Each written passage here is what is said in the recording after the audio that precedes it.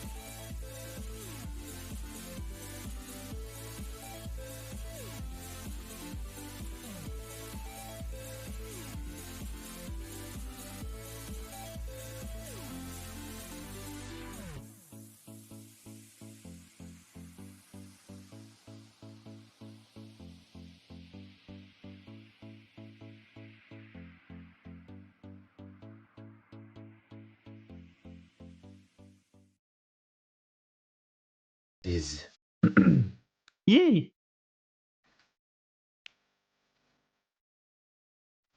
And oh, I see. Now here we are. Kakyoin. Welcome to the stream. I'm gonna have to abruptly end the song.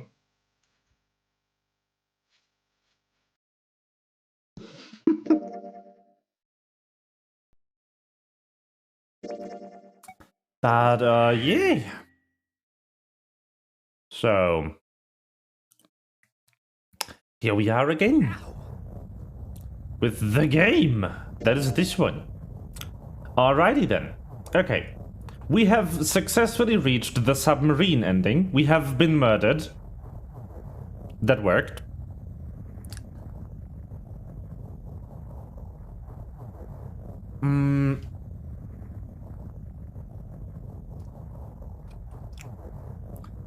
But yeah, so far, we got murdered, and we lost the Nonary game. So, Now, what do we do? Do we go down this route? And then just end up here again and leave for this route? Or do we play this route from the start? What do you desire, Kakuin?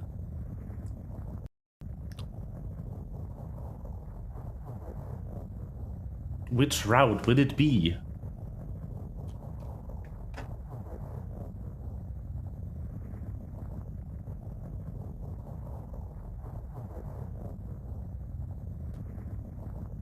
Because, like, we already know where this is leading. It can only lead here.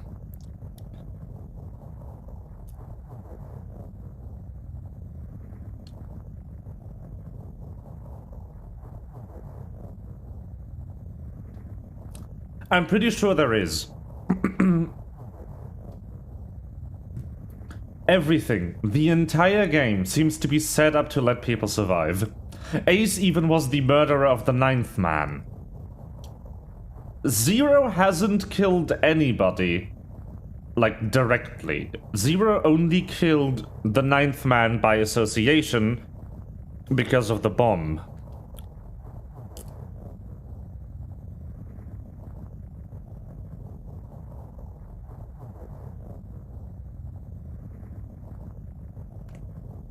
But he hasn't actually, like, made the 9th man die. He didn't provoke this directly.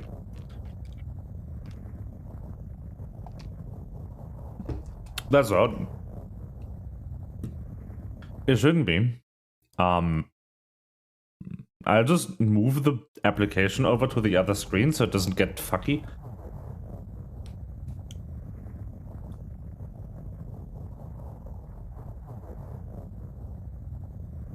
Probably whoever wrote this didn't make sure that the application was in focus when it's moused over to make the control elements visible.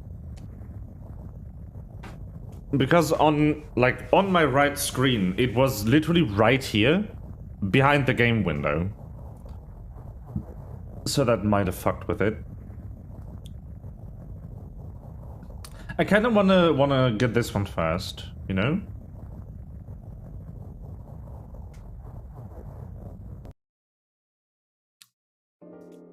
So let's go here.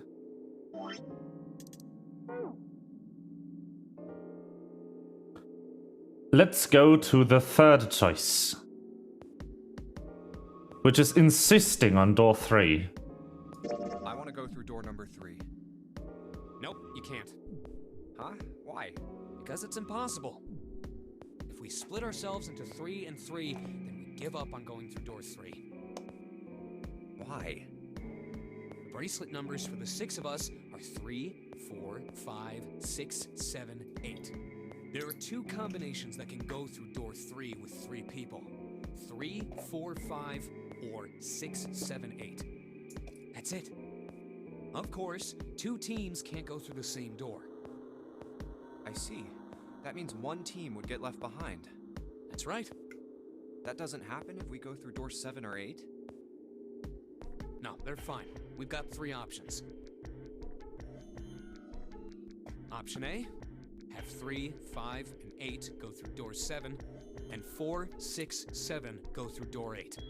Option B, 4, 5, and 7 go through 7, and 3, 6, and 8 go through 8. Option C, 3, 6, and 7 go through 7, and 4, 5, and 8 get 8. Those are the only 3 options. That's it. At least if we want to get all 6 of us out of here. Wait. That was when shouldn't be realized. Plan A divides into 2 teams. 3, 5, and 8, and 4, 6, and 7. Plan B divides into 2 teams. 4, 5, and 7, and 3, 6, and 8. Plan C divides into 2 teams. 3, 6, 7, and 5, 4, 8. That means There was one thing they had all in common. 6 can never be on the same team. If we want all 6 of us to go through a door, then June and I can't go into the same one. June and Junpei had been friends when they were kids. He trusted her more than anyone else on the ship. If he chose 7 or 8, he'd be taken away from her. Was that something he was prepared to do? Have you mulled it over enough, or do you need more time? Anyway, that's the deal, so think it over. You've got 2 choices, 7 or 8. You can't choose 3. If you choose 3, you're gonna be leaving 3 people behind to die. So what are you gonna do? 7 or 8? Time to choose. Junpei thought hard. After thinking it over, his conclusion was... take the risk and choose 3, because we've already seen the other 2 Sorry, routes. Santa, but I still want to go through door 3. What? That's nuts! You've got to be crazy! Why the hell are you so obsessed with that door? I'm just Junpei paused. He swallowed the words he'd been about to say. curious about door 3. That's all. That doesn't explain shit! I've got a reason. I'd be happy to explain it to you if you'll just come with me. With that, he began walking toward the door. The curiosity likely getting the better of them, the others followed. A few of them looked suspicious, but Junpei told himself that wouldn't matter. Kept walking, kept silent. Eventually, they arrived at the door number 3. Junpei stopped. Curious about the red. 7, would you mind authenticating for me? Why? Please, just do it. He stared at Junpei for a moment, then grunted and laid his palm heavily in the scanner. Happy? Yeah, thanks. The number 7 has been entered into the red. Next is June. Jumpy, what are you trying to figure out? Yep. I think Junpei thought about his answer for a moment. I might have found another way out. What? Really? That got them excited, just as Junpei had intended. Please, June? Oh, okay. 7 plus 6. 4.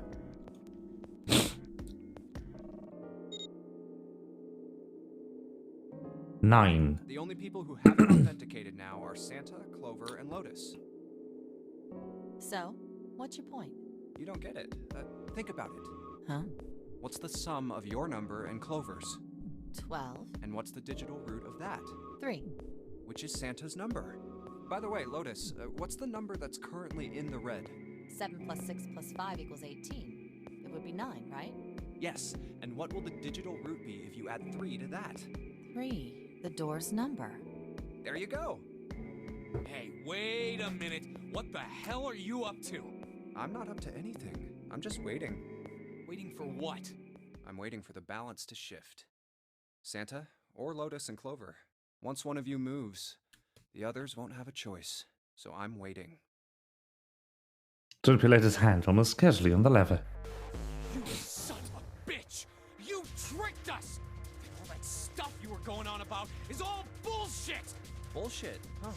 I don't think so. Didn't I tell you I'd figured out another way to get out of here? This is it. Why the hell would you do something like this? Junpei bad. Junpei evil. Jumpy. You did this just so you could go through the same door as June. That's it? Santa was furious. His face was red and flecks of spit flew from his lips as he spoke. Junpei closed his eyes calmly and then opened them again. So, who's it going to be? Santa? Or Lotus and Clover? Shit! Let's go, Clover.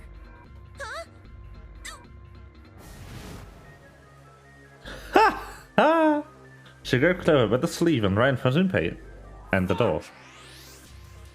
Caught by surprise, Santa froze for a moment, then shot forward like a bullet from a gun. Lotus had a head start, but Santa had the advantage in size and speed. Almost immediately, he passed Lotus and Clover. No, wait! Santa did not hesitate. He slammed his hand down on the red. This is insane! This isn't right! He glared at Junpei, his chest heaving. Well, you may be. Junpei's voice was cold, but not without effort. But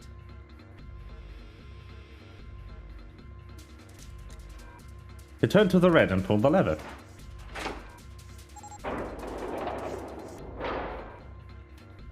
With the sound of metal on metal, the door opened.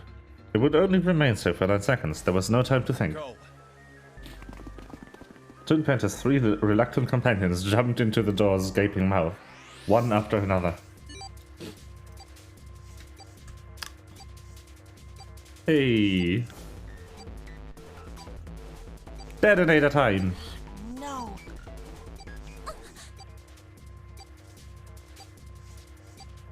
They stood still, stopped where they had been when Santa reached the red. The defeat and desperation of their faces tore Junpei's heart. Then the door closed and they were gone. You son of a bitch, Junpei! This isn't fair! Santa rounded on Junpei, lightning crackling in his eyes and his knuckles white. You realize what you just did? You leave them out there, and they can't... Shut it! That's enough! It hadn't been. Junpei that spoke, but Seven. Find the dead or none of this is gonna matter! The clock was ticking. The dead was their only chance at survival. Unless they couldn't find it and deactivate the detonators, the 4 of them would be... We got less than a minute left. No time for screwing around. Get moving! Damn it! You and I are not done yet, bastard! They scattered and began to scour the room. The deactivation device was nowhere to be found. Where the hell is it? Corridors stretched in 3 directions, but everyone was blocked off by a wall of metal. There was only one way out, the other door. Gotta be behind the door! Seven ran for the door, a rusty iron thing. His large hands grabbed hold of the handle and pulled. damn, it's pitch dark inside. Can't see a thing! Junpei stuck his head through the door and looked around the room. Wait, Almost immediately, he spotted the blinking red light on the red I wall. found it. The dead's right over here. He stepped into the room. Ugh. What? The floor's slippery. He stopped and glanced down at his feet. What? That was... What are you doing? There's something. Get over there! Junpei felt Seven's heavy hand against his back and stumbled across the room. The other 3 piled in behind him. They all felt immediately that something was wrong. Nothing that could be easily identified, only a sense that something terrible shared the room with them. But there was no time to say so. Quick! Get to the dead! They all started running. In the dark, it was hard to tell where the wall was. All they could see was the tiny red light blinking at them over and over and over. There it is. In quick succession, they all slammed their hands against the scanner panel.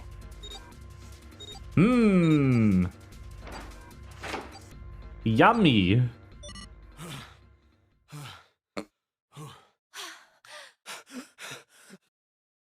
Seven leaned against the wall, gulping air. As his breath began to return to normal, he glanced at his left wrist and grunted. It stopped. It stopped.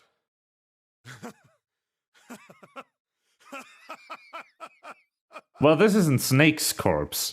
It isn't Snake's. This is some other person who just was here and died. Junpei could hear nothing in the dark, but could barely make out the larger man's face. I don't think I'll ever get used to doing this. What the... The sound of retching came from Santa's direction. What the hell is this smell? This is vile. I'm gonna puke. Yeah, but you said snakes, not corpse. This isn't snakes. You know? It was a terrible, nauseating stench, like burned and rotten. Adrenaline had drowned it out, but now it rolled over and Junpei in waves, forcing itself into his nose with every breath he took. In fact, this is probably the person who locked Snake in that coffin, and then took his clothes. Oh, you're right. Oh, this is... He felt a stomach clench and bile rise up in his throat. Let's get the lights on first. There's a switch over here. The light that spilled from the door barely illuminated a small switch plate next to the door. Slowly, with the toll of the last few minutes apparent in his gait, Seven walked toward it.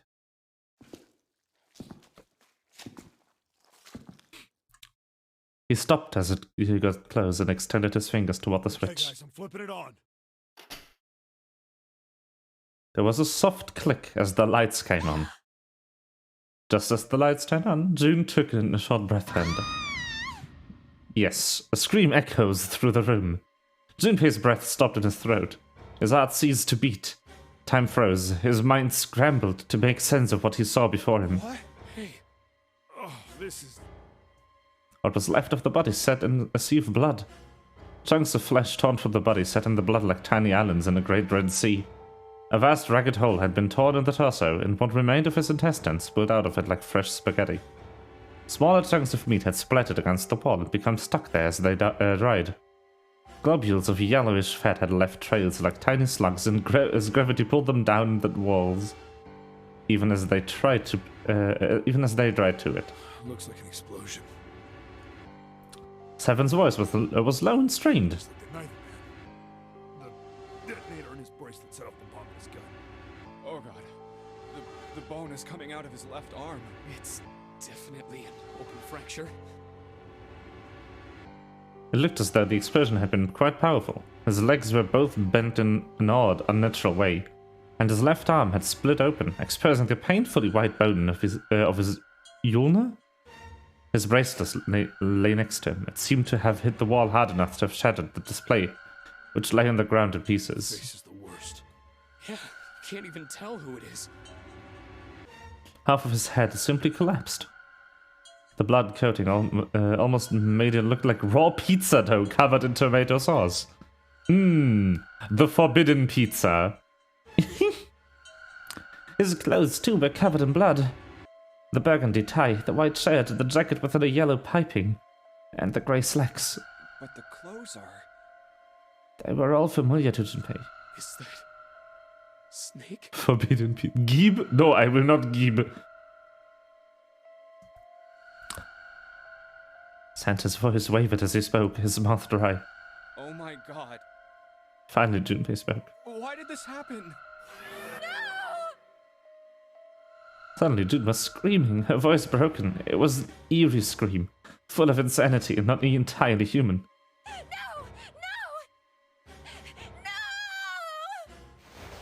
She shook her head violently and grabbed fistfuls of her own hair. Junpei could hear the sound of hair tearing. Stop! Calm down. Grabbed for her wrist. Hey! But as he did, June leapt up and ran toward the exit.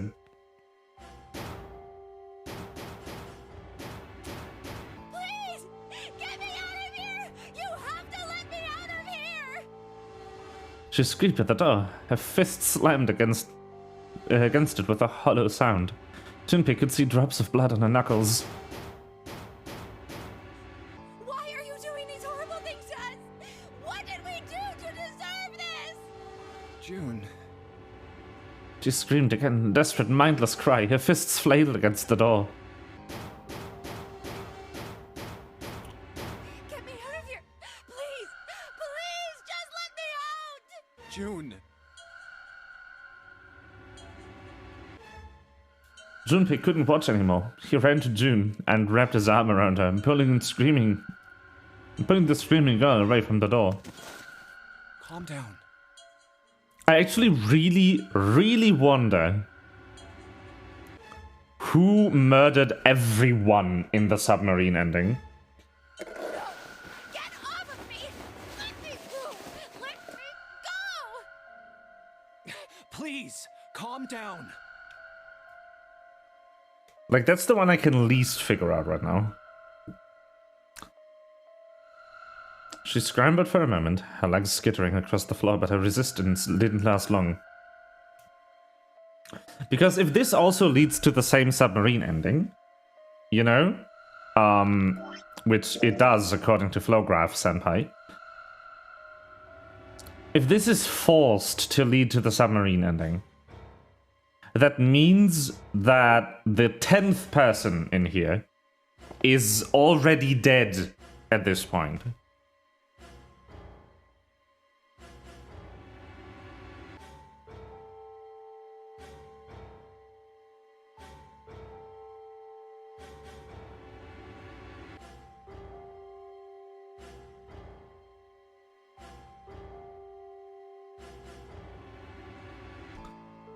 So unless there's another unknown person on this ship, like an 11th person, I'm pretty sure one of the other people feigned their own death, or it was somehow Snake who murdered everyone. Like, that's the only two options. June collapsed toward the floor, and Junpei knelt down with her.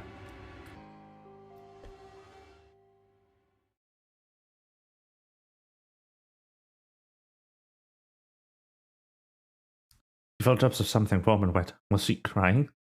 A moment later, she began to sob.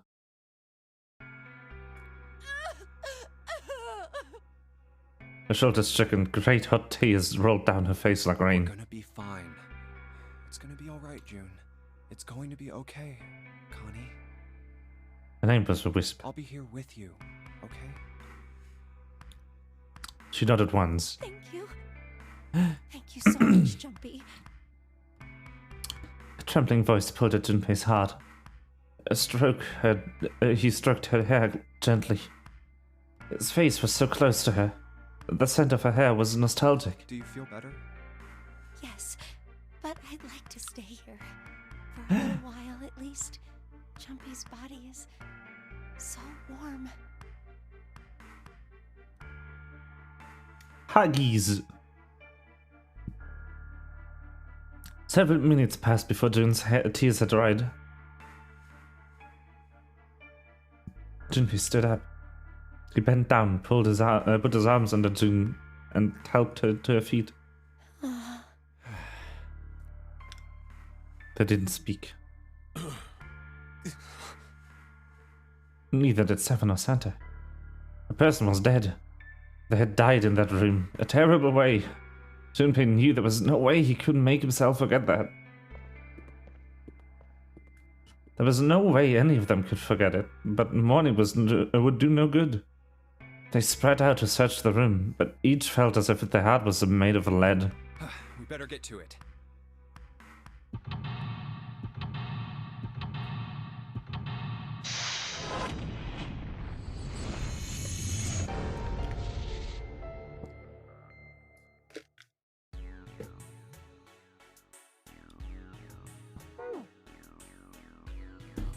Oh, what is this?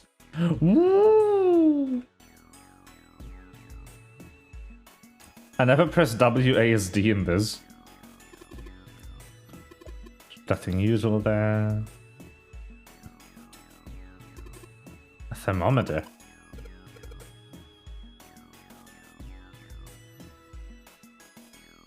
There's water coming out the shower head.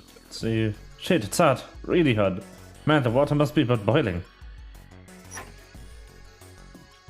There's a piece of paper tied to the pipe with a wire. Drainage valve operation. Please do not flush the water in these pipes. Doing so may cause the drain to overflow. That's how we came in. I guess it's not locked, but there ain't really any point.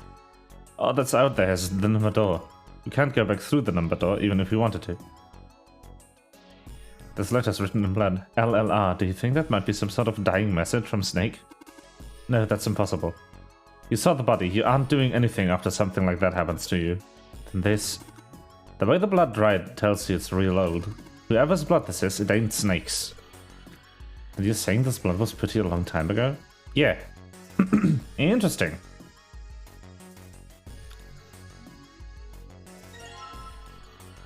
Huh?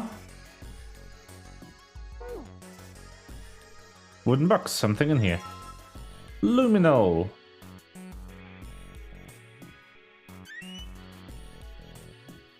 Bucket! Junpei reached for the broom, and as he grabbed it, he heard a soft voice from behind him. It was June. Rabbit Hutch. Huh? He turned around. June still looked sadly pale, but there was a smile on her face. You just reminded me of it. The rabbit hutch. How did I remind you of something like that? Jumpy and the broom. You're always playing around with the broom in front of the rabbit hutch. I was. Don't you remember? Junpei stared at the broom in his You hand. mean you don't remember that summer either?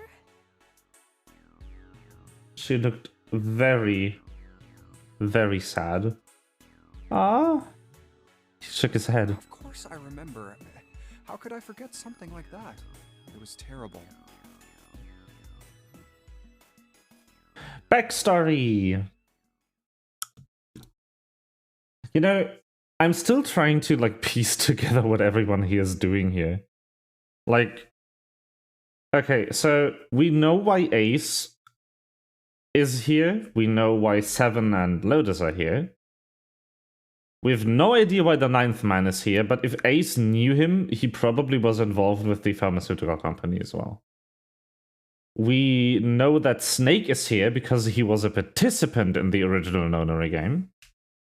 But we have no idea what Santa, Clover, June, and ourselves are doing here. There's 4 unknowns so far. I think that Junpei being here has something to do with June, though. Like, the reason that he is here is the same reason that she is here. Because the only connection to, like, her that we have is that June and Junpei used to be childhood friends. And there's, like, nothing else.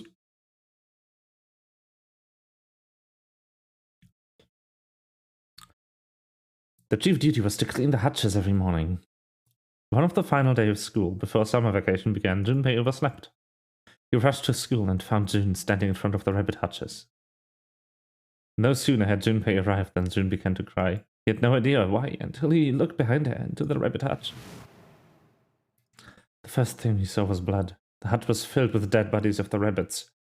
No, the bunnies! Even after the teachers and friends came to see what the commotion was, June couldn't stop crying. I just kept crying and crying until you came over. You held my hand and you looked very serious and you said, "Don't cry. I'm gonna catch the person who did this." After you told me that, I finally stopped crying. Well, the real fun started after you quit crying. You told me we were gonna catch the killer together. June smiled and a little of the flushed life returned to her cheeks. Then we decided that we'd ambush them. Yeah, I remember. The school also kept roosters and guinea pigs. Junpei and June had decided the murderer would likely return to finish off the rest of the animals. They would ambush them at night. Junpei and June hid behind the hatch at dusk and waited. It was a warm summer night. The quiet sound of crickets whispered through the air. And as the sun went down, the stars began to wink at them from the sky. And June's Akane Kurashki's face. That night was something Junpei knew he would never forget as long as he lived. But the murderer never showed up. We waited for them all summer vacation, and they never showed up. Yeah, but the animals didn't get attacked either. I think all that work amounted to something, you know? It felt the same way, but it was good to hear Although, you to know, hear her say when it. you think about it, we were probably taking on a lot more than we could handle. What do you mean? She looked up at him, confused. Well, come on, we were just kids. If whoever killed the rabbits had actually showed up, they probably would have had a knife or something. I mean, you must have been pretty worried, right? I wasn't worried. Because you were there with me. Ah! She blushed Well, furiously. you know, no one else wanted to take care of the animals. Yacht. Clearly embarrassed, she tried desperately to change the I subject. was the only one who asked to do it at first. Yeah, well, boys don't really want to bother with taking care of animals, you know? Well, yeah, but you asked to do it after I did, didn't you? If it wasn't the rabbits, they were gonna make me do something else. You know how that school was. I figured it'd be better if I was working with somebody who wasn't too much of a loudmouth, right?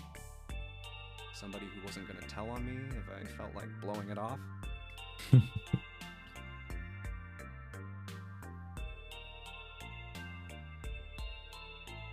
Really? That's why you volunteered?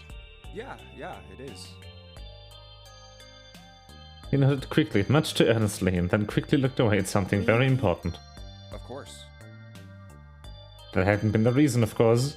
He had asked to take care of the rabbit so he could be near June.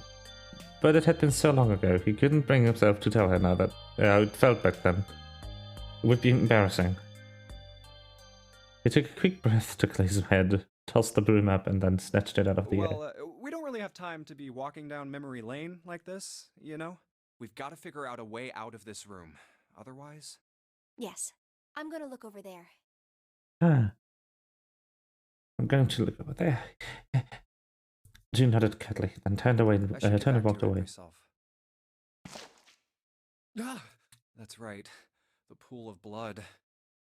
Right, the blood! June turned around and looked at the room. At Snake's body. Chunks of flesh on the slain floor. Going on and on about old times right next to a corpse? What were we doing? Well, maybe it was because we're in this mess. Despite such a situation, perhaps because of it, the mind turned to the farthest thing from death that it could find.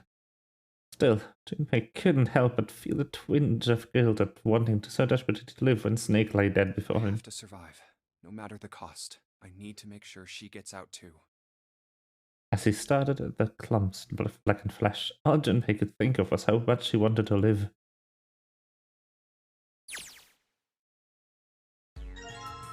Broom! Toilet!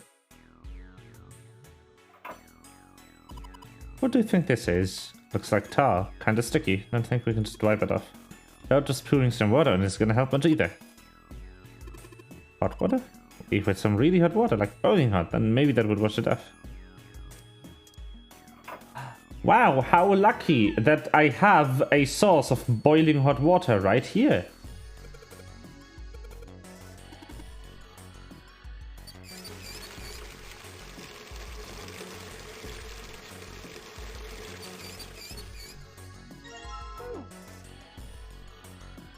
What a lucky find.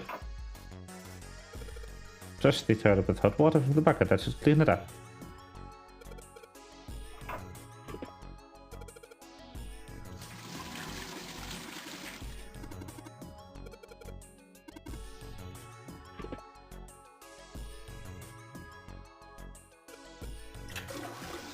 Oh, there it goes, just like a toilet should work. Anyway, a screwdriver. The toilet screwdriver. 185 equals 5. You got me to numbers. Nothing in the toilet. That would be gross.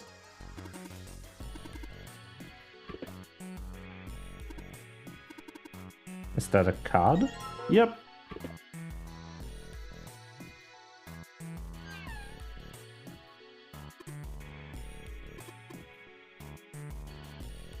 Yeah.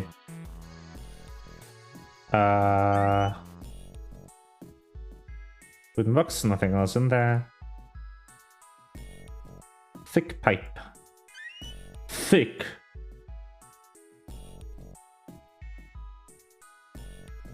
Toilet paper on the shelf. Yay.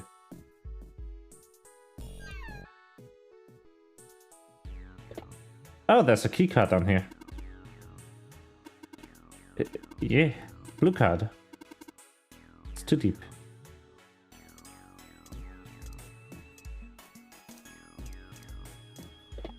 Oh yeah. Yeah. Okay.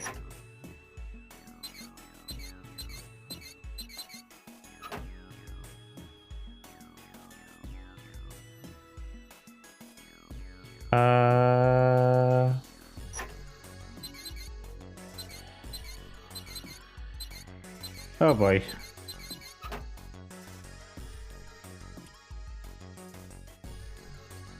Okay, so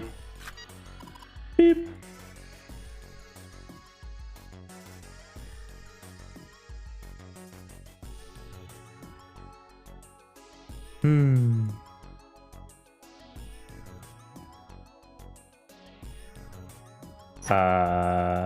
Left, left, right.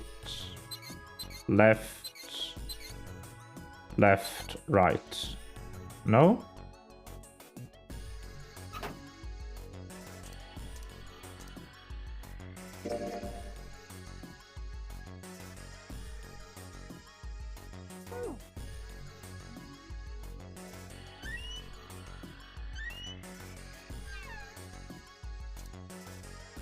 What could I possibly do with the screwdriver?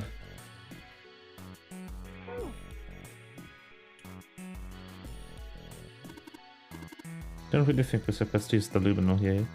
Yeah.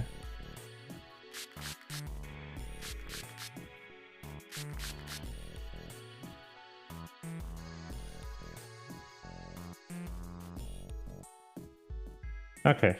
And then... not bucket. Broom. I can broom.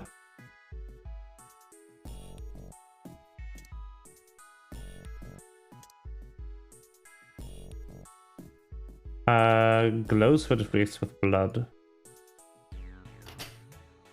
Oh! LLR, LRL.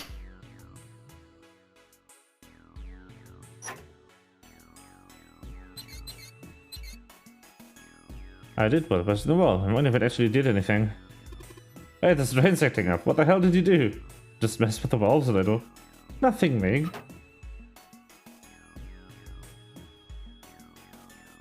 The valves. Woo. Let's put him right off the drain. Blue card. Key card. And then the toilet paper is probably, like, the hint.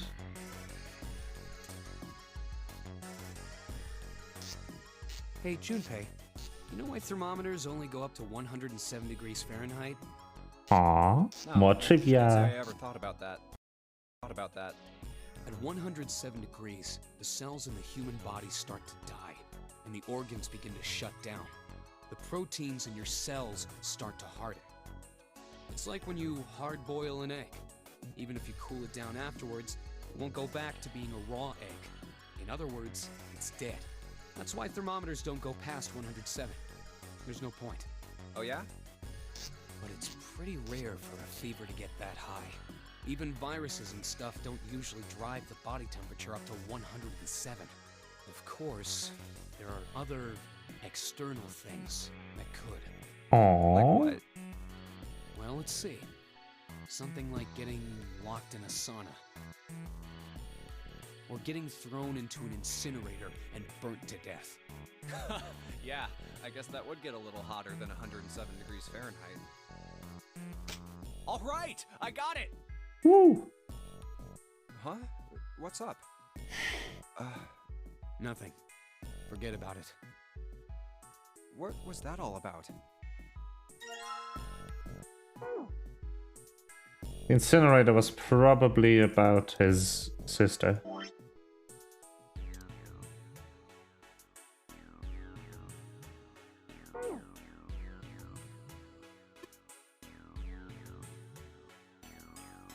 I'm sorry, I keep clicking things.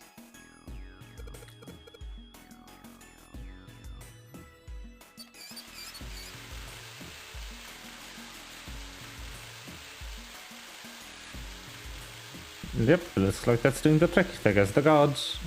Gauge. Gagi. Gagi. Look, it opened. What's this? Looks like there's a piece of paper in here. 457 plus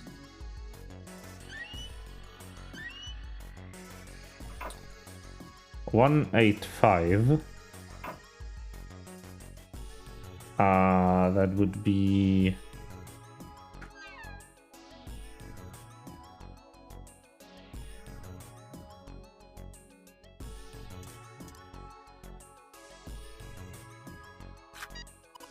okay. 185 plus 957. Cool. So demons sometimes use this. Yeah. Yeah. 1, 1.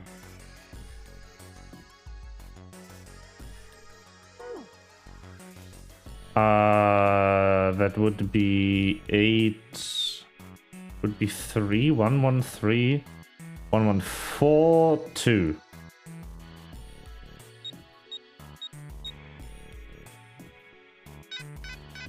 No.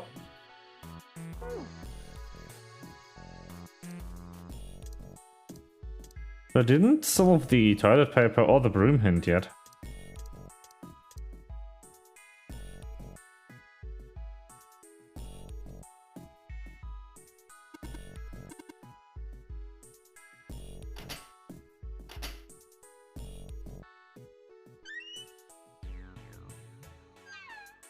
I don't have a broom.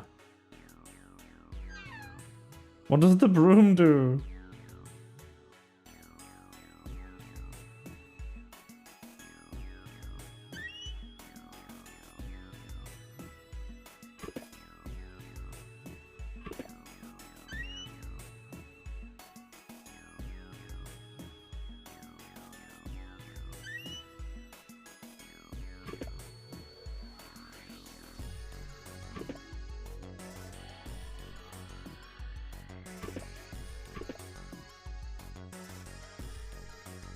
Okay.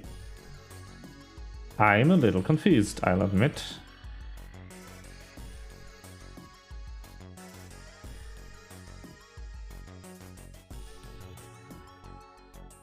Did I miscalculate? 185 plus 95. 7. It should be 1142.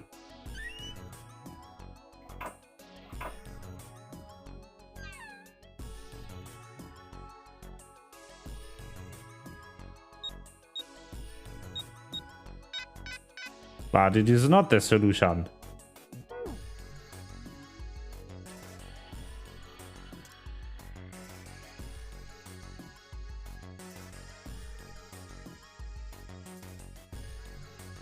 The other side as well? No. Think about this. Divider. The friendly divider.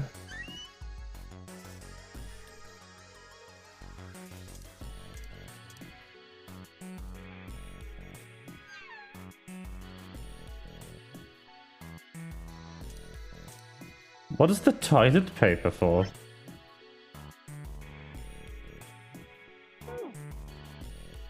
That's my question.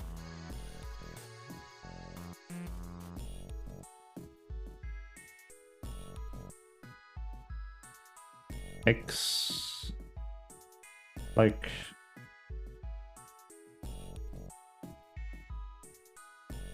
I don't get it. Huh? I don't understand. What is going on?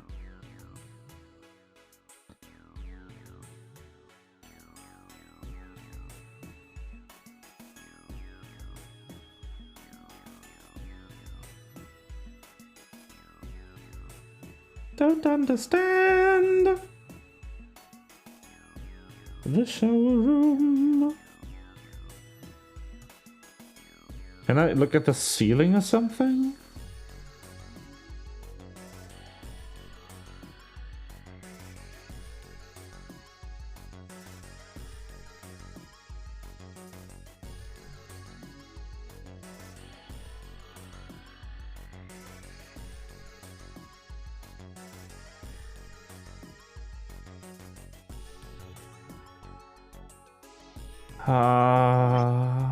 What does the broom do?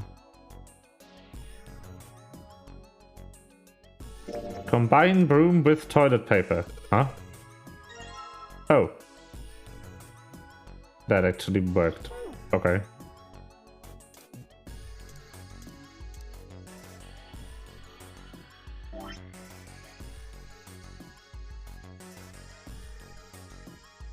Oh, there's more numbers here. Looks like the symbols line up perfectly. It says 6, 3, 4. Alright then. So that would be 1176.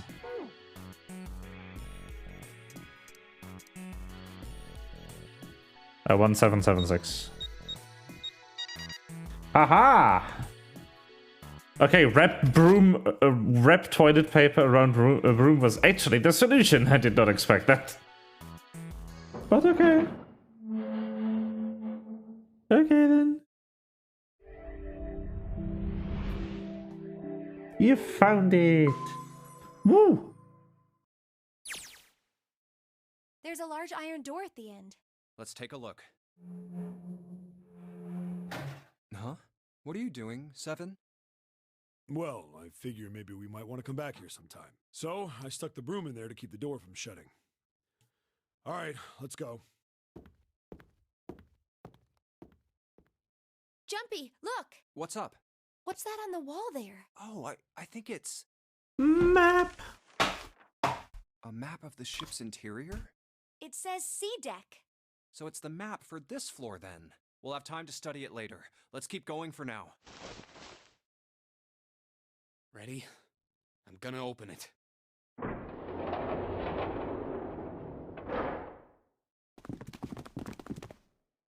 What the? You're shitting me. We're back.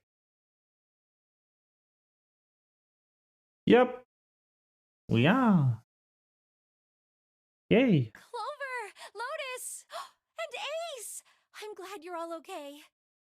Lotus? What are you... How could you do this to us? Knock it off. We got bigger shit to worry about right now. What? Go have a look. I stuck the screwdriver in the door. That door over there, the one without a number. So long as the screwdriver's there, it can't shut, so you can get in there. There's a shower room past there. I stuck a broom at the door there too. Anyway, go take a look. Then you're saying we can go in there without passing through the numbered door?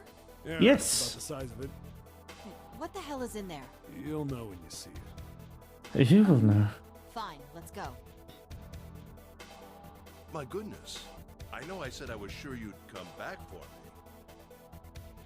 I didn't think it would happen so soon, though. Should I go as well? Yeah. Very well. Yes, look at your murder victim. Go ahead, Ace. Go ahead.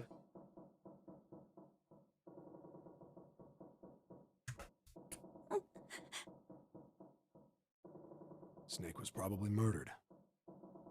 Chances are he was killed the same way the Ninth Man was. It's pretty straightforward. Not that hard to figure out how they did it. First, the killers got Snake to authenticate on the red to open door 3. Then they shoved him into it. And waited 9 seconds for the door to shut. Once that door shut, it was all over for Snake. But he didn't give up. He probably knew it wouldn't do him any good, but he probably ran into the shower room looking for the dead.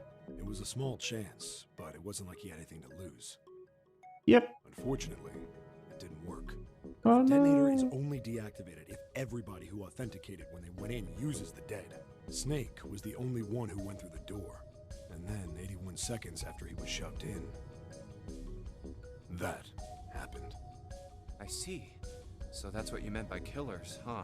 You need at least 3 people to open one of the numbered doors, including Snake. It wouldn't open for Snake and a single killer. Yeah, that means we're looking at multiple perps here. But we already know how all that went down, Well, don't we? just in case, I want to make sure. Let's say you're right. When do you think Snake was killed?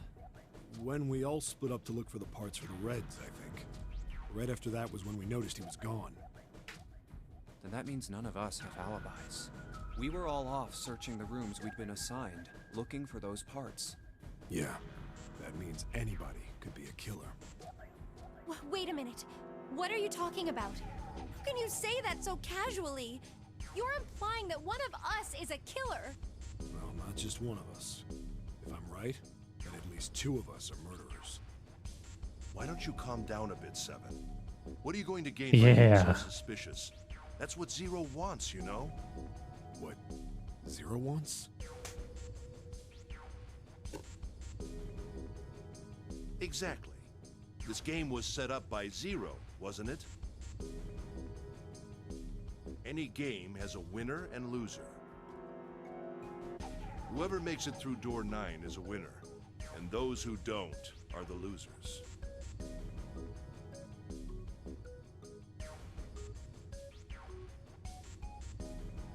Zero is trying to make us fight against one another for that victory.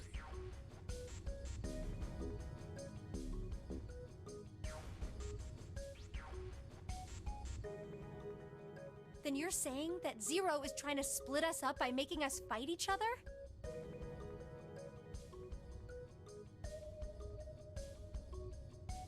Yes.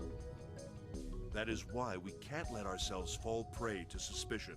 We have to trust one another and form a strong bond of friendship. Otherwise, we'll end up ensnared by Zero's manipulations. Then does that mean that the person who killed Snake... Yes. Almost certainly Zero himself.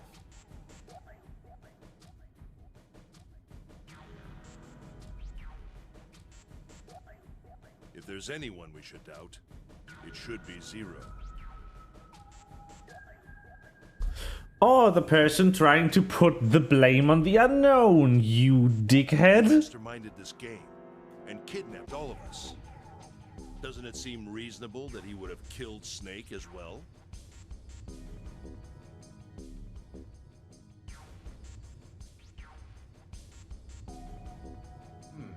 Good question.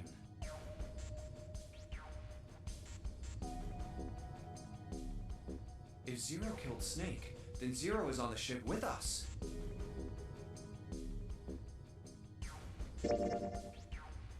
Something's still strange. Hmm? What was that? Well, I'm just wondering about one thing. And what's that? How can you be so sure that Zero's on this ship? Really, Junpei? I confess I'm a little disappointed. Isn't it obvious? Wait, it is? It is? This ship. Huh? Zero said, "this ship," several times when he addressed us.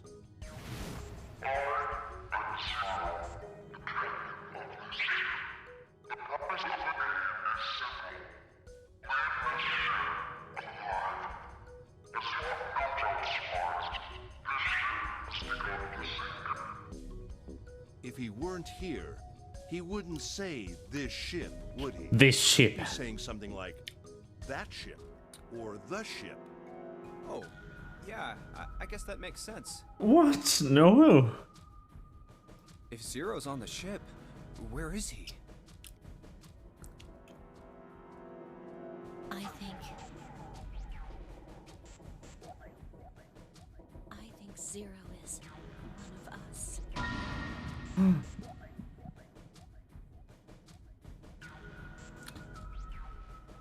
Oh my god.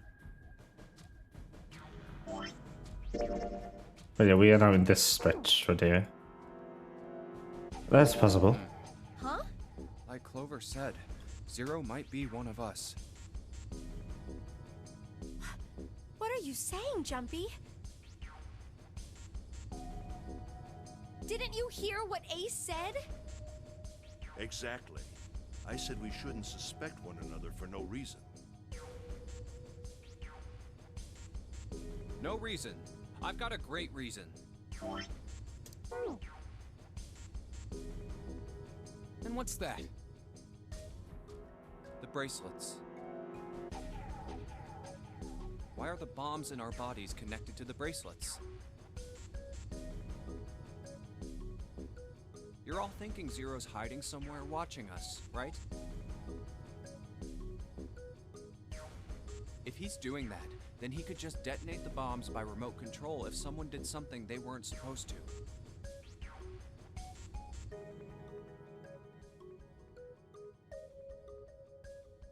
It would be a lot more precise and a lot easier. But if that's the case, then why is the bomb set off by the detonator in the bracelet?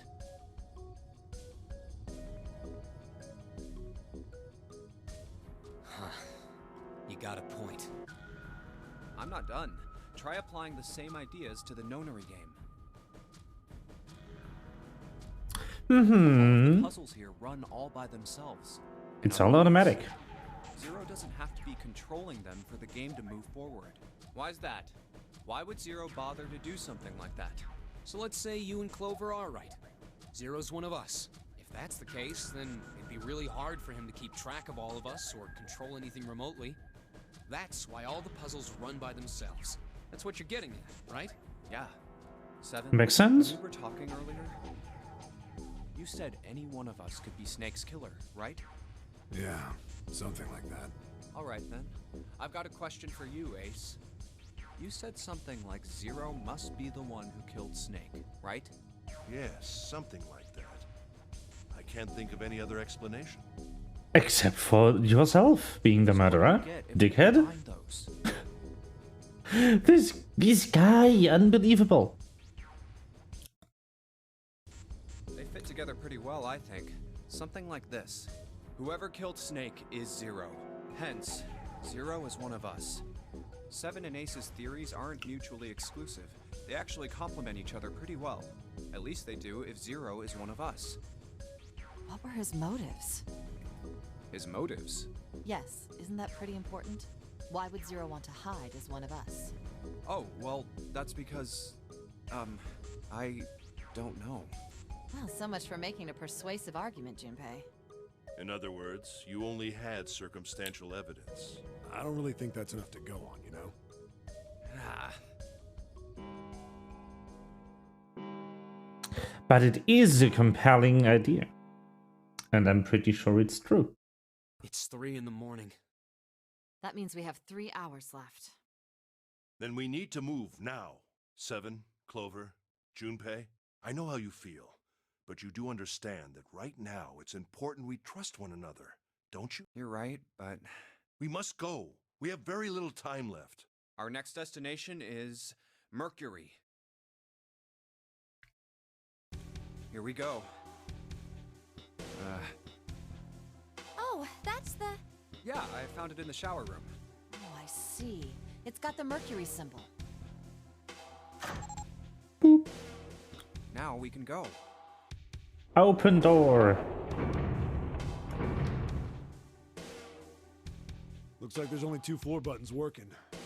C and bottom. Time to head down then. So this is interesting. A different way to go about everything. Huh. This is a numbered door. Yeah, it's door 2. So who should go through the door this time? We don't need to be discussing who we're leaving behind this time, right? Right.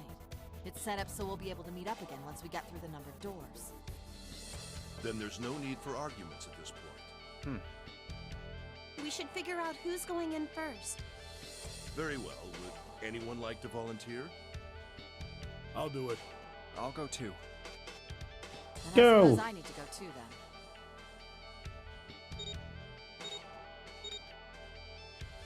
All right, we're taking off. Okay, please be careful. Jesus. You two are acting like you're married, you know that?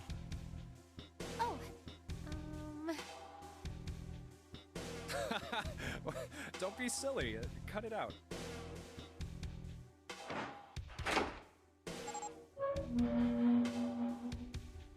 All right, let's go. Yeah.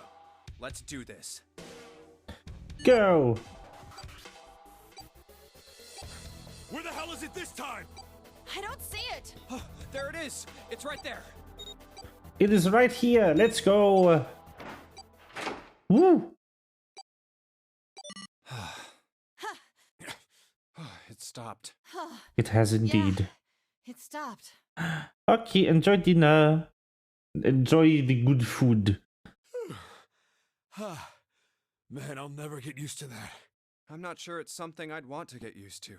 We should finish this game before imminent death becomes a normal thing. Damn right. Yeah. Right. This hallway's pretty short, but it's got 5 doors. 3 on the left, and only 1 on the right. Don't forget the last one at the end of the hall. Okay, we'll be back in the same It's got a escape metal plate sequence on it, momentarily. So I doubt we're gonna get anywhere that way. All right, let's get started. I think we'd probably better split up. You two okay with that? Yes, no problem. Sure thing. Then I'll take this first one. I'll try the one next to it. Well, I guess I... Okay.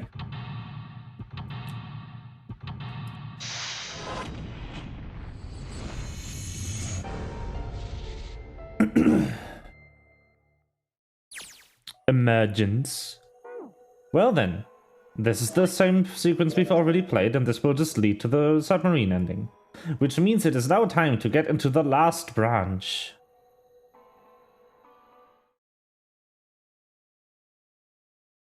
One, two, three, four. All right, 7 pieces.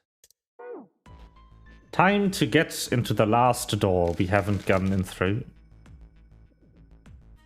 Woo!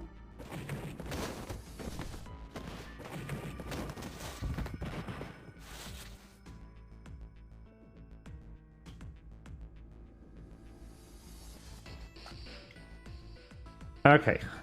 I want to go through 1. My choice is door 1. Hey, wait a minute there. You cheating? Cheating? I'm asking if you changed your number after you heard what doors we wanted. How could I do that? I wrote it down on the paper earlier. Let me see that.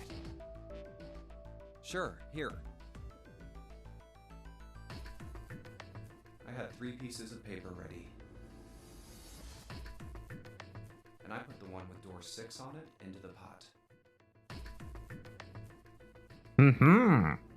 Sneaky. Make sure I drew last. After I saw everyone else's result, I just chose whatever door I wanted. If the number I'd already put in matched, then I didn't have to switch the paper out. Well, what does it say? You got lucky. Very well. We've decided who will go through door 1. It will be Clover, Junpei, and myself. Our only problem is the 2 remaining teams. June and I want door 6. Lotus and I want door 2. That's not good. We can't open either of those doors with only 2 people. Aw. Fine. 7, we'll go through door 6. Sure thing. I didn't really want to go through door 2 anyway. Besides, if we've got a younger girl with us, it'll lower the average age. Right, June? Well, I Pig. You just wait and see. Calling me old. This is why men are such a pain in the ass. They're about as subtle as a brick. And they're at it again.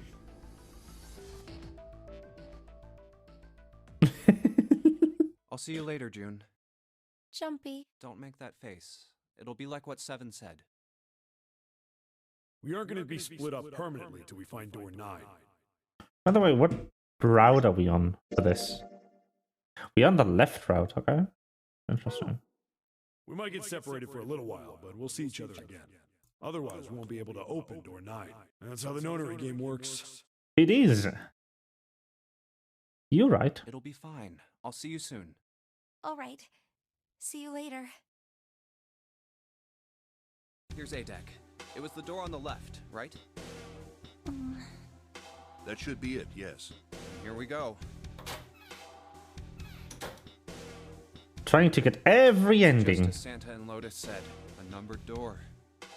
There's the red. I'll go first.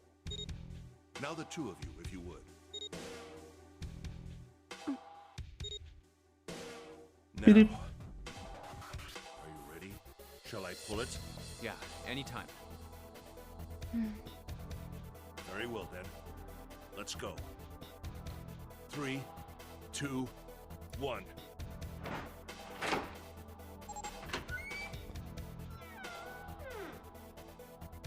And it's open! Move it! Move! Go, go, go! Where is it? There. It is! Over there!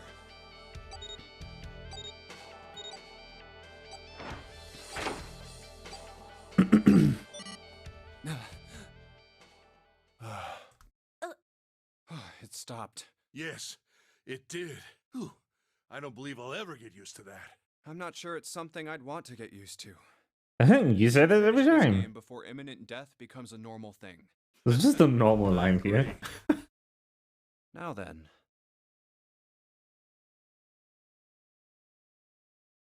There's another door.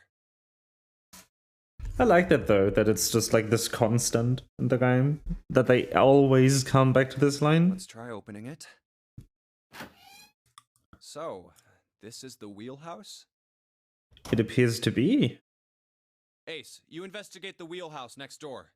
Very well. Clover, you're in charge of this room. Say something. Okay, I will. All right then, let's get started. Let's go.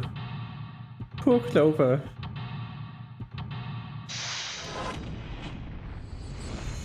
If only she knew that her brother was still alive. Oh. It breaks my heart. Stack of nautical charts. Very cute. A chair. A chair. Clover isn't talking much. Well, I guess that's understandable. I mean, she's been through a lot. Really, it's more surprising that she's still together enough to talk at all. Yep. I liked it. It looks like kind of a wilted flower.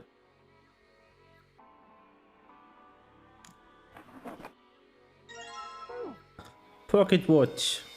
Oh, pocket watch. Might I take a look at it? Hey, man. What are you doing over in this room? Oh, I just thought I'd come check up on the two of you. Is there a problem? Not a problem, but... Well, not a problem, but... Oh, I see. Of course. I apologize.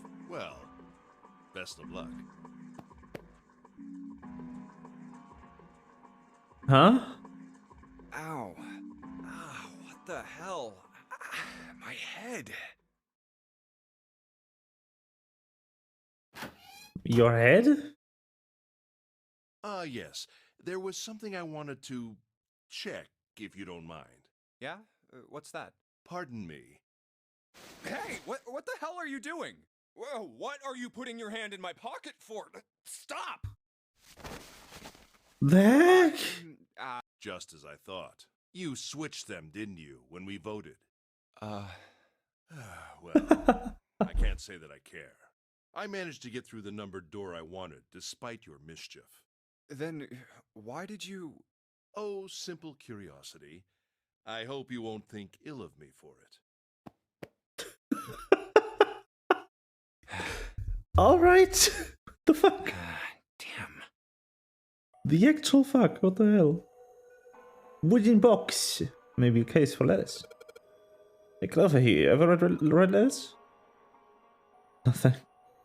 The shelves are lined with books. Let's see what's in this blue one. Something written on it. Ship's log. Huh.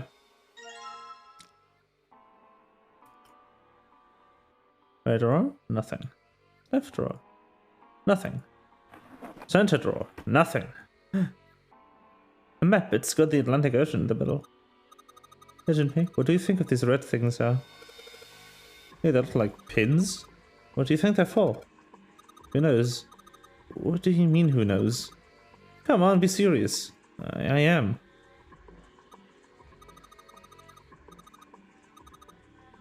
You shouldn't have, like, hints or clues or something? Yeah.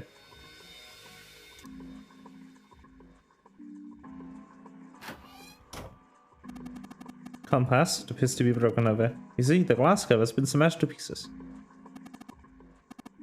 So many drawers, but nothing inside of them. Well, steering wheel might be a more appropriate term.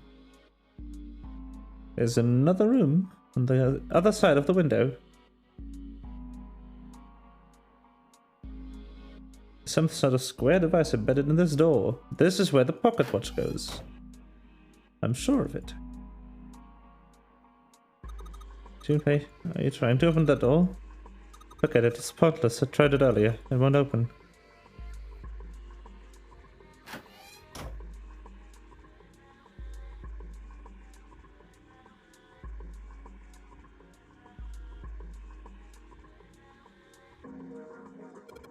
Compass. What destiny point is it?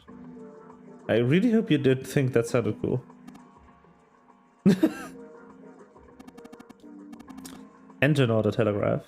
They use these old ships to adjust the speed of the ship. Like the gear shift in a car? Well, it's a little different.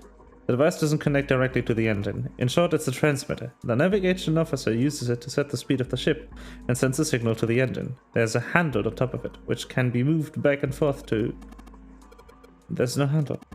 You're right, there isn't. It looks as though it was deliberately removed.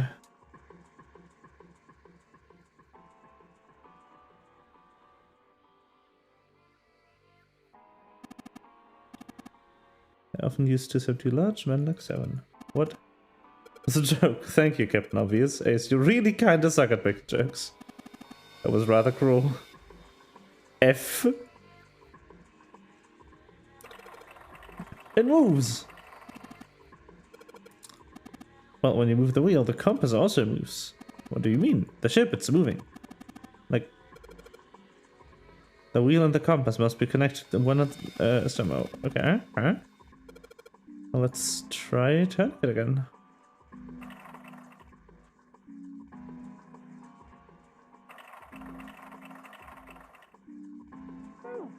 Huh. Interesting. A world map of the Atlantic Ocean. A number of red pins. What do these red pins mean? Oh, the nautical charts I picked up earlier have a map like this one. Maybe one of them matches up to the pins or something. Let's see. Looks like this one matches. Okay, so we get 7 locations connected by straight lines.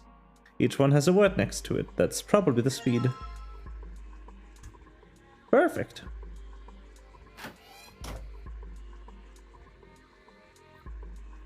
Nice. I need to check something real quick. I just remembered that I haven't exported my VODs to YouTube for a hot, like, month. I hope I didn't, like, lose any. Ah!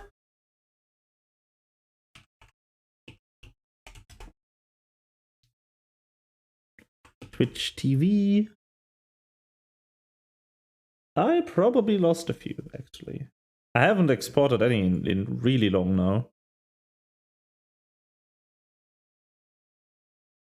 Let me see.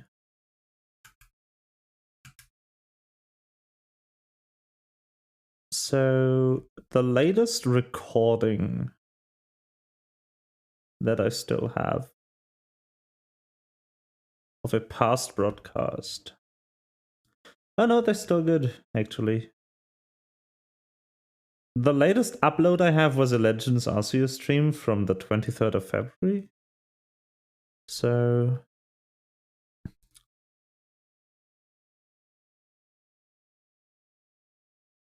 I need to upload from here. Export. Oop. I should really sort that channel out though.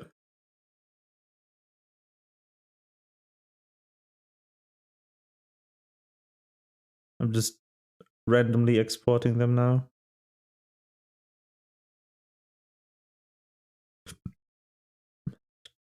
So that I have them.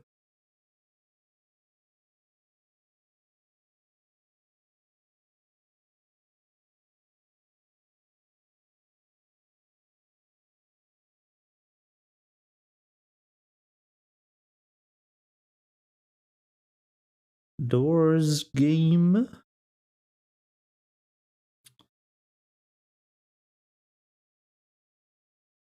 Wow, one of the Nonary Games streams got really torn up.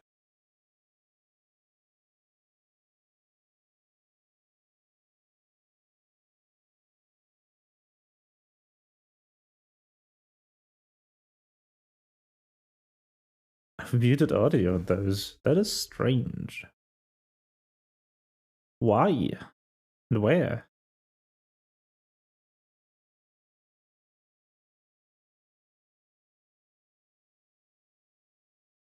Muted audio.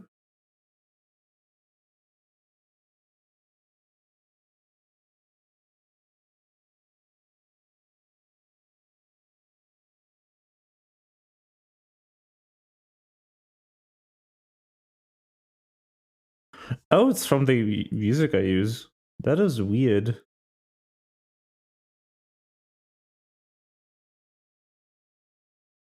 That shouldn't be happening.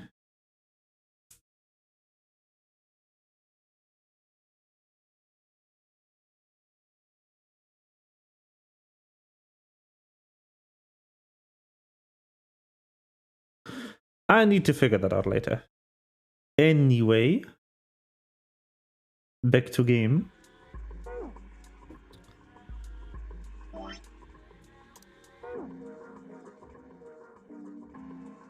But a weird shaped shape is the pocket watch. Put it in. Imagine the pocket watch is intended to go in there. Now we may need to do something with the watch first. Oh no!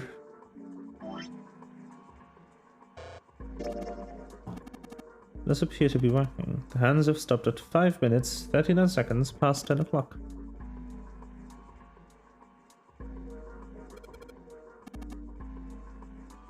I can move the hands. Interesting.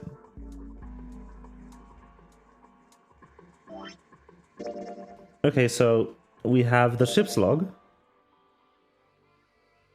We leave soon for a new journey across the sea. After leaving port, we headed south and west. We turned southwest to steer around the continent, then proceeded northwest. We made port, then changed our heading to east for a time, and now heading north. Soon we will dock in the United Kingdom, the homeland of this vessel.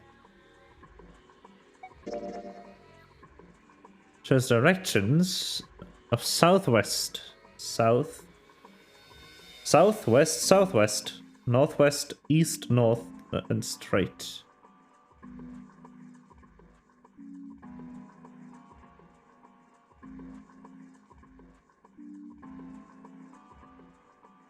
Yeah.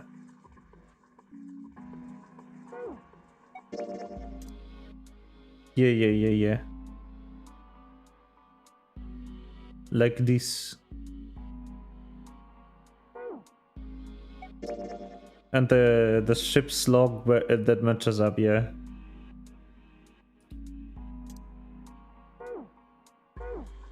Okay.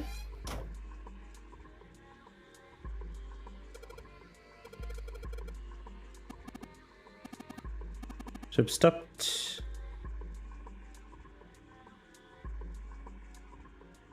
Oh, what's up here? Electronic scoreboard. Imagine it was added recently.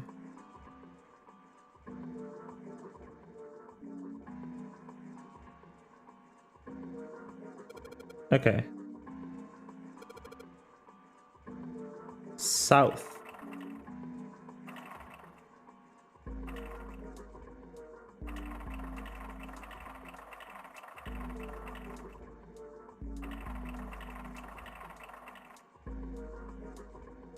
South it is. Nothing's happening. Must be a clue somewhere, yep.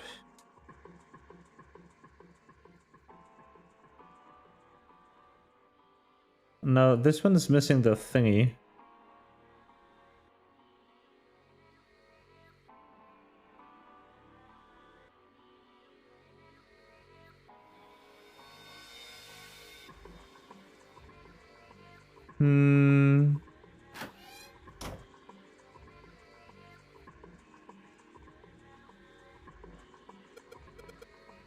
None of these look useful. It's a light. Mine must be somewhere else. Yeah, probably. Can you blame her?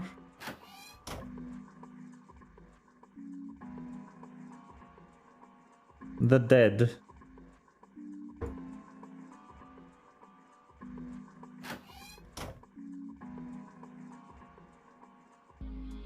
Nothing, nothing. Nothing.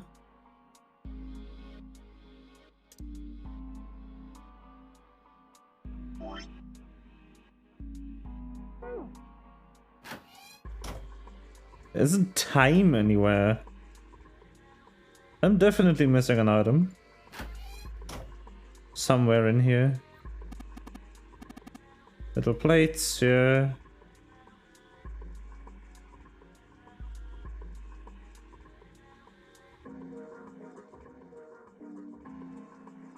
Yeah, if I could find a replacement handler, that would be nice. That'd be great. I'd love that.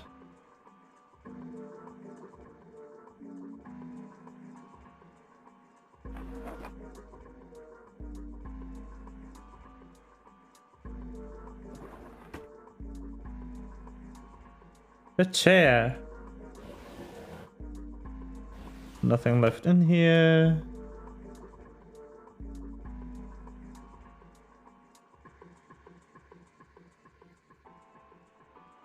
Can't go back. Where is it?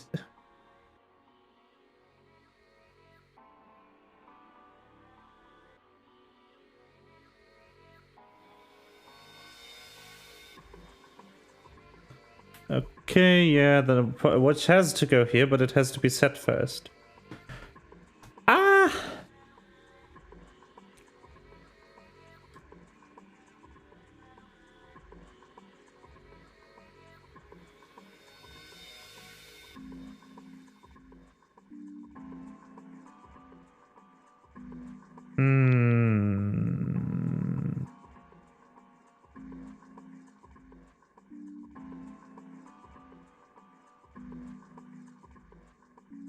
Chart room and wheelhouse.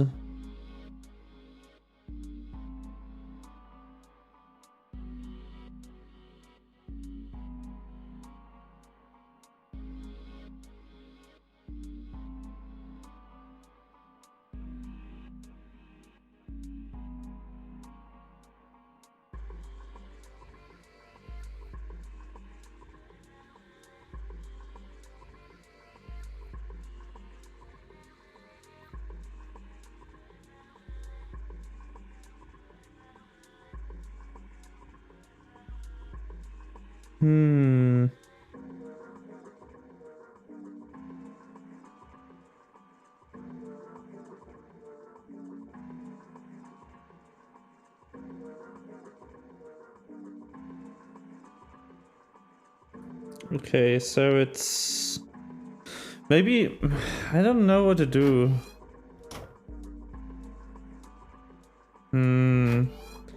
I can't really find anything, so this is the only thing I can interact with. So it's...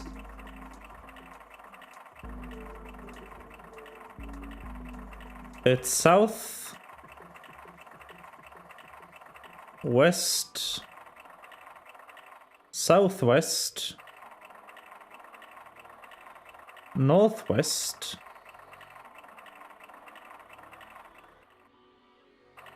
east... crap.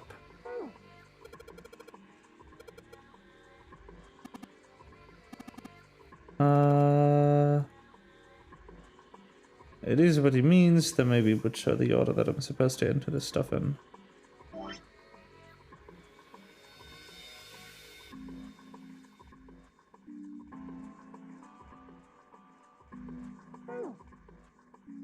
Ah, crap.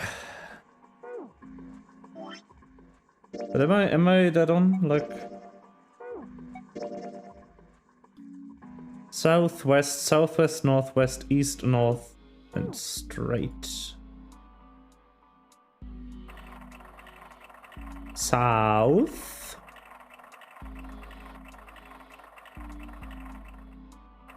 West. Southwest.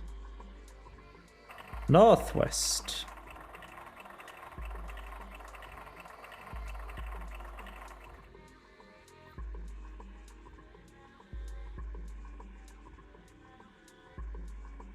That is northeast.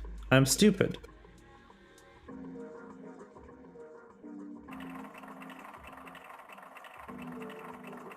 It's like a save, basically. South. West. Southwest. North. West. That is not northwest. This is northwest. Then I want to go east, I think.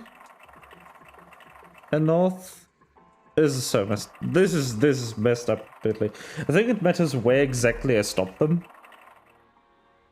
South, west, southwest. Crap.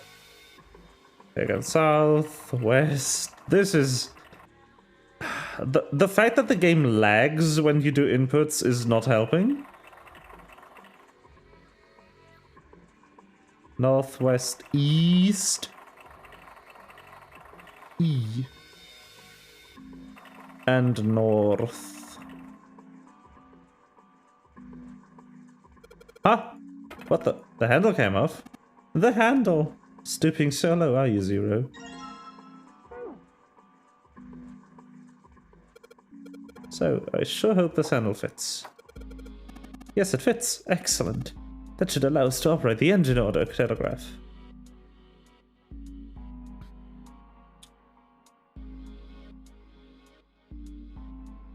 Okay. I want to look at the hint.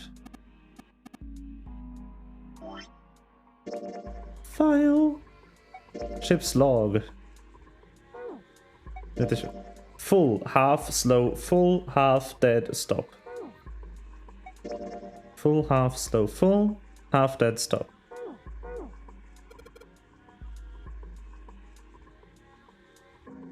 Full, half, slow, full.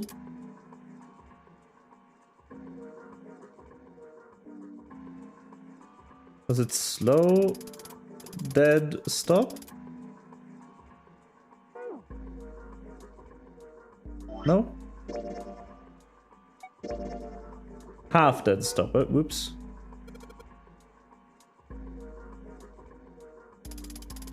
Full, half, slow, full, half, dead, stop. Haha! That's weird. Thought I put in the right speed. Did I mess up? No, I don't think so. Look, something's happened on the back wall of this wheelhouse. Yeah, you're right. Let's check it out.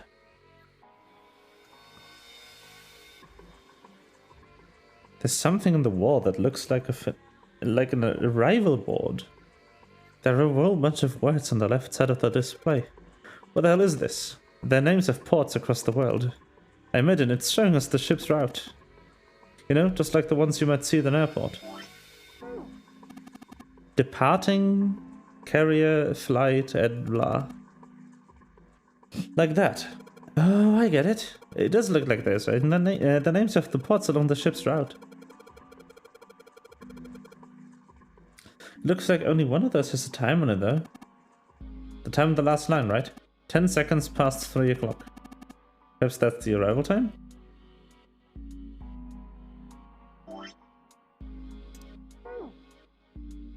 A digital stroke on the left. Last line says 10 seconds past 3 o'clock. That must be the estimated time of arrival at the final port. Oh, perhaps. Oh, what's he doing? Excuse me, Junpei. Hey, he just took my pocket watch. What the hell are you doing? Just trust me.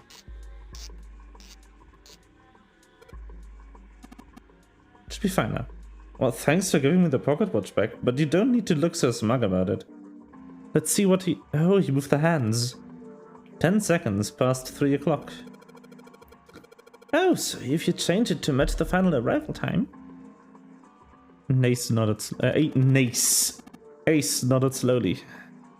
You know what to do next, right? Give it a shot.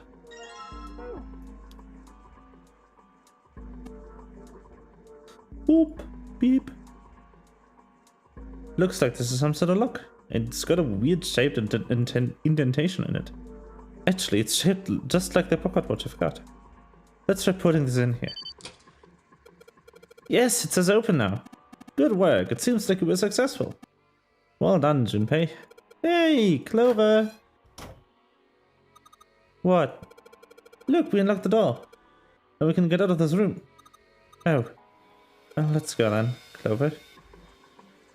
Poor Clover. No. The poor bean. I feel like I'm gonna die at the end of this again. You know?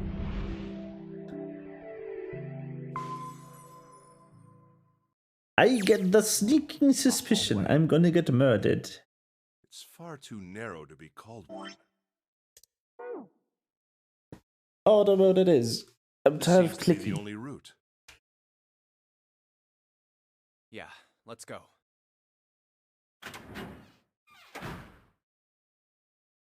Wow. Well, these machines are weird. I've never seen any of them before. Huh? Wait, this one is... Ah, yes. A telegraph key. These were used to transmit Morse code a long time ago. This must be the communication office. And that door? Captain's quarters. Huh. That's what it says. Then, do you think...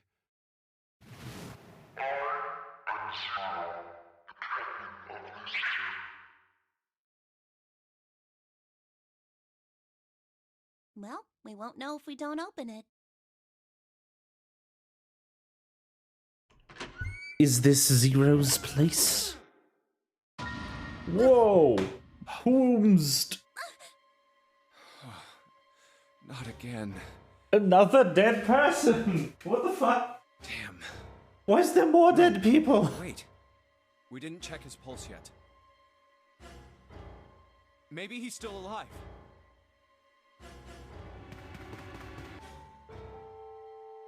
No pulse. Well, he's dead. Damn. If only we knew how it happened. These wounds. I wonder what killed him. It must have been this. These clothes. A captain. This person got axed to death. Zero? Nah, he has a bracelet. Bracelet zero. No, this... Junpei. May be wise to find a way out of here first. Yeah, you're right. But who killed him?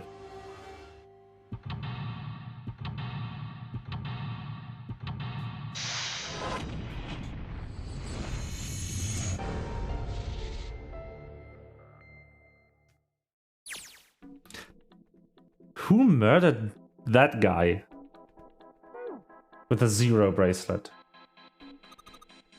There's blood on the chair. Do you think it was the dead guy? Probably. Who was that? Why is there more people? It's a lamp, but it doesn't turn on. I don't think there's anything special about it.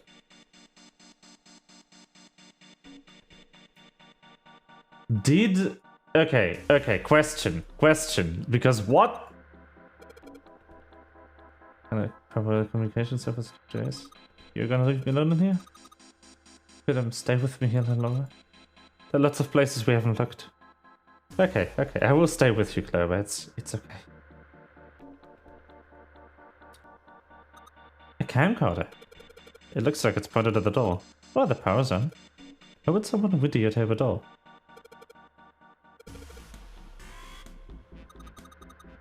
What do you mean? It's just sending whatever it sees to something. What does it see? The door.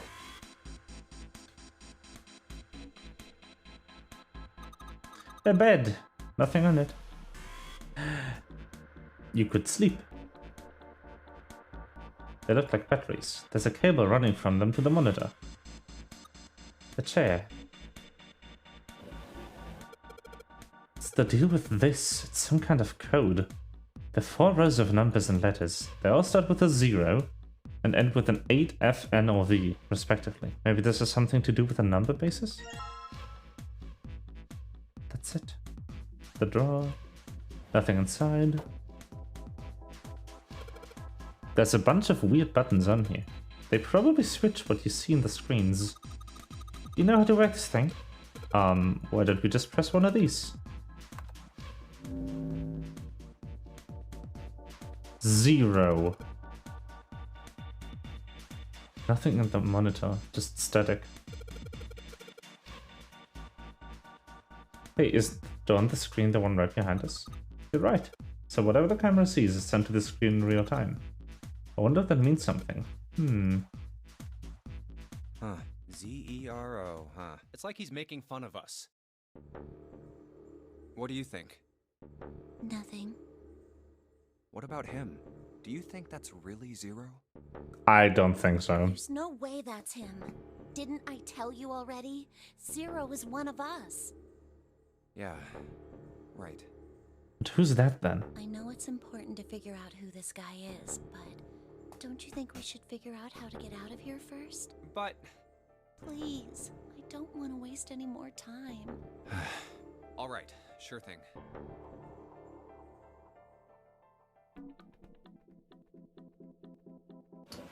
A dead guy with a 0 bracelet.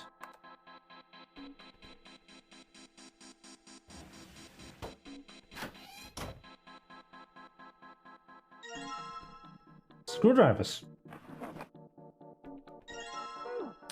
So I have the sneaking suspicion I'm gonna get murdered by Ace again. Old telegraph machine, nothing suspicious here.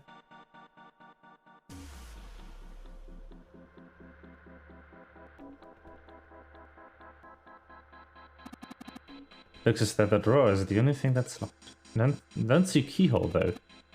Electric lock perhaps? Take a look at the left side of the drawer. There's some cables over there. Must mean... blank, nothing written on it. I bet it's not blank.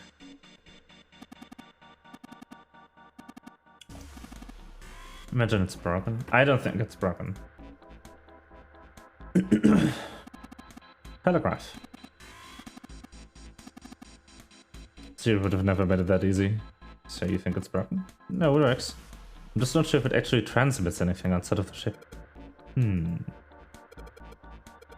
It's a monkey with glasses. How on earth did you arrive at that conclusion? It is! Look, it's a model of a steam train. What on earth? Pair of headphones. Cable. Lamp. Clock. Hands aren't moving. They're surprised that the time is wrong then, I suppose. And there's nothing in the back. Look, a hook. And a man.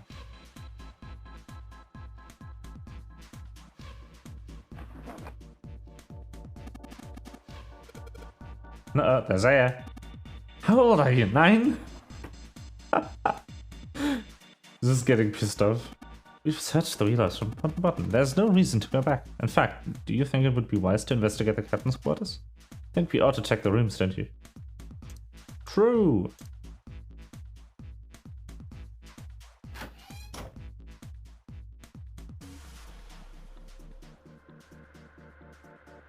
Okay, I want to check out the new file I got.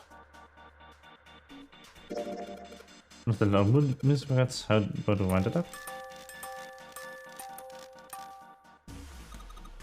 Why does it sound like that? Is it broken? The pins on the cylinder are shaped all weird. I don't think there's pins. Looks like someone put something else on top of it. I think we're gonna have to take it apart to figure out what it's doing. Well. Alright, the screwdriver ought to make short work of this music box. It's Morse code. Ooh.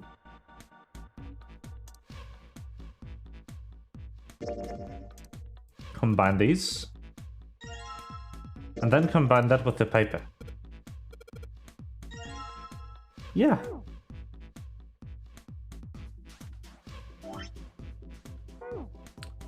But I wanna look at this.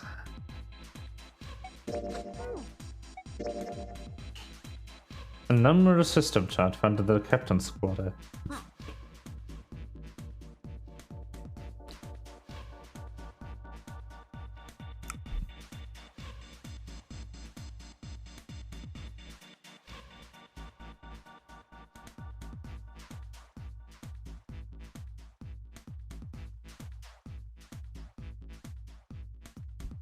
Ten in base 10 is written as A in hexadecimal.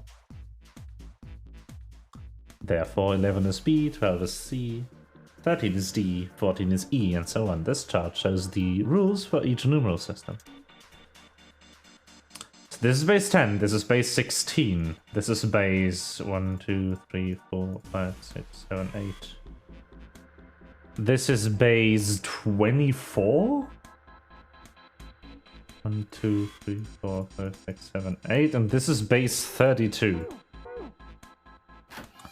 Weird.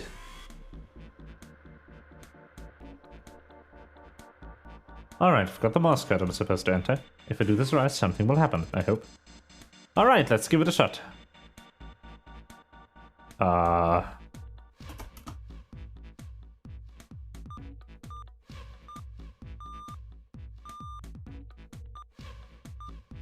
Beep, beep, beep, beep, beep, beep, beep, beep, beep, beep, beep, beep. Woo! That's the last one, and yes! Excellent Fraction, good job. You seem you figured it out. You've unlocked the drawer. I have indeed. Looks like there's something on the cover. ALLICE. But isn't it supposed to say all ice? This doesn't have a space between the L and the I. Are they saying that ALLICE is... What the hell Whoa, is this? what is that? They are hieroglyphs, a form of writing used in ancient Egypt. Ancient Egypt? That's a lot of words and proper nouns. That's right. Can you read them? Of course. I can't. What would make you think I could? What the hell? So one thing I know about hieroglyphs is that these the ones that are in this stem, this bubble with the thing on the left, those are names or proper nouns. This is how they differentiate it between just text and a name. Whoa, the whole thing's like that. Huh? What's this? Oh, a key card. Uranus.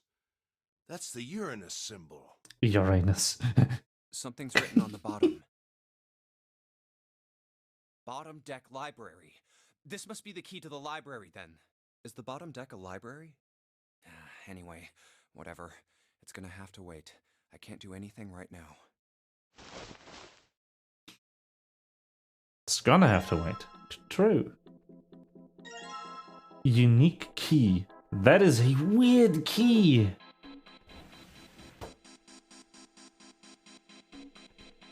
The heck?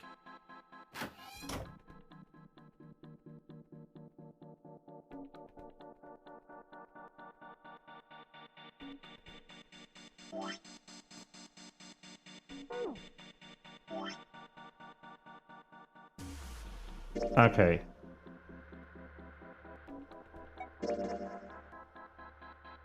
Found in the communication service, it says Alice on the spine. All of the pages are filled with hieroglyphics from the ancient Egypt. The numeral system chart. What if I translated? So that would be 10, 11, 12, 13, 14, 15, 16, 17, 18, 19, 20, 21. 10, 21, 21, 18, 12, 14. It doesn't make a lot of sense. I'm being honest. Door panel for the electronic lock. Looks like it's got a keyhole at the bottom right. Maybe the key I got earlier. Yep. Ah. Ah, yes. Okay. That makes sense. Yeah, 0 is what I want to enter here. So it's...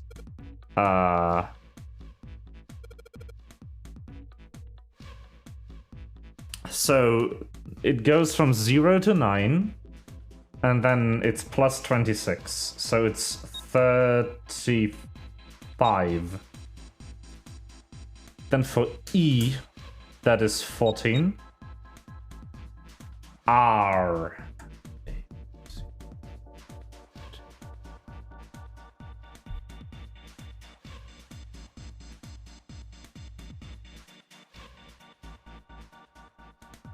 That's the 17th letter of the alphabet. So 26 and O.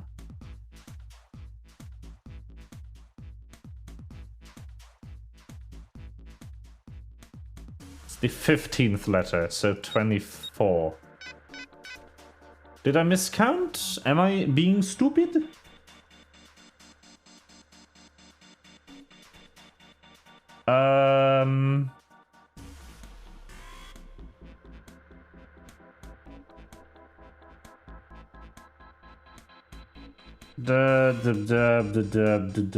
Dub.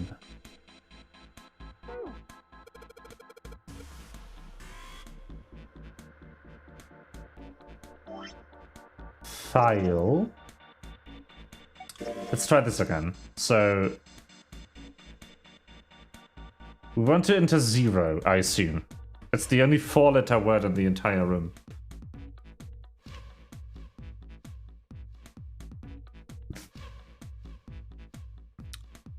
But Z isn't even on this. That's interesting.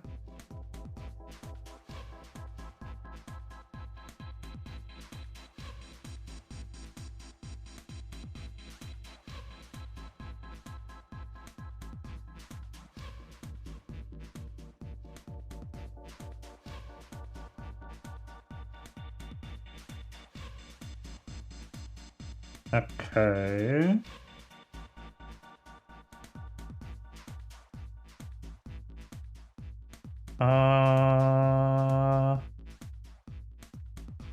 Did I miscount?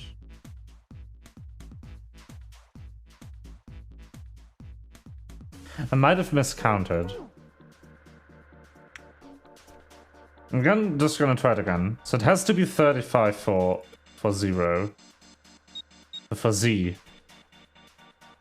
Then E should be 14 because it's base 16.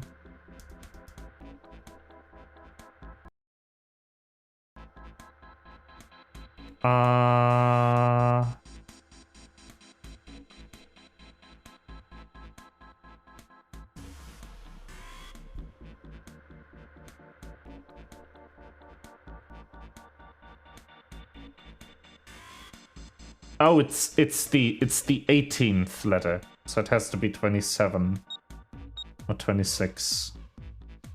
But then 20, 24. This one. Yes! Woo! It's open! Good job, Junpei. Excellent, you seem to have unlocked it. All right, Junpei. Alright, let's go. Let's get out of here.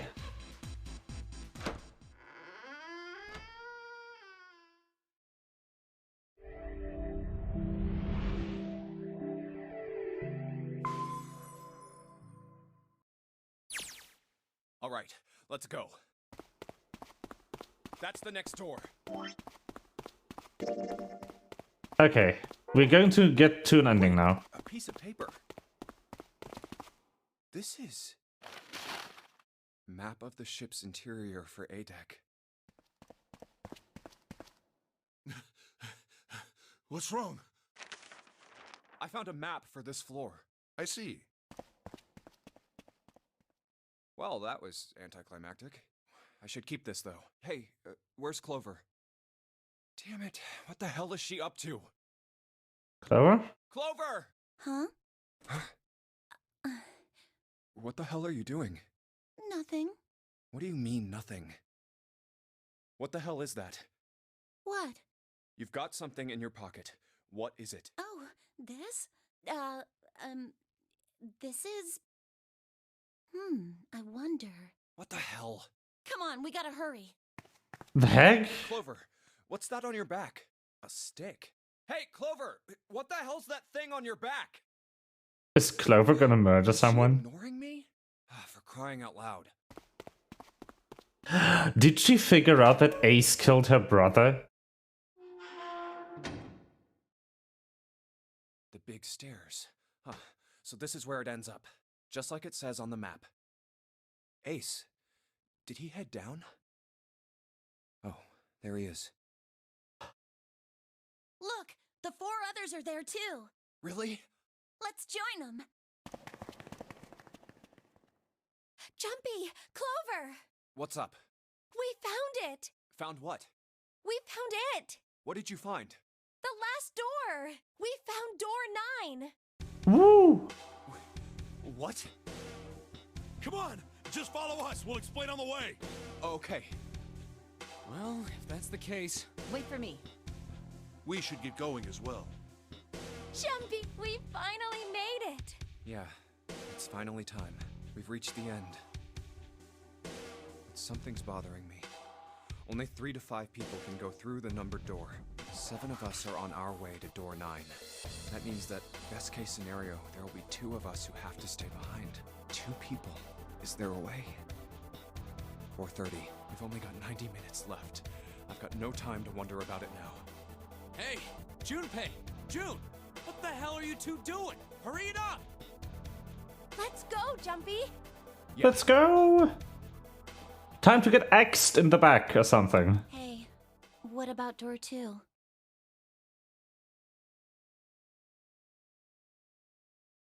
What about door 2?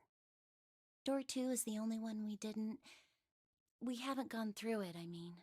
Yes, that is true. Are you guys okay with that? Not investigating it, I mean? Oh, it's the right path. Interesting. So what? We found door 9. We don't need any of the other doors. What's the point? Huh? What's the point in going to door 9? Hmm. We can't all go through it, right? Hmm. Then we should do what we have to do before we go any further. It's like a jigsaw puzzle. The best way to finish it quickly is to do the border pieces first. You know? Or what? You think all 7 of us should go to door 9? And then we argue over who stays behind and who gets to go? Do we really want to do that again? Who knows? If we check out door 2, maybe we'll find something. Maybe we can find a way to get all of us out. Huh. I don't know what might be in there. We may not find anything. But don't you think it'd be better to at least have a look? Okay, so she's assuming that her brother's dead, which isn't true, but let's say that 1 is killed. We need... So if she kills us, they wouldn't get through the door. But what if she killed... Oops. If she killed June, then all the rest, and Ace, everyone else would get through the door. I mean, am I wrong? Does that sound wrong to you guys?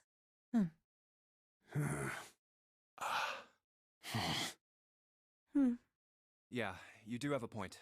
The last time I checked the clock, it was 4:30. It's not like we've got a lot of time, but if we're quick about it, we might have time to take a look. You're right. Let's go take a look at door 2. The elevator can take us down to door 2. Who shall go then? Let's see. Me. I'm going. Then June, 7, and I need to go with her. Hey, why do you get to... I don't mind. We'd only waste time arguing over it. Jumpy, I'm okay too. See? Can we just go now? Fine. All right, let's get going. I'll see you later. Okay. Be careful.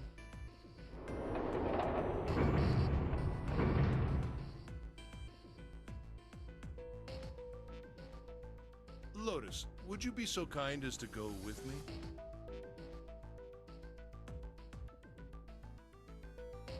Go with you? Well, I didn't think people still talked that way outside of the 1950s.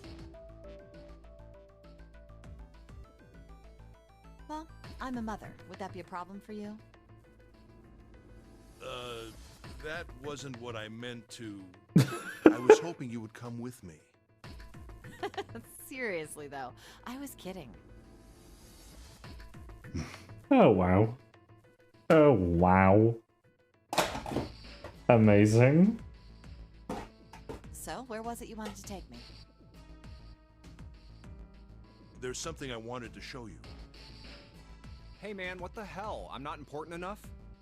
Well, it's not like that. Once I've shown Lotus, I'll show you. Really? Of course. Fine. Do whatever you want. Thanks, Junpei. Are you coming, Lotus? Fine. Doesn't look like they're going to be back anytime soon.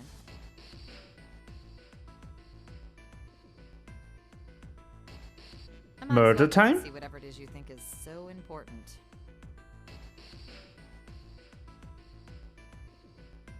Thank you. Well then, shall we go?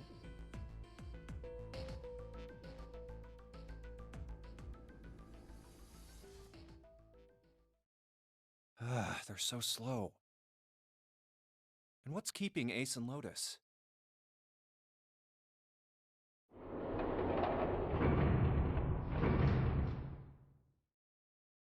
Clover, I guess you're the first one back.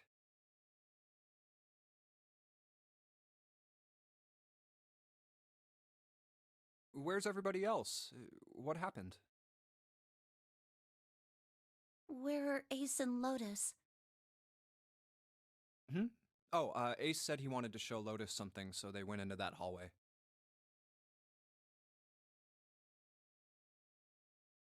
Oh, then they went over there? Yeah, I think so. So where are June, Santa, and Seven? Why aren't they with you? You really want to know? Yeah. Okay, sure. Here, let me show you. Huh? Bracelets.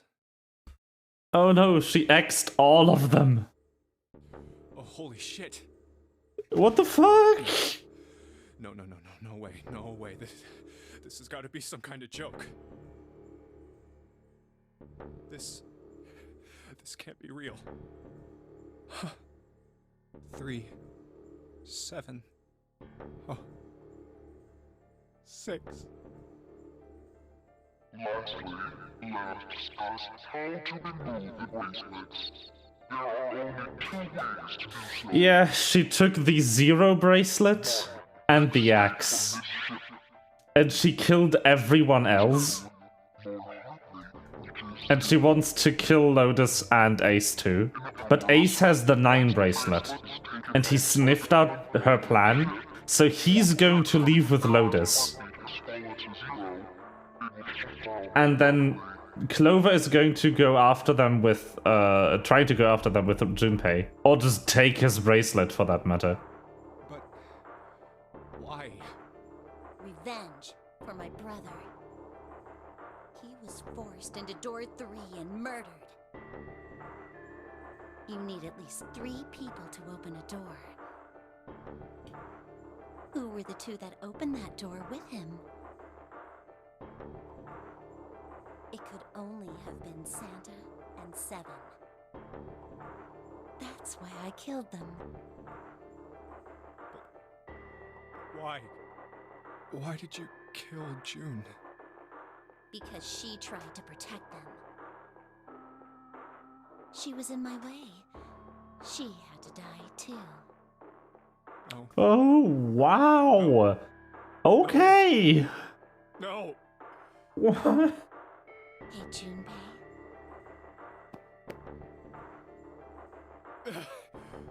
Yup. Let's go. Let's get out of here. Let's leave this ship. Nope. What Shit. the hell are you talking about? To open a numbered door, you... Yes, I know. You need at least 3 people. But as long as we have this... That's... the Zero bracelet. Oh, but it's Got not gonna something in your work. pocket. What is it? It's not the 0 bracelet, though. It's the 6 bracelet. This is... See? You get it now? If we have the 0 bracelet, we can leave. You and I can open door 9 with just the 2 of It us. doesn't actually make 0, though. See? Because he wasn't 0. Wait, was he 6? Come on! Hurry up! If the dead guy in the captain's quarters, Junpei. assuming he was murdered, like... Clover. Yeah?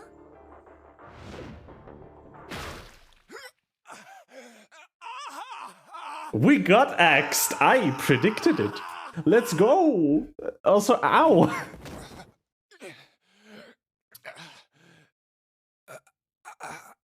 If the guy in the captain's quarters Junpei. I'm just gonna borrow this. is 6,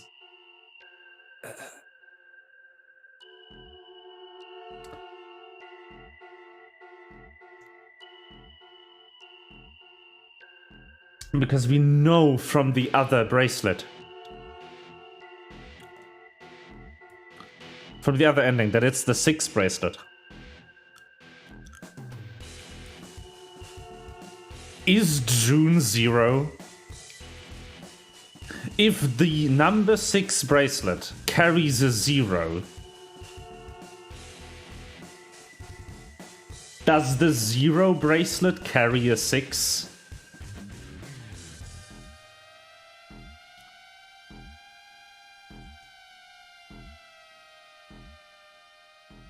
Let me ask you a question. Oh my gosh. No way they called it that. No shot. Axe ending. That's... What is that?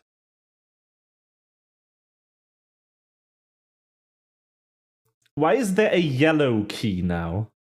Huh? That is a lot of keys. That is a long unlock. Alright, I'm gonna take a short break here. And then we'll apparently start from all the way back up here. To just try and get the white ending. And then apparently we've already completed a step for the yellow ending, which I assume is going to be the true ending. But where would it be? There's no other paths. I guess we'll find out after the ending. I guess it should show up then, right? Anyway, I'll be right back.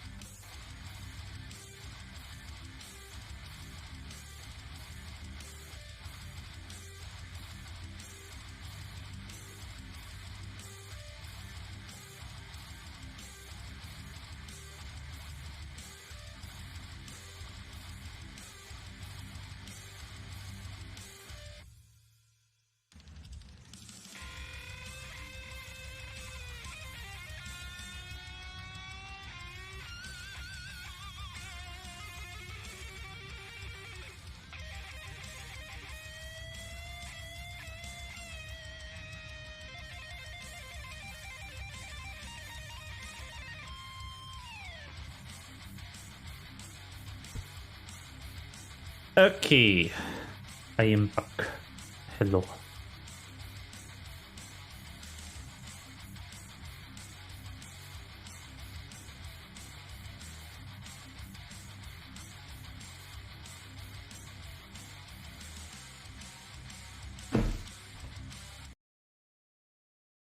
Well then, all the way back up here.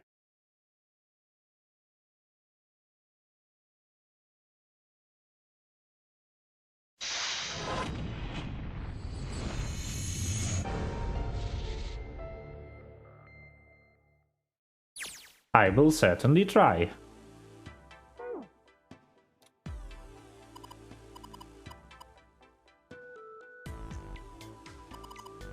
Buzz.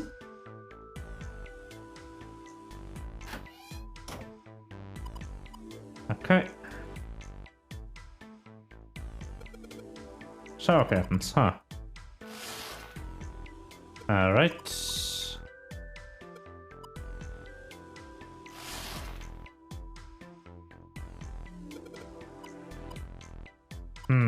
Water, blah blah blah, okay. We've all played this ages ago. Matches. Oh yeah, how's your fever? You feeling better now? Skip.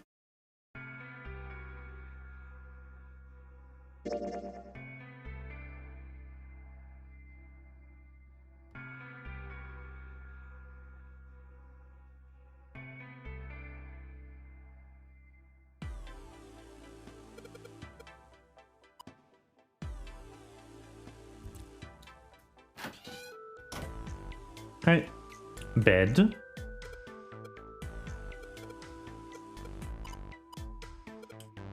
Lip blush.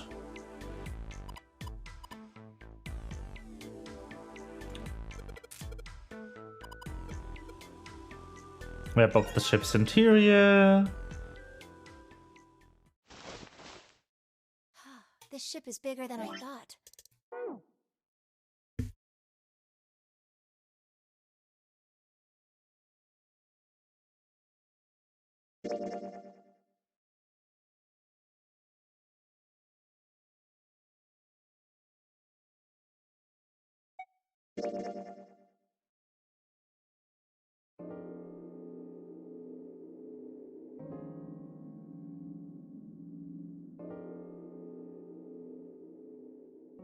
Skipperoni. Okay. Water.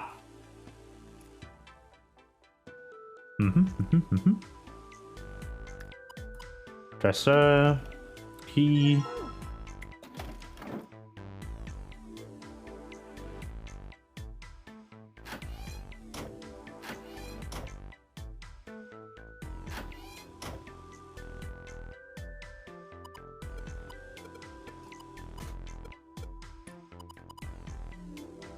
All right.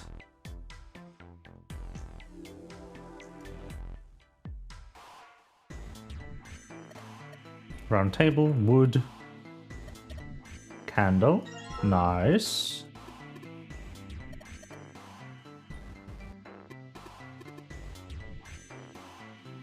Okay, I need to unlock this here, but that's the wrong key. The key for this was actually the candle, if I remember correctly.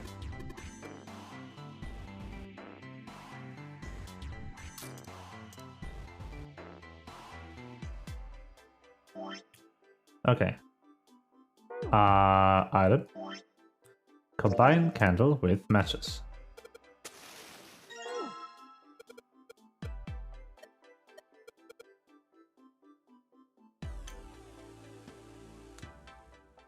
Now it is no longer super dark. Woo!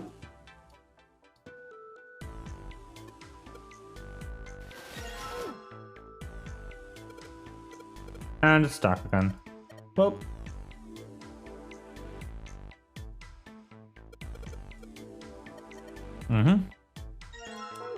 Candle key. Dresser key.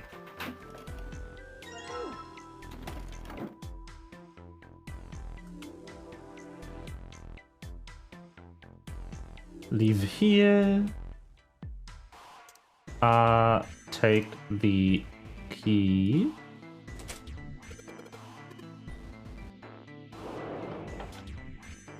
Take this. Hey, Junpei. Here, take this. Ah, the Clover bookmark. Yeah, I kinda need that, I assume. I haven't done anything with it yet.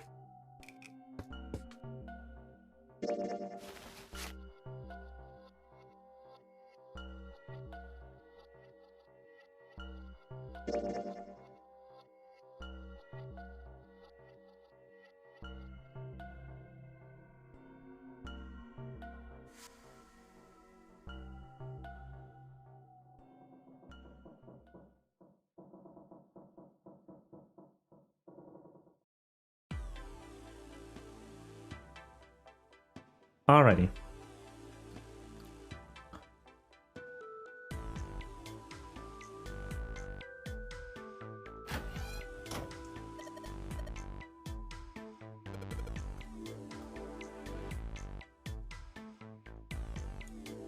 Okay, I would like to hang the shower curtain up here.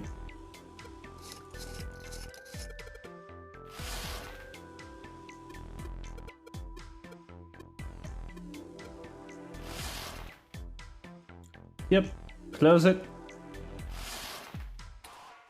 Remember this. 5-3. Don't forget anything here.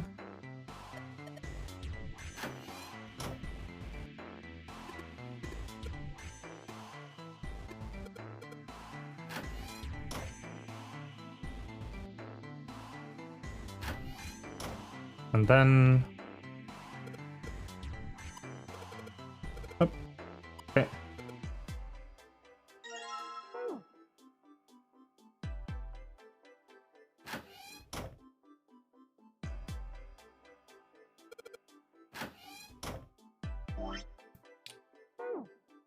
Was that already the key? Oh, that is the key. Okay. Oh, that one I already did too. So if I just go ahead... I just want to solve this again really quick.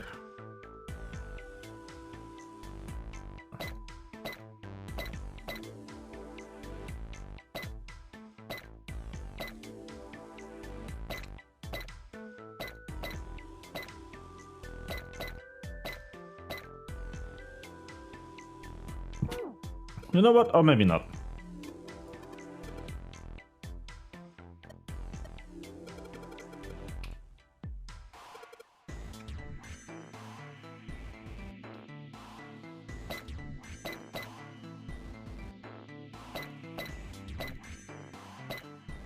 Maybe it is that way. Yep, that is.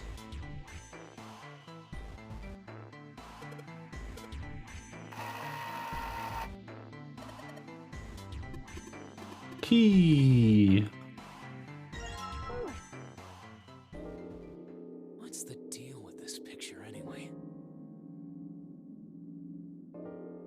I think I've seen this picture before. This was a dog somehow, right?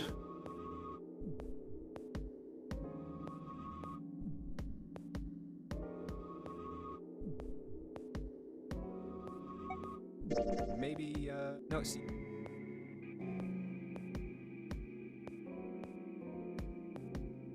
See? Oh, I see it. Anyway, if we've got those two keys already, I'm gonna go forward all the way down here.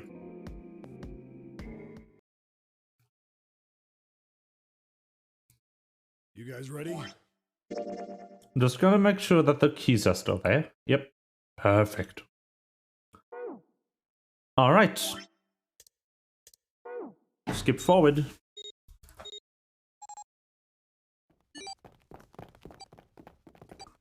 I'm going here with Clover. Oh, I'm still in the break screen. I didn't notice. Oops, sorry about that. I totally forgot. Ah.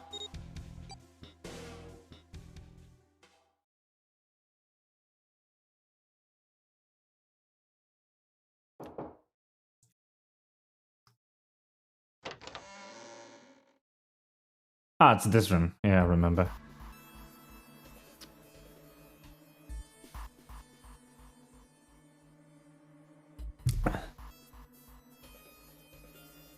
This stuff.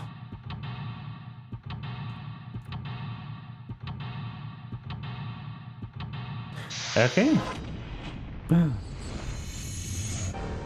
Seek a way out. I'll try. Yeesh. Okay. Yep. John. Yep. John. The scales.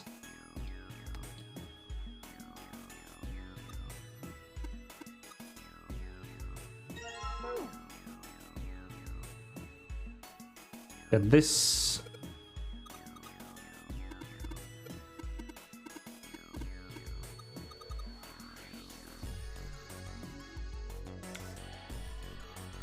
Get the forceps. Hello. Hello, Lucy.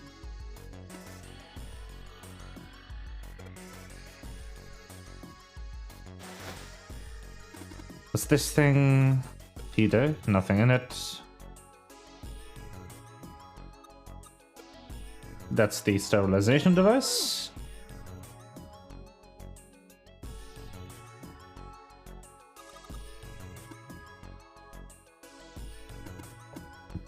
No way we're gonna poop the bomb out.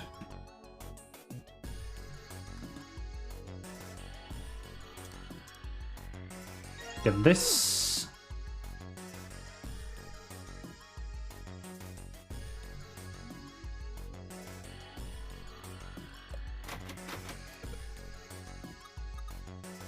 Alright, I need to cut open the fake organ with the scalpel.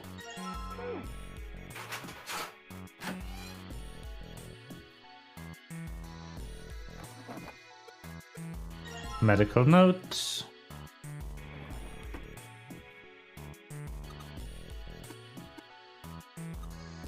I'm tired. Yeah. That's that puzzle. Nothing suspicious here. Alright. Back out we go.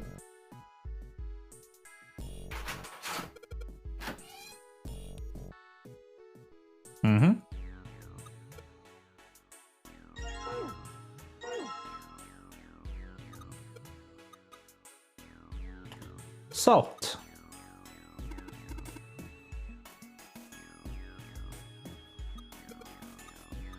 Iron. Ammonia.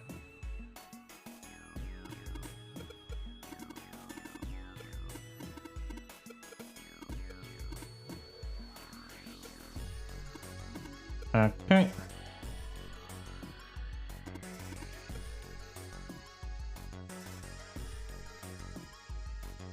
For CO2, NH3, and ethanol. There's 9, I think. So...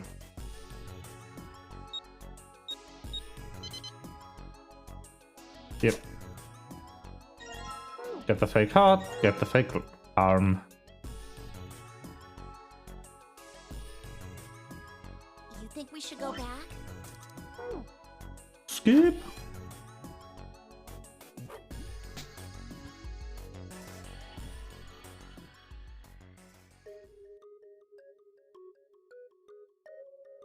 Like the molecules were communicating with one another, transmitting information in a way humans can't perceive. This phenomena spread throughout the world, right? Yeah, that's it exactly. But how did you know? I heard another story, kind of like that one. When? In the freezer? What? The freezer? Yeah, June told me. Ice that doesn't melt at room temperature, huh? That sounds familiar? Yeah, hold up. I feel like I can remember something. It's right there. Do you?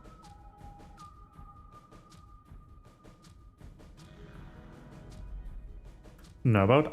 Know something about it? Know something about it? I told you I think I do. Just hold. Damn it! Why'd you have to ask me some dumbass question? I totally lost my train of thought. Sorry, man. Yeesh. What are you two doing? Stop wasting time. Okay, we're coming. Did I pick the wrong one? Gee. Oh well. Look, if I remember anything, I'll let you know. Alright? Right now, we need to get the hell out of this room, though, okay? Alright, yeesh.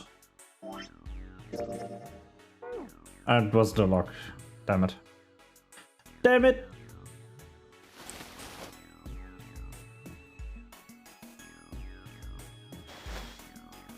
We need to find other body parts. Maybe I asked the wrong question.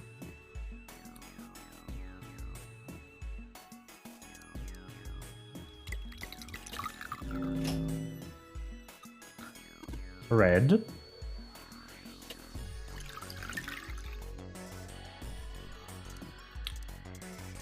Blue.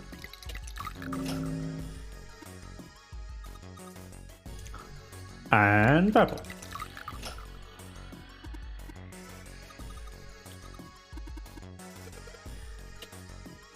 Alright, let's go. Leg. Leg. And stomach.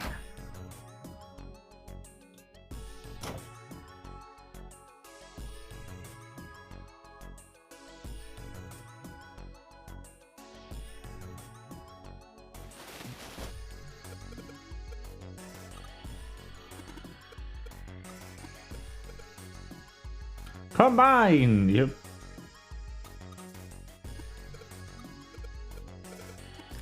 Yep. Wait, puzzle, let's go. Operating instruction, blah. Yeah. We need to solve everything but the heart.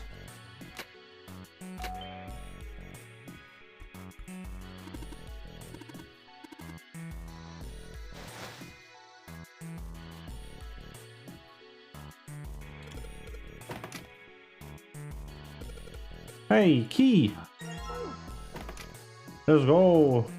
Might have to replay this. I don't think I gave the right answer. Hey, hold on.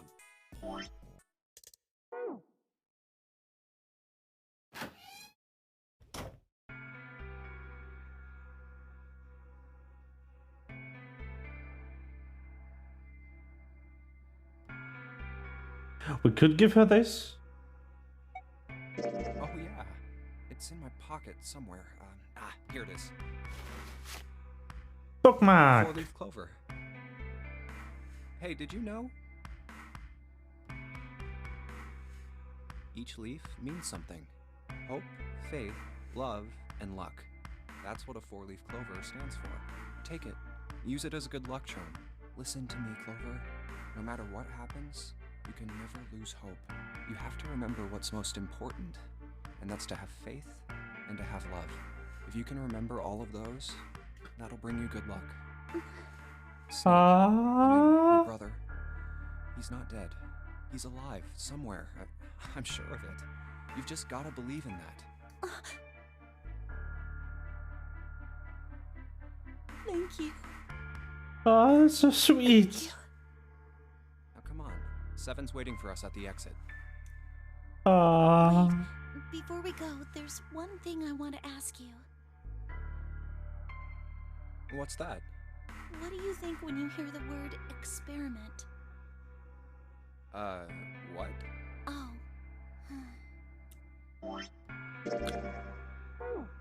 I guess it was just a coincidence then. I mean, that you knew about the four-leaf clover. Look, I'm sorry. I don't want to be a jerk, but you are making less than no sense right now. Oh, no. It's nothing. Just forget about it. Oh, don't give me that. You really think I could just drop this? What is this experiment you were talking about? You promise you Lore. won't tell anyone? Cross my heart. Really? Really? I can trust you, right? Of course you can. Okay then, I'll tell you. I'll tell you what happened on this ship 9 years ago. Wait. On this ship? Yeah, this ship. It was an experiment to test some sort of psychic thing. Communicating through these fields that you can't see. Fields that you can't see? Like, think about this. This is John, right? But is he really John? Huh? Isn't this like Locke's socks? Or the ship of Theseus? It is. It is Ship of You Theseus. don't know? You haven't heard of those paradoxes? Well, Junpei's an idiot, but I have. No? Really? Okay, well pay attention then. This is how Locke's socks works. Let's say I've got a pair of socks. They're my favorite socks. One of them gets a hole in it. What would you do if that was your sock, Junpei?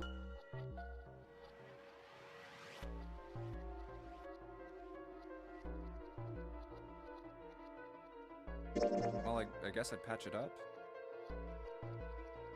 Get some cloth and close up the hole. But what if another hole opens? I'd add another patch, I suppose. What if another hole opened after that? Another patch, I guess? Well, let's say you just keep adding new patches.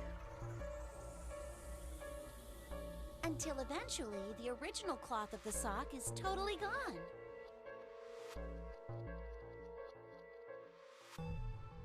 Once you get to that point, can you really say they're the same socks you started with? At what point does it stop being the same sock? Well, that's tough. So, that's the Lock Socks thing? Yeah, the ship of Theseus is a lot like it. The ship of Theseus. Both! If you keep fixing the damaged parts of a ship, eventually it ends up with none of the parts it started with. Can you really say that ship is the same one you started with? And what if you took all the old parts from the first ship and built another one somewhere else? That is my favorite part about the Ship of the Theseus. Then Is which not ship the... is the real ship of the one you repaired, or the one you built with Crap. all the original parts? I cut her off there because I wanted to stop the auto. But that's my favorite part about the Ship of Theseus. Not the... When does the ship stop being the ship? But the the built-in implication for like cloning and stuff. Like, say you were to be close to death, and you clone yourself, and you transfer your consciousness to the clone. And you decide for yourself that metaphysically, like, your shape plus your consciousness make you. So the clone is your shape, and the consciousness was seamlessly transmitted without any loss. So that means that this new body is you. But then, a whole lot later, scientists figure out how to revive your original body, and they revive you with the old set of like your consciousness still intact, still in there. You get resurrected at the time of your death. Then who is you? The resurrected body, or the clone? Or at that point, are you then two different people? Are neither you? Like, that's my favorite part about the Ship of Theseus. Hey, do you think it's the same? What's the same? These guys. Is this John, or is it Lucy now? Yep, it's the same. John's head and heart are both his. But apart from those, and a single arm, the rest of his body was once Lucy's. We're just like these mannequins. Think about it. I was actually thinking the words shape of Theseus when I was doing this puzzle. The cells in our body change every day. Like, old ones die and new ones are born. this is also true. So there's this idea of like stem cells and stuff being like these proto cells, and you have a limited amount of them, but stem cells die all the same as regular cells. And on average, every single atom in your body is replaced or recycled about every 7 years. So, 7 years after you're born, you no longer have a single atom in your body, statistically, that you had in your body when you were born.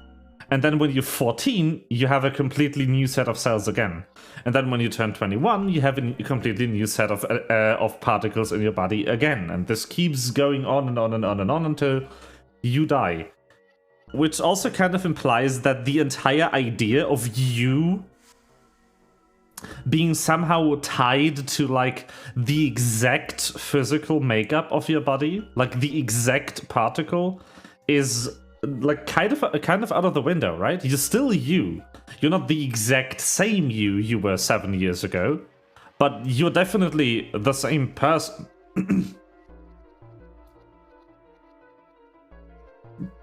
So something about you has to be more about the configuration of the particles than the particles itself. You're not the hydrogen and carbon atoms that make up your body. Rather, you're the information about how those atoms have to be assembled, right? Maybe part of my arm is made of stuff from a fish I ate once. Or maybe part of your right side is made from a cow you ate. If you take it a little further, those cows and fishes are made from something else too, right? That's how we're all connected. Through fields that can't be seen with the naked eye. Hey, what the hell is taking you two so long? How long are you gonna make me wait? We don't have time to screw around. Oh? What were you two doing? Was this some sort of secret meeting? No, it wasn't. We were just playing with the mannequins. Let's go, Junpei. Playing with mannequins, huh? Didn't know you were into that kind of thing, Junpei. I didn't know either. You're a dick. Alright, I'm gonna open it now. Nice save, Clover. Nice save. You don't need to keep asking, just do it, alright? Oh my god. Okay, Kakyun, I need to run you back a bit, because, so we got axed in the back about, like, half an hour ago. So what happened is we played, if you remember, the route we took to get there, the game forced us to go down here, because that is how we got to the boat ending. We went down there, and then around here, but we skipped then back to here, which made us go around, I think, this path. And then we went down here. We did some stuff. We did a puzzle in the ship's in the wheelhouse where the steering wheel is, and like stuff like that. And then we went into a new room. And inside that room, we found an 11th person on this ship, who was an old man in captain's clothing, wearing the Zero bracelet. But he was dead. He was killed with an axe. When we got out of that room, Clover took the axe and the Zero bracelet. Then Clover went with Santa and Seven and June to the 2-door. And because she doesn't know what we know from the other playthrough, that Ace used the 9th man's bracelet to kill the person who has disguised himself as Snake. In this timeline, she doesn't know any of that. She assumed the only way that 2 people could murder her brother was if they had the combined number of 10, which is 7 and Santa being the only people who could make that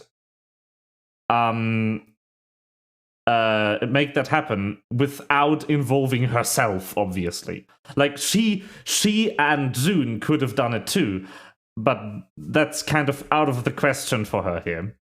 So she took those 3 people, she killed 7, she killed Santa, she killed June because she tried to stop Clover, then she told Junpei he had a breakdown, and then she killed Junpei and made off with his bracelet, possibly to get to the door, to the other 9th door, because Ace took off with Lotus before that happened.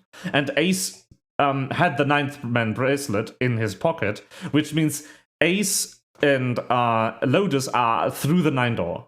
They are out of here. They are in that playthrough they live. But Clover took the 0 bracelet, which we also know isn't actually a 0 bracelet, it's actually a 6 bracelet.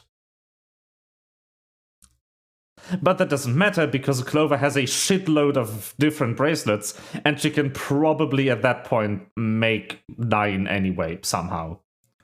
But she probably then either confronted Ace in the incinerator room or died because Ace and Lotus left. I'm actually not sure about that one. But we just die here. We get axed to death in this ending. But I actually have to play this room again because I fucked one of the unlocks up.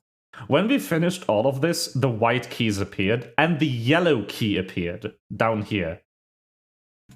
Getting the save ending appears to be a prerequisite for getting the final ending of the game, which is color-coded in yellow.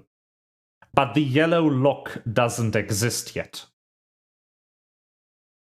I have no idea where the true ending is going to be. But I have to actually run this back.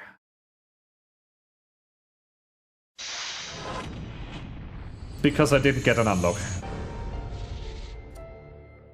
So, this ending playthrough, it builds on 2 pieces of information we've already gotten on the very first playthrough to the game.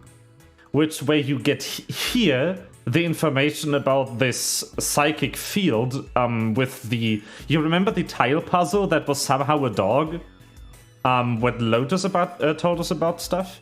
And then here's the freezer room, where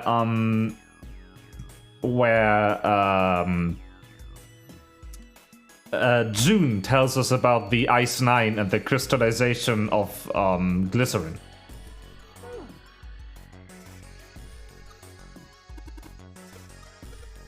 So those are the first 2 keys. I know they are the first 2 keys because they already got referenced in the keys in this room, but I fucked one of them up because I took the wrong answer.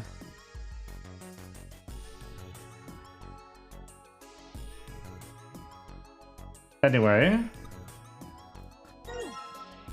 I'm just gonna play that again. Oh, the third key we got is a conversation with Clover, where she tells us that 9 years ago on this very ship there was an experiment about some kind of psychic stuff.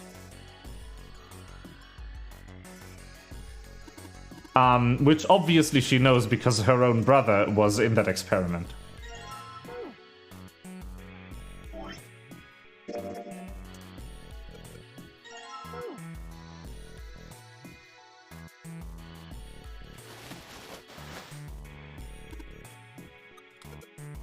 And then we also get talking about how this entire setup right here like this entire room, with the puzzle solution being swapping almost every body part except for the hearts of the two mannequins, is very, very similar to a famous paradox called the Shape of Theseus.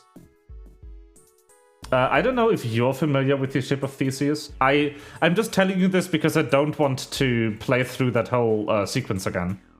For the sake of the VOD. Like... Also for the sake of getting to an ending, because it's kind of long. But yeah. So I could probably speedrun this, couldn't I? So if I just type in the correct solution, which is, nope. 349.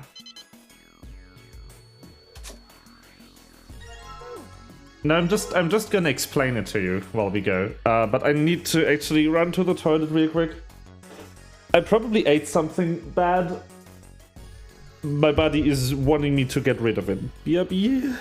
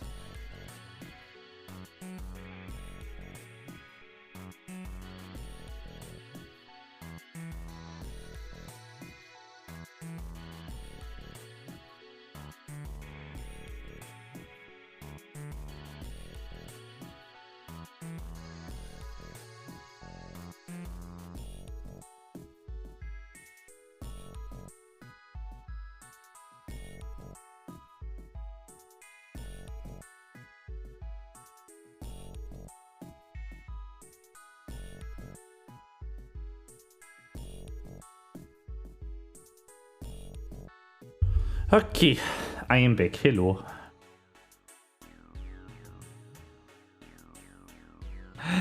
Let's continue here. You think we should go back? Yeah, I think that. Okay. So, I'll explain the shape of Theseus after this, because this is the section that's new to me too. Hey, Seven, what's up? Oh, Is that a medicine? I got curious about it. This is as far as we got last time. It's the ethylene diamine Yeah, tartrate. that's right. What kind of? It's not medicine. Why would they have? It's the story about the detergent You remember that Well, I remember. suddenly started forming hydrates. A year after the something was the fact, but now. In fact, ever since that day, no factory anywhere has been able to make a pure EDT crystal. Even in EDT research done years before, they'd never gotten a hydrate. But after it happened at the first factory, it just spread. It was like, man, how do you say it?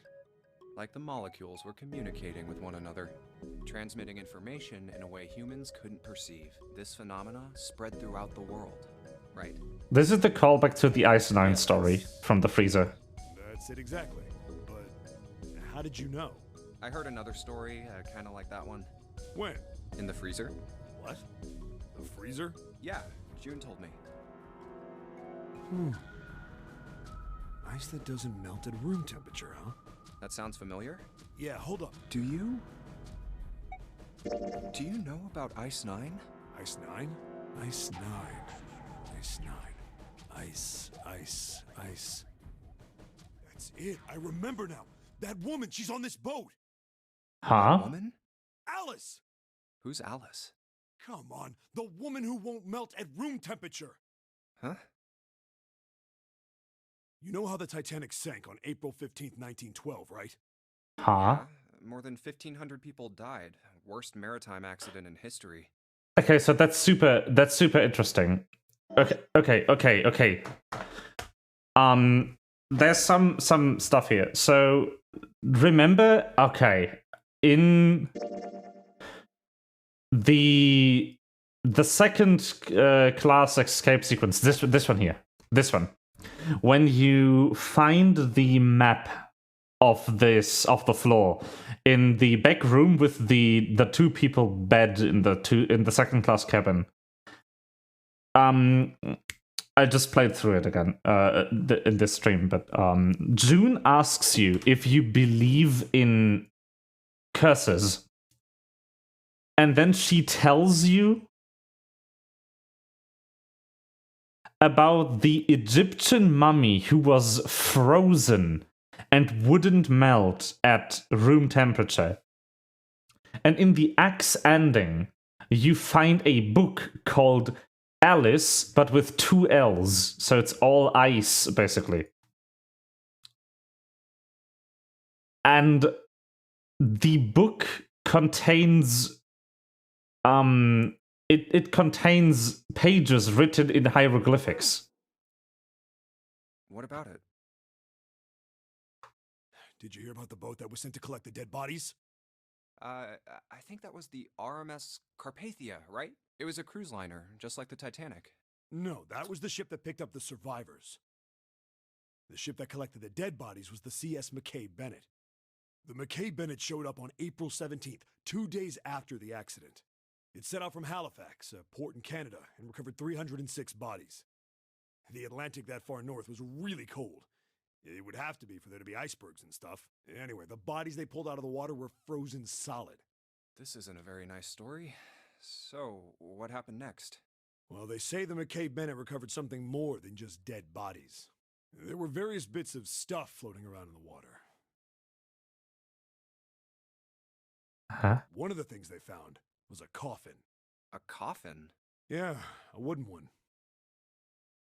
The craftsman who made it must have been pretty skilled. It wasn't just a wooden coffin. It was all wood, no nails, no reinforcements, no gaps in the wood anywhere. The thing was airtight. The crew got pretty curious about what might be inside it and opened it up. They had to get a wedge and hammer it open if they saw what made it. Inside, they found a woman, or I guess you should say they found the dead body of a woman. Her hair was thick and black, and her skin rich brown with no blemishes or signs of decomposition. They say that she looked gorgeous, like a goddess. She was obviously dead, but everyone who looked at her said she just looked like she was sleeping. Her skin was so lifelike, she looked like she might wake up any minute. And she didn't, though. Like the rest of the bodies they found, she was frozen solid. Eventually, the McKay Bennett finished searching and returned to Halifax. The 306 bodies were unloaded and taken ashore. However, it was warm enough that they began to thaw. They say that the stink was horrible, but there was one body that didn't thaw, and that was... The girl in the coffin. That's right. Everybody thought for sure that she'd melt and start to rot like the rest of them eventually. But weeks passed and nothing happened. And a month passed, and another. And it was summer, and she was still frozen solid. After a while, people started to say she was some sort of miracle. Rumors about her started to spread. People came to visit Halifax from all over. After a while, people started to call her All Ice. Alice. Of course, those rumors didn't last long. Why? Well, she up and disappeared. One day Alice was there, the next day she wasn't. They say someone snuck into where they were keeping her and stole the body. With the body gone, the rumors followed pretty quickly. And after a while, no one remembered her. You might be able to find something about her if you could find a newspaper from back then, but that's about it. Wait, you just said that she was on this boat. Yeah, I did. Alice has got to be somewhere on this ship. Now why the hell would you say something like that? Because I know. And just what is it you know? What happened to Alice after she was stolen? Alright, tell me. What happened to Alice? Well, around that time, the word was that there was a special black market in New York.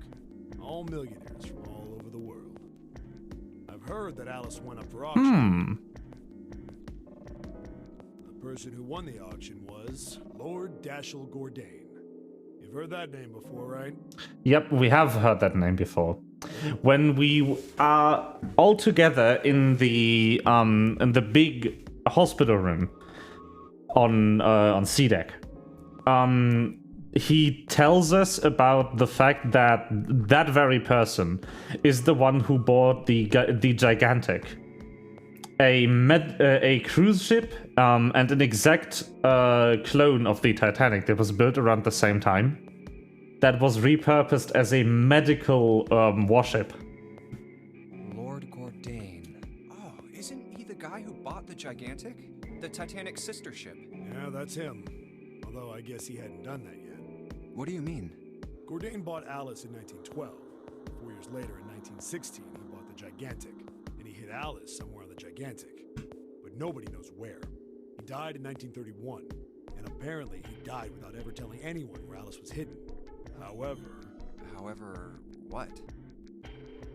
Well, he did have one close friend who asked him, "Where is Alice?" And he said, "Alice sleeps in a small chamber past the Forest of Knowledge beneath the navel of the Gigantic." What the hell is that? Is it some kind of riddle? Your guess is as good as mine. The library. In the ship's wheelhouse, you find a completely useless keycard for that playthrough that has the Uranus symbol on it, and it has the bottom deck library written on it. So that's it. Whatever you think, I believe it. She's hidden somewhere on the Gigantic. In other words, she's hidden somewhere on this ship. Hey! What are you two doing over there? Stop wasting... Okay, we're coming. Gee. Yeah, so anyway, that's the story. It might be useful someday. Don't forget it. Oh, I won't. That mummy wasn't just a normal mummy. They say that she was frozen. The story says that from the time of its discovery all the way through, even though it was carried through the desert, her body never melted. Then was that Egyptian priestess Alice? Did the water in her body become Ice 9? No, that's nuts. There's no way somebody like that could exist.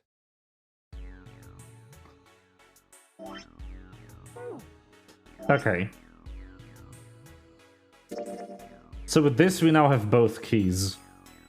But I kind of want to play through the Ship of Theseus part again, just so I can have some time to explain it. So, the Ship of Theseus is a,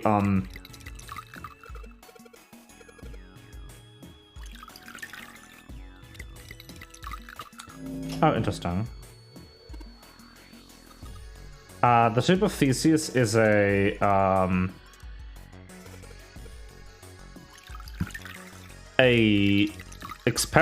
thought experiment.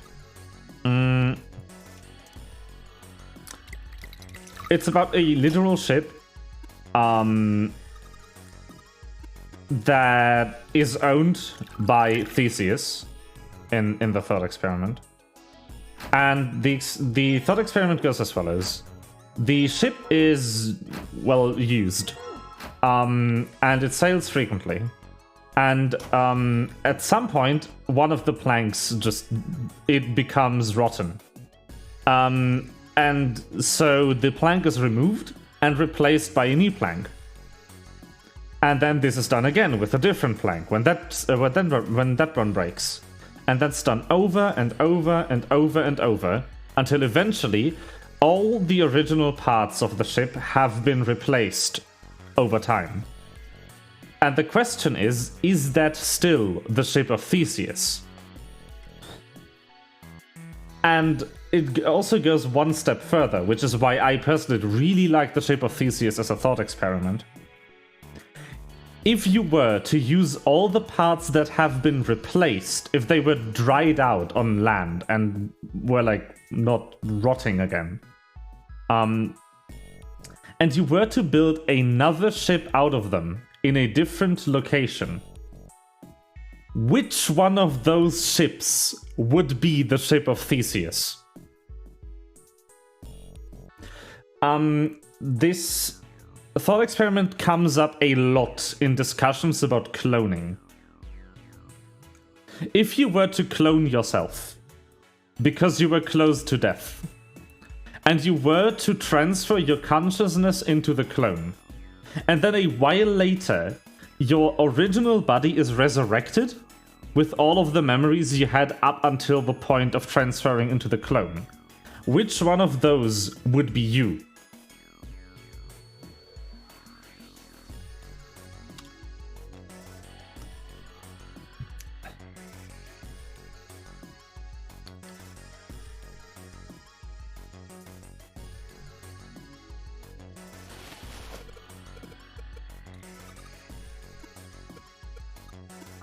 Is a clone really you?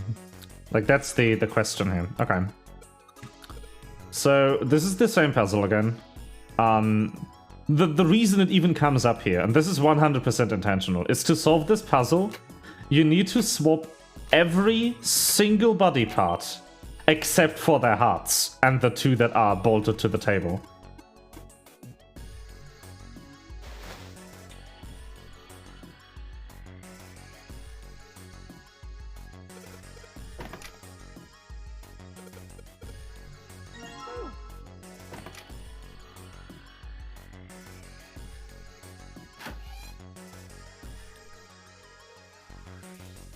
Hey, hold on. Oh, what's up? Where's... Huh? Okay, so God damn it! Where the hell did she go? you go looking for Clover, and she talks about that her brother might be dead, and then that's why, like, we had this before in the previous playthrough when we were exploring this direction again for something else. What's wrong with you? And now that's another thing from back in the second class cabin. Santa gave us a 4-leaf clover bookmark that he didn't want to hold on to. And now we can give it to Clover to trigger the lock in this room with her. Because according to the flow graph, this room has 2 locks. A 4-leaf clover. Hey, did you know? Each leaf. And then he reiterates the meanings of the leaves, and No matter what he's happens, incredibly cute. there's hope. You have to remember what's most important, and that's to have faith and to have love. If you can remember all of those, that'll bring you good luck. Snake, I mean, your brother, he's not dead. He's alive somewhere. I'm sure of it. You've just gotta believe in that. Thank you. Thank you. Now come on. Seven's waiting for us at the exit. Wait, before we go, there's one thing I want to ask you. What's that? What do you think when you hear the word experiment? And then it goes on. Oh, I guess it was just, I mean, that... And then, like, the four-leaf clover had some significance in the first Nonary game, it seems. What is this experiment you were... And then she goes over that, Of course you can. Okay then, I'll tell you what happened. Wait. Yeah. yeah, this ship. Experiment. She knows about it. Snake probably told her. Like, think about this. This is John, but Huh? isn't this... And then it goes into the entire philosophy of No? the shape of Theseus, and a similar thought experiment about patching up a piece of clothing until it is all patches. Like this. Yeah, this is the graphic they used for the shape of Theseus. And then John's head and butt it goes into another interesting Maybe fact. part of my arm is made of stuff from a fish I ate once. Every about 7 years, all atoms in your body are replaced. Like, statistically. Every 7 years is the statistical cutoff point where no particle in your body matches the particles you had in your body 7 years prior to that. I mean, you are literally what you eat. That is the way your body repairs cell damage and that kind of stuff. So you are basically made up of all the stuff you ate, drank, and breathed in over the last 7 years. Or maybe part of your right side is made from a cow you ate. If you take it a little further, those cows and fishes are made from something else too. That's how we're all connected. Through fields that can't be seen with the naked eye. And this calls back to the field thingamajig that Lotus told us about. Hey, what the hell is taking you two so long? And then he gets upset, and Clover says that we've been playing with the mannequins, which is the perfect excuse, in my opinion. There too, huh? Every door in this place. How about that one? May as well give it a try. Jumpy! Huh? June?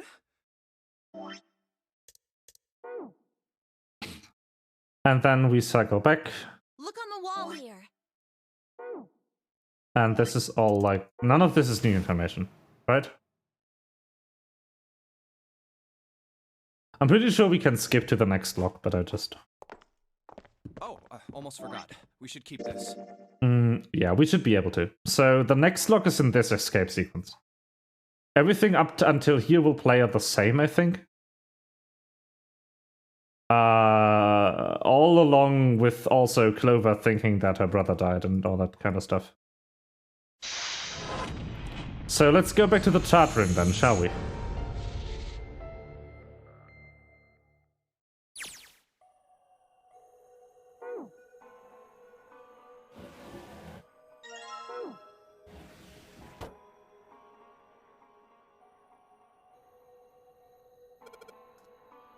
Yeah, Clover is like really down in this part.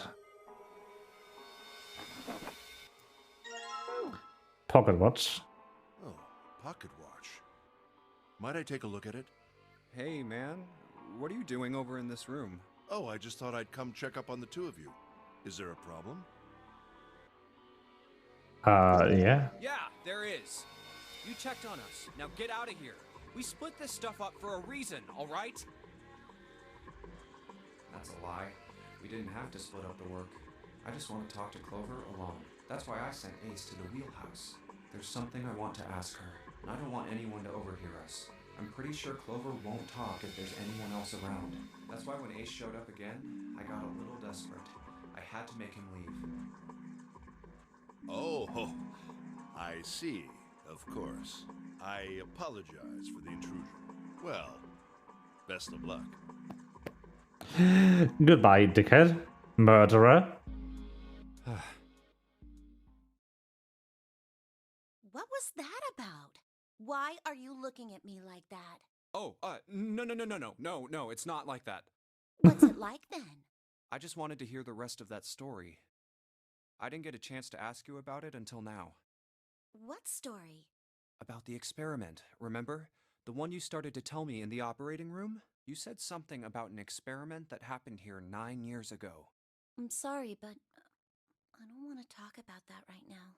I'm just not in the mood, okay? You understand, right? I keep thinking about my brother. I can't stop. I mean, who would do something like that to my brother? I can't forgive them. I'm not gonna let them get away with it. They're gonna pay for it. I promise. So there's a problem with this timeline. I'm not 100% sure how it's gonna play out, but we went for this to exist into this room with Clover. Not into the one where she tells us that her brother has a prosthetic arm. Which is the information that we kind of need to give her so that she doesn't murder everyone in this ending. Junpei, who do you think did it? I know who did it. Well, if what Seven said was right, then there would have to be at least 2 of them.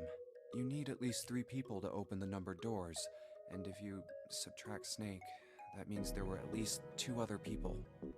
You're right. So, what does that mean? Well, if we just look at the bracelet numbers, we should be able to figure it out. Who could have opened door 3 with Snake? Well, really, who and who, or who and who? You mean it could have been 4 people? Well, technically it's possible. That doesn't seem very likely. Why? I'll tell you later. Why don't we just assume it was only 2 other people for now? Okay, got it. Let's do that then. Then who do you think it could be? Which 2 bracelet numbers added to 2 would give a digital root of 3? Well, it would be Santa and 7. Would it be Santa and 7? The digital root for Snake, Santa, and 7 is 3. Wait, hold on. Are Santa and 7 the killers? What's wrong? Well, I thought about it.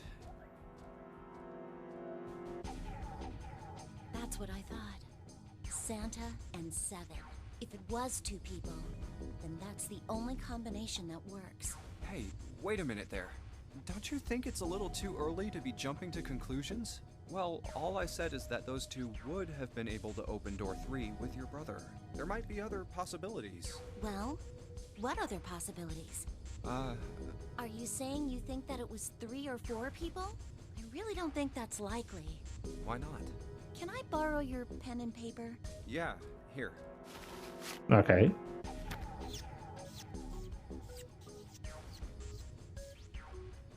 What's this? These are the combinations for 3 or 4 people. These 8 combinations are the only possible ones. And I see... like... Oh, I see. Junpei, Yeah? I can trust you, right? Of course. Why would you need to ask that? Really? Yeah. Hold on. Is this a single lock? This is a single lock, So okay. then I should get rid of B, D, G, and H, right? Because I'm in Of them. course. Just cross them out. And you should take off yours too. The ones with 4. So, what does that... A and E. Wait, it can't be A. Why? Because June's in that one. There's no way in hell she'd do something like that. Are you sure? I'd bet my life on it. Okay then. I can cross off A too, right? Yeah. Well, what have we got left? E. E. Do you know what this means?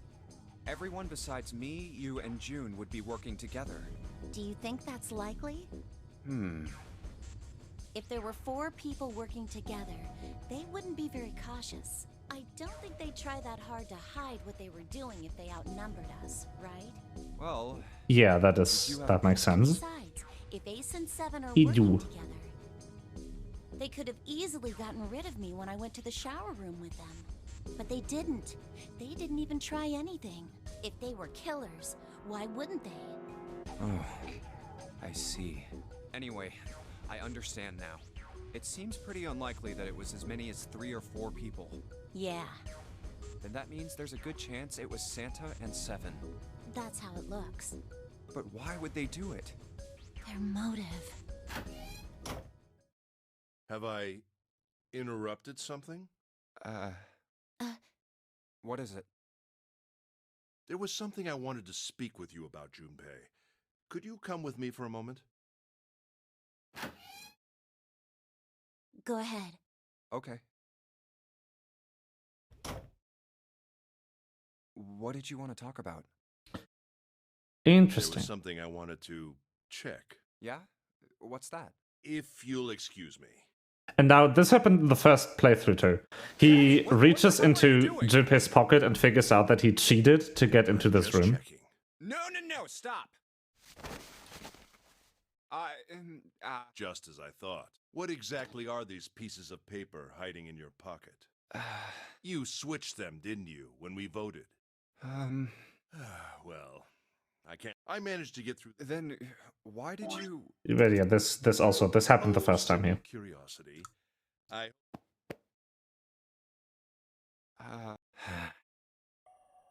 Okay. But this happened already. He does that in either versions of this room.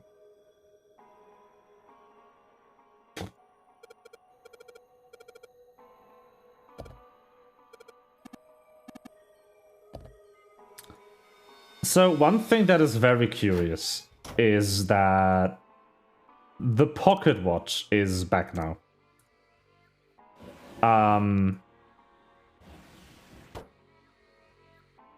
Like,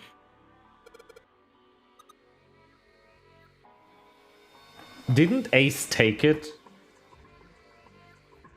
when we kicked him out of the room?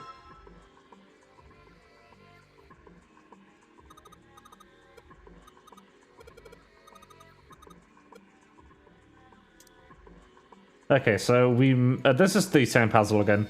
You match the nautical maps with this to find the one that matches the harbors.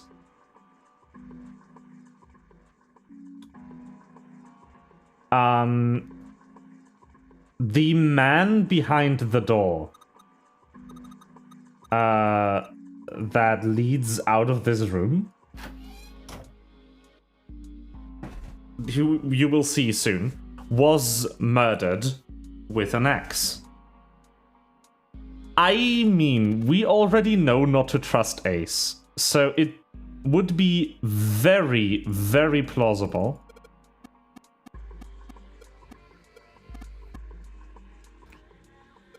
to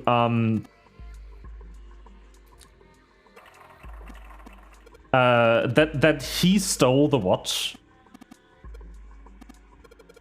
somehow figured out how to open the captain's quarters, and then murdered the guy in there, because the guy in there has a Zero bracelet.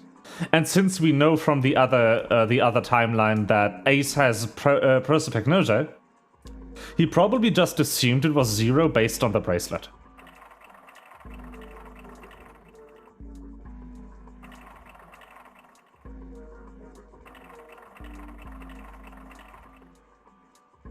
But we also know from a different playthrough that the bracelet that has the 0 on the display is actually the number 6 bracelet.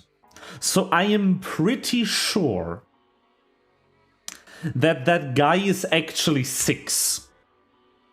But if that's true, that would mean June is actually 0. Oh, by the way, this stuff I'm entering is from a hint we found.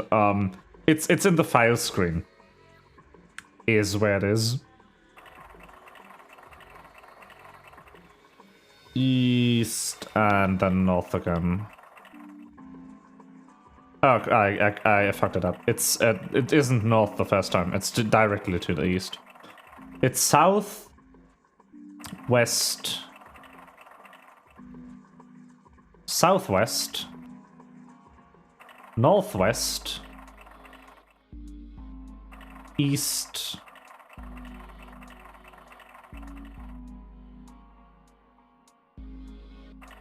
and north, if I'm not mistaken. Yep. And then the handle comes off. To just show you the hints real quick, they are, like, everyone who's watching this in the VOD has seen them. By the way, hello VOD watching people, how are you today? I hope you're enjoying the playthrough, even though the sun breaks. Yeah. But yeah, this is the, this is the hint, basically. You get a second version of the same hint here.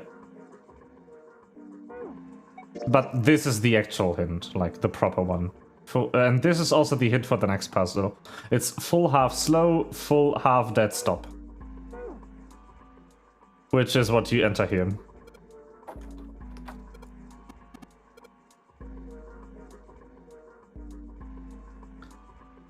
Okay. Full, half slow, full, half dead stop.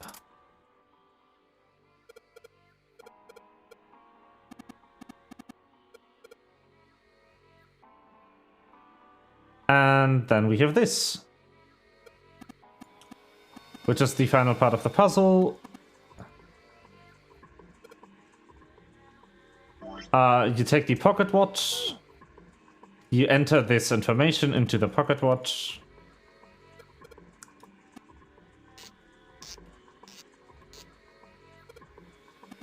And then you leave here.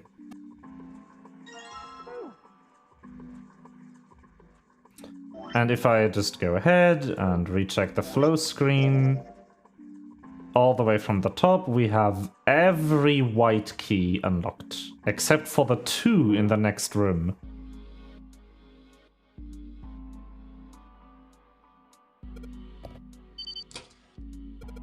Okay. But I'm gonna go speedrun real quick through this.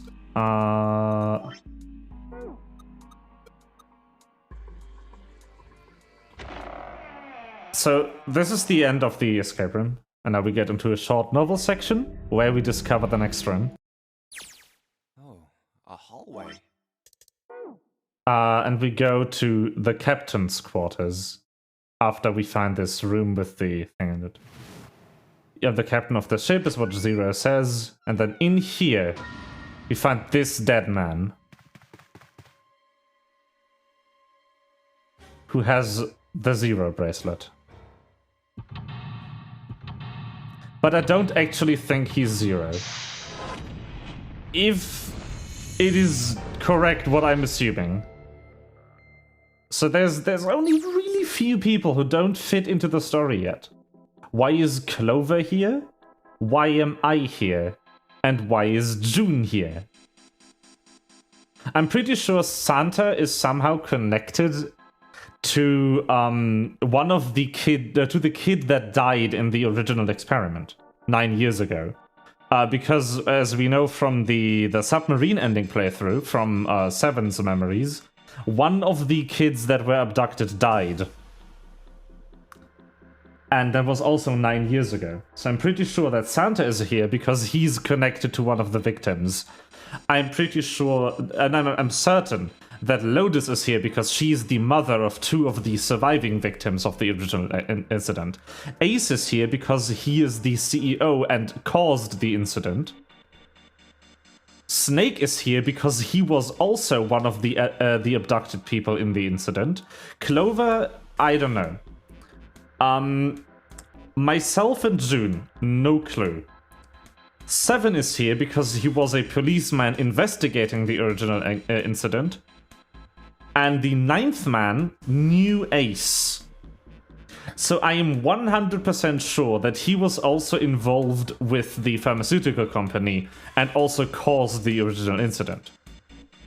I don't know who this guy is, but I think it would be a fair shot to group him in with the pharmaceutical company. If he actually was the captain of this ship, the original captain of this ship 9 years ago, he would obviously have been in on what was going on his own ship. And he does have captain's clothes on. You know? So that only leaves 3 people that could still be Zero. Clover, but I think she's just here because she's Snake's brother. Myself, Junpei, which I'm pretty sure Junpei would know. Or June. June has not in a single playthrough had any hint that she isn't Zero. And if that Zero bracelet is the same one we use in the incinerator ending, where Snake is a zombie apparently, somehow, and takes 6 shots to the chest like an absolute mad lad, and still doesn't die from that. He dies from the incinerator. If that same Zero bracelet that we find in that ending, in the save ending, is the bracelet that's actually the 6th bracelet, that would leave June very suspicious of actually being Zero. Which would also then explain why the fuck I am here. Because unlike everyone else, Junpei does have no direct connection to this incident of 9 years ago. The only connection has is that June is is into him. Like, that is pretty wild. Music box.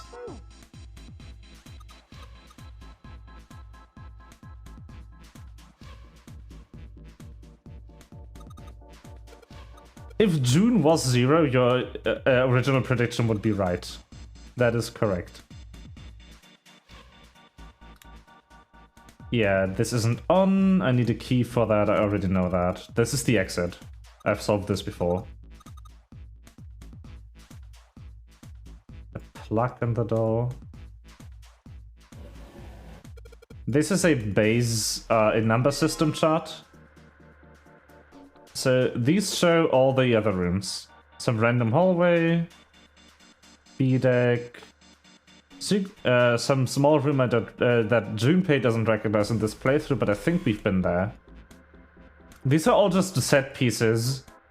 This is the first class cabin. I think so is this. But if you press this,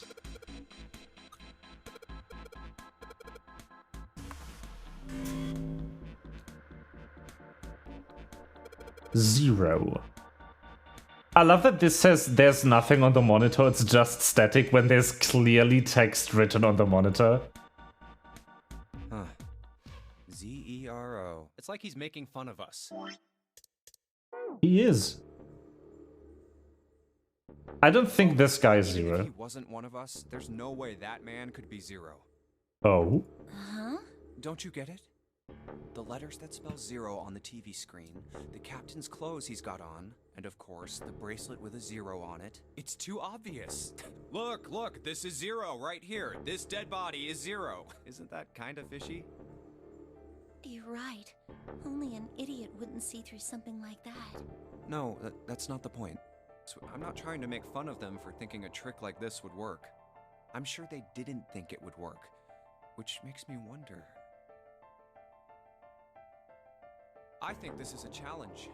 A challenge from the person who's really behind all of this. He's making fun of us. Don't you get it? If whoever killed this guy really wanted us to think this corpse was Zero, they'd never have put a bracelet on him. Walking around with a Zero bracelet would be like hanging a sign around your neck that said, "I did it!" Anyone with a brain would be able to see that this guy is supposed to look like everything Zero is supposed to be. Just like we did. The killer must have known we wouldn't think he was Zero and put the bracelet on him anyway. Do you know why?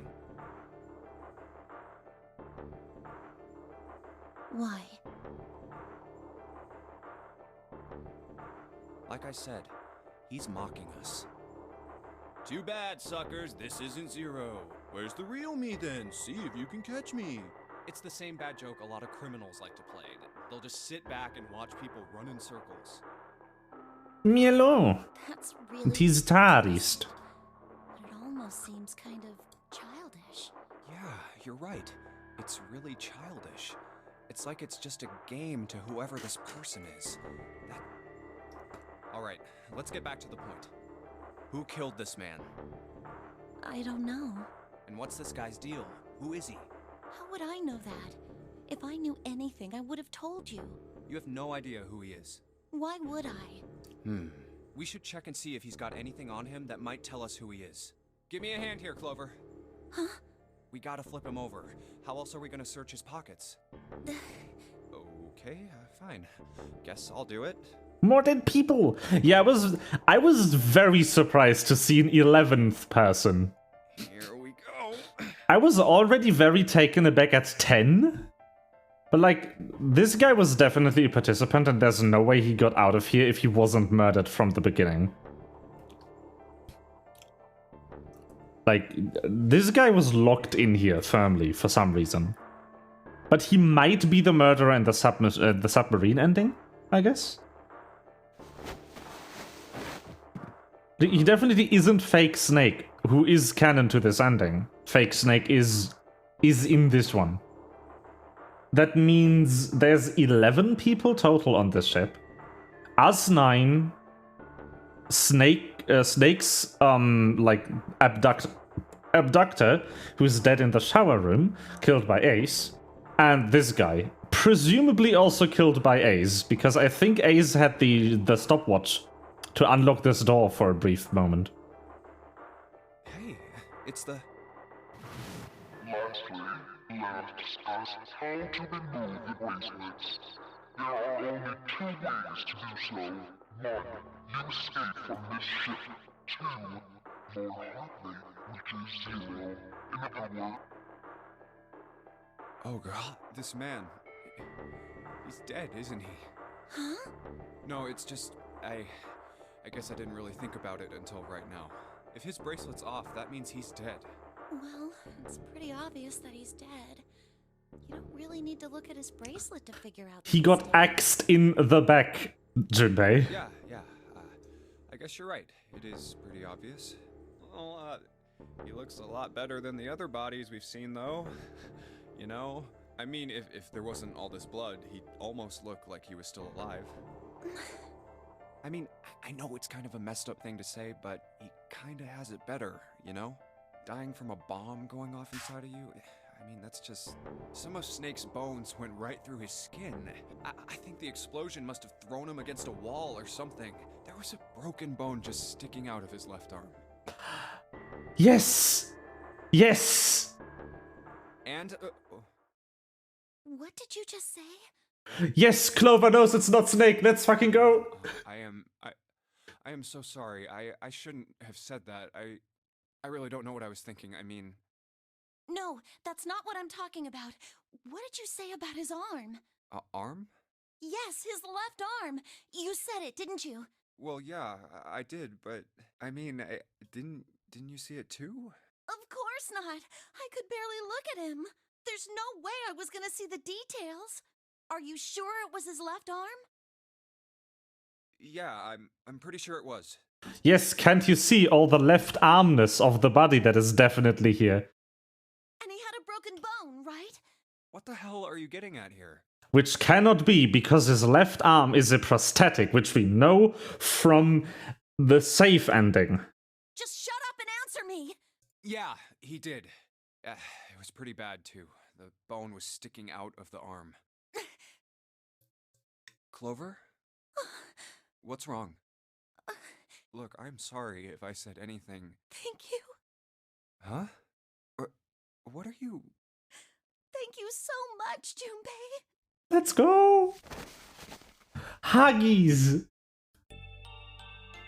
Hey, what's going on with you? I'm sorry, it's just... I'm so happy! Why? The body in the shower room, it isn't his! It isn't my brother! Let's go! It's not Snake! Why on earth would you think that? Because his left arm is... I'm sorry. I really shouldn't be talking about this. But he's still alive. I'm so happy. I'm just figuring something out. I'm mulling over the details from the submarine ending that were told to us. One of the 3 names that Seven gives us is the one daughter of Lotus. I'm not sure if the other name, Aoi, is the name of Snake's of Santa's sister, or if it's the other daughter, the other daughter of Lotus's. But the third name, Light. Light isn't a name that Japanese people give to women. And we know that Snake was in that experiment. If Snake's actual name is Light, I'm gonna be enjoying the funnies. I'm so glad. Because that then means that they didn't want to make up any of the names of the other characters. Huh? Junpei, you were right. Huh? No matter what happens, you can never lose hope. You have to remember what's most important, and that's to have faith and to have love. If you can remember all of those, that'll bring you good luck. That's... I only made it here because you gave me this. I was suspicious of everybody. I was angry and miserable. Yeah, but this was a psychic experiment, not a zombification experiment. But because I had this 4-leaf clover, because of what you said to me, Yeah. Thank you Huggies. so much, Junpei. Oh, if you really want to thank somebody, you should be thanking Santa. Santa? What? Well, he was the one who gave me that thing. And the words for each leaf, I got that from him too. Oh.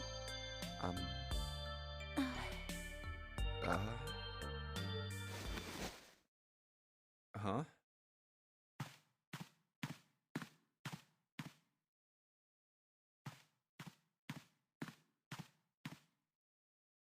Oh, is she gonna talk about the experiments? Is she going to confirm my theory?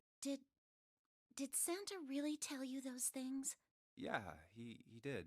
Did I, say something wrong? Oh no, not at all. In fact, this could be really good news. I think. You think? Santa knew about the words and the clover. The only people who should know about that are the other subjects. Subjects? The other people who were in the experiment 9 years ago, with my brother and me. Oh, that explains why the fuck she's here. Okay. She was in the experiment too. It is interesting that Zero didn't mention that. But he's blind. And I was part of the Nevada test group. So neither of us would be able to recognize the faces of the people who were on this boat. Whoa. Okay, time out. Let's just calm down for a second, okay? Start from the top. Don't start with the end and then jump to the middle. You gotta start with 1 and then move to 2 and 3 and 4 and so on. If you don't tell me stuff in the right order, I'm never gonna be able to figure it out. Okay. All right, let's start with this experiment. What happened on this boat 9 years ago? Do you know about morphogenetic fields? Yes, I do. Lotus explained it to me like 3 hours ago in game. Genetic fields. Alright, how about this? Theory of the telepathic mechanism. I think Lotus mentioned something like that. Telepathy, huh?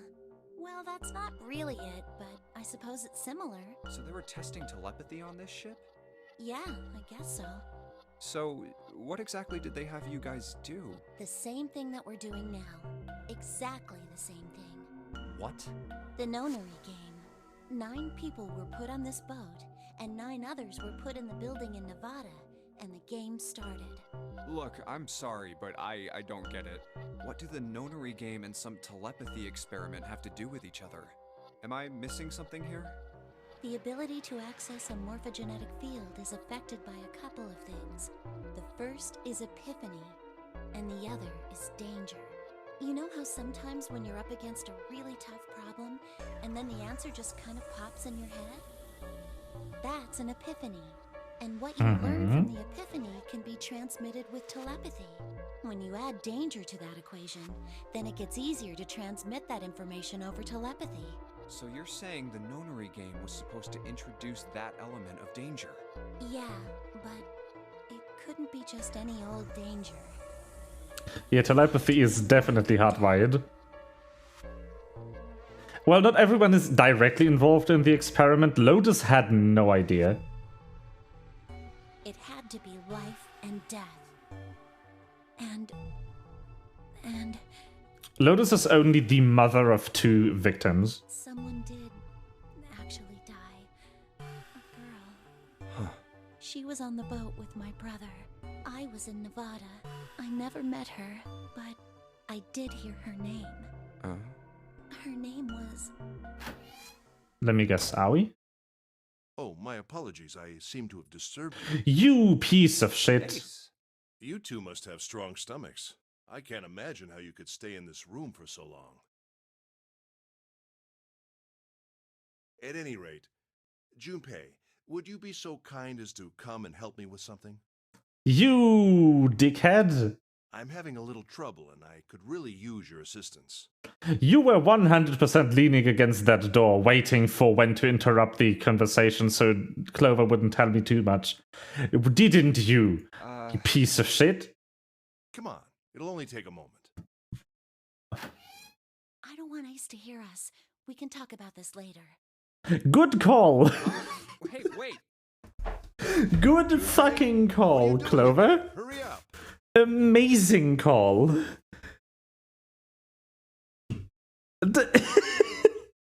Aight.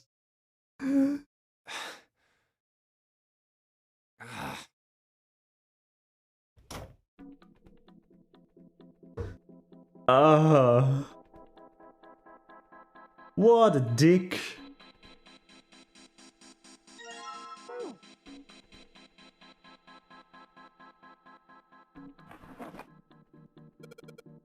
Paper. Okay, where's the ink?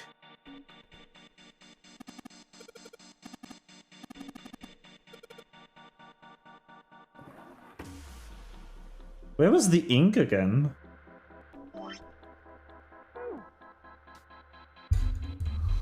It's funny to do the ace bed ending so early, yes. Yeah, and you're like, you bitch. I mean, I kind of like what I kind of stumbled into it. I happened to do the knife ending first, and then it just went down the red lock road. I could have easily went into this ending the first time, or into the submarine ending. I just happened to take the straight path. Weird. Why is the first lock missing? What is the first lock in here? Yes, obviously I got the X ending. That conversation actually can't happen without the X ending. The alternate endings only like appear when you do the prerequisite ones.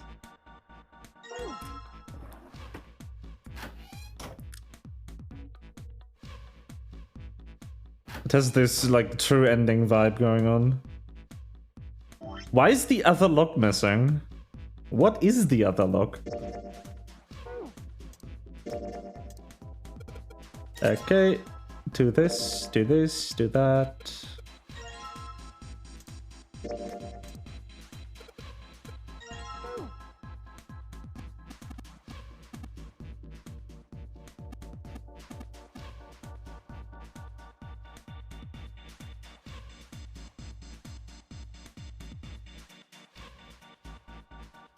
Yeah, that works.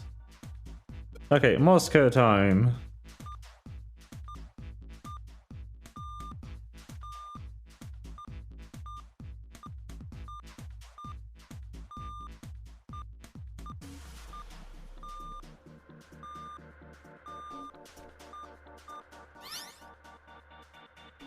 Zoom?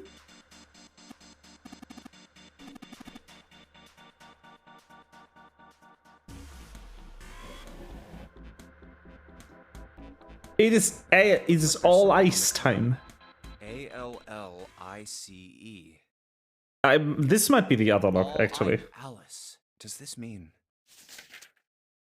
What the hell is this? So, I said this earlier already, but that is a lot of names in this book. The way that hieroglyphic writing works, proper nouns and names are written in these staffs or stems or whatever.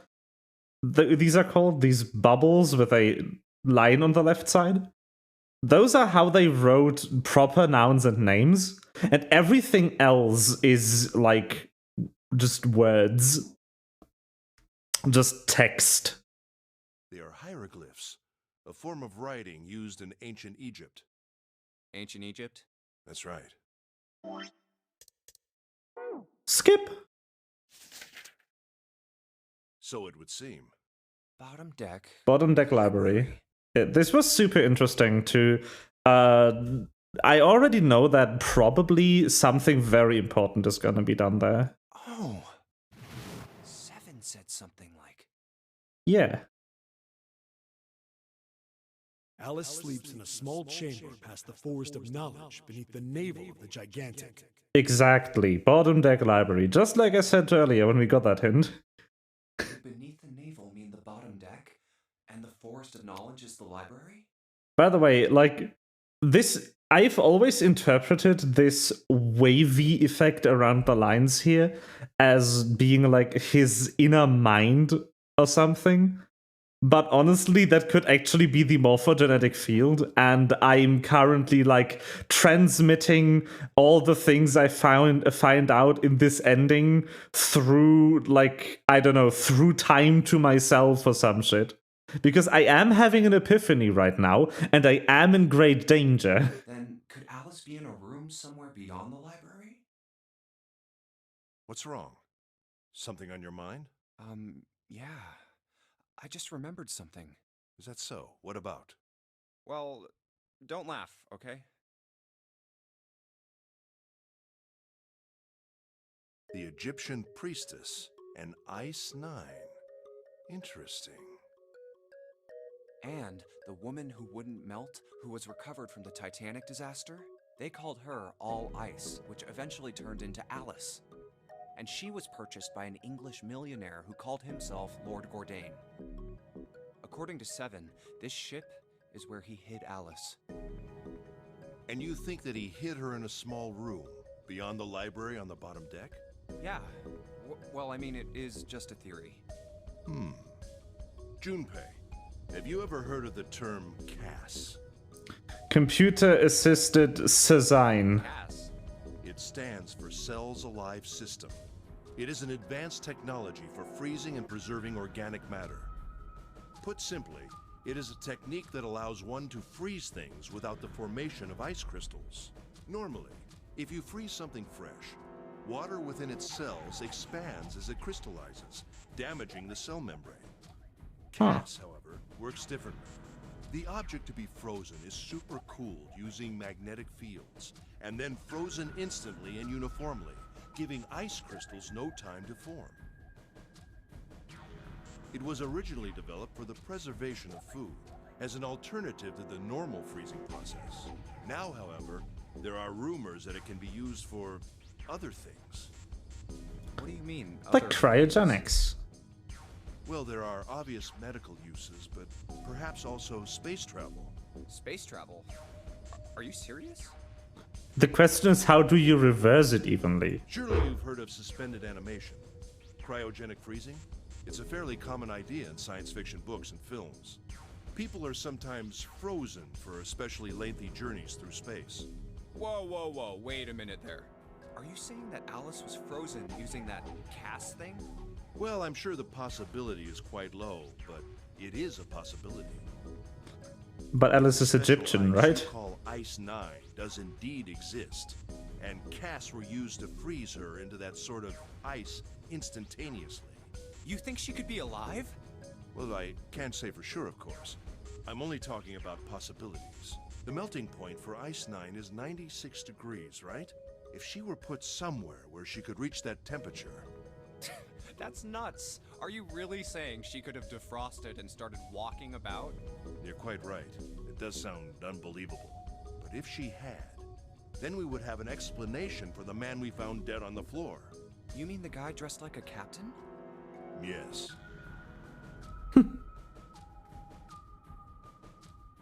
The nice older guy with dad energy. Yeah, sure. He was dead when we found him.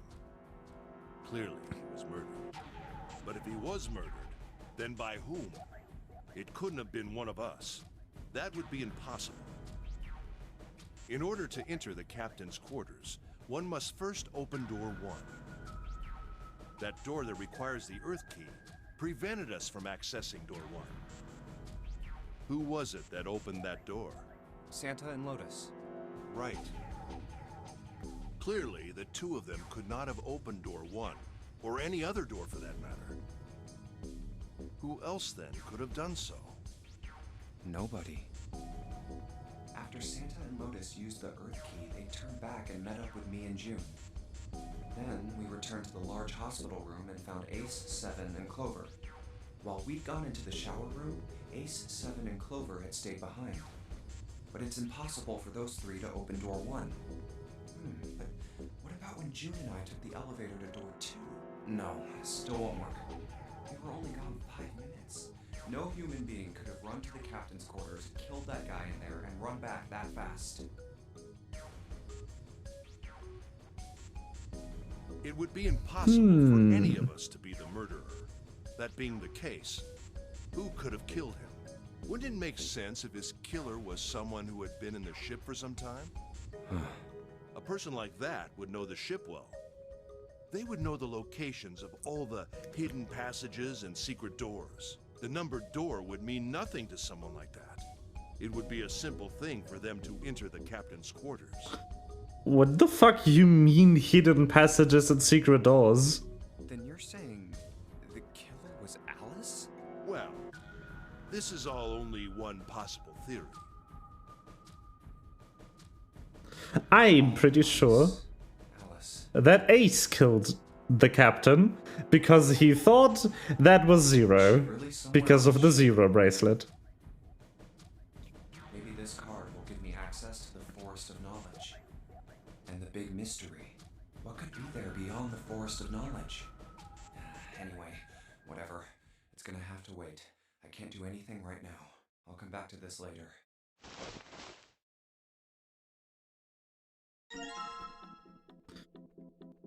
Okay. Yes, I would like to take the thing I'm clicking on, game. Thank you. The interaction area for objects is a bit wonky at times.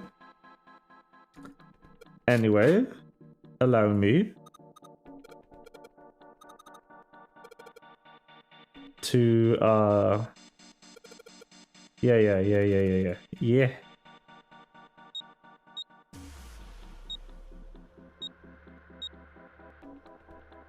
I think it should be this? No, I got one wrong. Oh crap. It's 35, 14. Was it 27? 25 was 24, crap. Ah! 27, 24. There we go. So if you extend base 0 Base 16. Hexadecimal. With the letters as numbers all the way to Z. And you decode 0 as numbers using that. That's how you get this key. That's how you get those. For those who missed it earlier.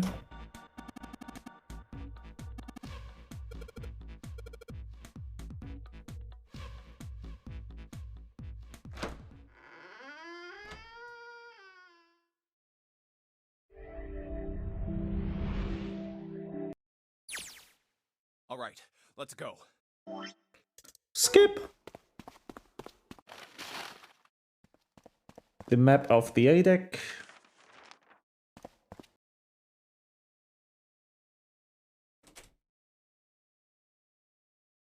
A note. A note? Yeah, I found it in the pocket of the guy with the captain's clothes. It said something about the darkness of the sinister hand or something. Oh, that is how she got the save ending hint for the first time. I remember, because if you play the save ending, she goes through door 1 with Ace and the others and stuff. Like, she gets up here. That's how she unlocks the code. Let me see it. No, not right. Hey, Junpei, Clover! What are you two doing? Hurry up! He's getting mad. I'll show it to you later. Come on, we gotta hurry. From the look of that pocket, it doesn't particularly look like just a note. It's the 0 bracelet too. For crying out loud. But she didn't take the X this time, which is good.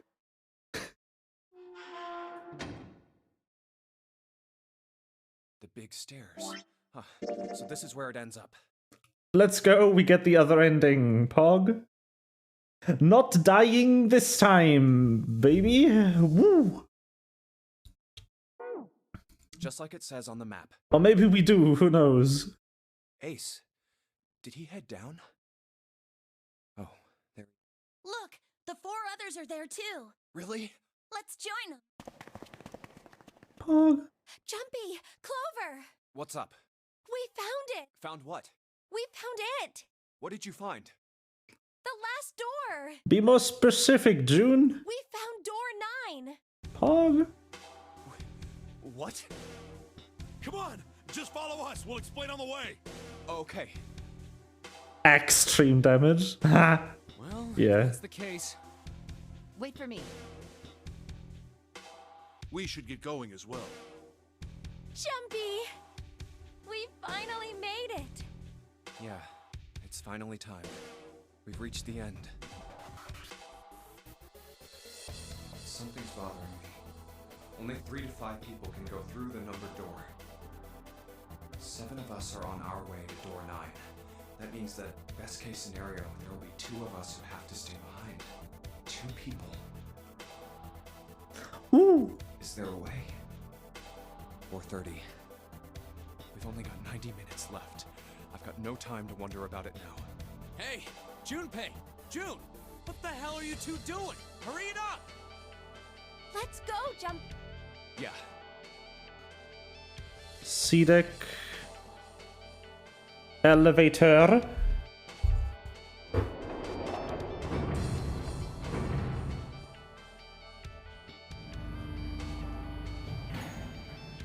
But there's an incinerator there. I know I told you I'd explain it earlier, but honestly, there ain't much to explain. After that, we headed down another hallway.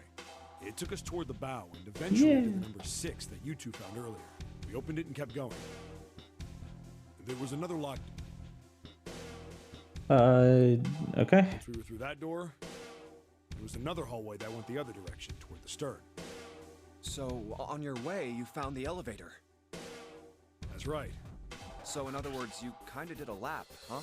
You came from that side to this side. Yeah, So, where's the number 9 door? over here. Follow me. By the way, you know, it's because of Santa that we're all here right now. Huh? That all 7 of us are going to door 9. What? You don't get it? Santa, 7, and Lotus. What's their digital route? 9. It's 9. That's right. They could have just left me behind and kept going if they'd wanted to. But they didn't. Yes, because Santa wouldn't let them. He said, we can't leave June and the others behind. That's why we went looking for you guys. And then you got in the elevator and went back to the central staircase. That's right. Well, I wouldn't have called that one. That Santa would be the one to stick up for you. Oh, don't get me wrong. I don't mean that Seven and Lotus said they wanted to leave me behind. We were just talking about it, and Santa objected to it first. Is that so? We're here. So, is this... Yeah. There's no other place for us to go. Nope. Just look around. There's a big old iron wall at the end of the hallway. The other hallways on the left and right are blocked by metal grates. I see. All right, let's get moving. Let's go. Oh, no way. The 9 door. We're finally here. No doubt about it. This is door 9. Oh, finally! This is the last. Junpei, look behind you. Behind? What? Why? A door and a 9. Another 9 door.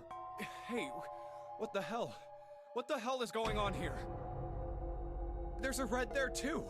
That means... And of course it won't open. But why? Why the hell are there 2 doors? Do you think perhaps one is the right door and the other is the wrong one? I don't know about that. It seems unlikely. What makes you say so? Well, think about all the rooms we've been through so far. They're full of puzzles, but there are always hints about how to solve them. I'm pretty sure there aren't any rooms where we just had to go with our best guess and leave it to instinct to solve the puzzle. Do you really think that at the very end... Yeah. Then you're saying there's some sort of hint in this room. No, I don't think there's a hint anywhere in here. I searched it very well when I was in here before. I didn't find anything that might have been a hint, though. Well then, that means... Yeah, both of these are the right door. I mean, if you think about it, Zero never actually said there was only one door with a 9 on it. Yep. It is hidden, but an exit can be found. Seek a way out. Seek a door that carries a 9. So if there are 2 number 9 doors, if we split it up, right? That's not gonna work.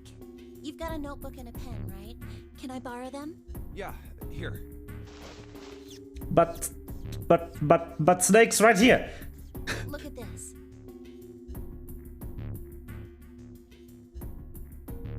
You get it? The numbers on the top are all the combinations with digital roots of 9. The numbers on the bottom are the people who don't fit. There's only 8 possibilities if we split up into 2 groups of 3 or 4 people. So... If 3 people go through the door, then 4 are left behind. If 4 go through, then 3 are left behind. Right? yeah. No way.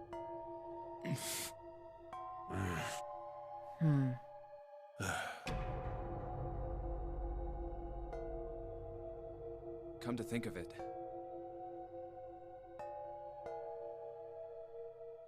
what is this room?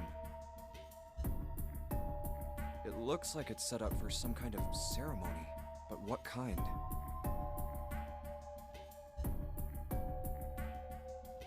Is that an altar?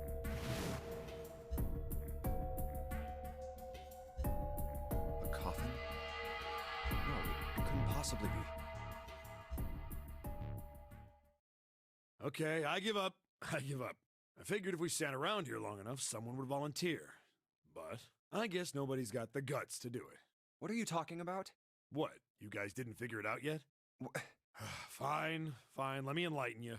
Clover was mostly right with her little explanation earlier, but she missed something. She wasn't really wrong. She just... screw it. Let me just write it out.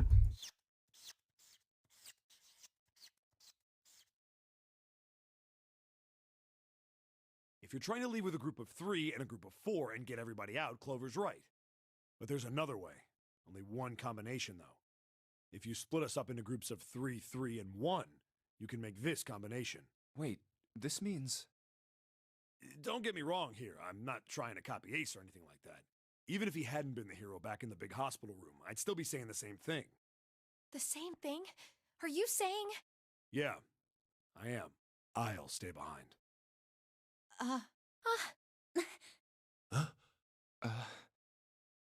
Why are you acting so heroic all of a sudden? Are you some kind of idiot? No, I'm completely against this. I'll be goddamned if I'm gonna have to owe you for getting out of here. I'm against it too. I didn't want to leave Ace behind, and I don't want to leave you either. I don't like that idea. There's gotta be other options. Yes. I disagree as well. I can't say I care much for you being the hero. Well, there you go, Seven. Proposal denied. Clover's right. There's gotta be a better way than this. Doesn't make any sense. Whoa, hold on a minute. I haven't said anything yet. Are you agreeing? You want to leave him here? Nah, I'm against it. I don't want to leave Seven here alone. Then I don't see how it matters. I said alone. Huh? I said I don't want to leave Seven alone. What the hell are you? What? You don't get it? I can't leave just one person. I need 2 more. 3 people, including Seven. I'll be leaving behind 3 people. That's my proposal. Those are my orders. What do you mean, orders? What the hell makes you think you can order us around? Who the hell's gonna listen to you? You all will. In 3 seconds, you won't have a choice. What? 3, 2, 1.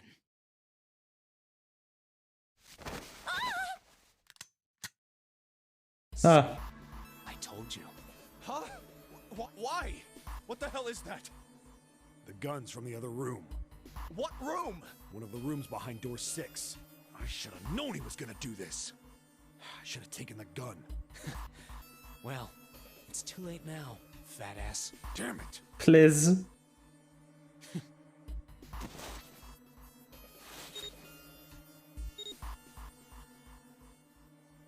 Now, time for you to start following my orders. Ace, Lotus, congratulations. I've chosen you to come with me. Put your hands in the red. Hey, you deaf? I gave you an order. Right, fine. I didn't want to waste any bullets, but you guys just don't get it. Ha! He really shot it? But why? Santa, why are you... Santa, I thought you were one of us. I thought What? you knew about the leaf words and the 4-leaf clover. What the hell is that shit? I've got no idea. You're lying. Shut up. Just shut up, you stupid bitch. Please. Bullet in your fucking head? Santa. All right, assholes. What are you still standing there for? Get over here and scan those bracelets. I don't have all day. Oh, what's the matter? Your hearing's starting to go? Going senile, maybe? That's it. It's the only way. Please, go. Huh? No way. Jumpy, what are you saying? If you stay here, you're going to be stuck, Jumpy. Well. And so will Clover and Seven. I know, but you don't need to worry about us. We'll figure something out. Right, Seven? Right. You just leave it to us. It's gonna piss me off to do what Santa says, but...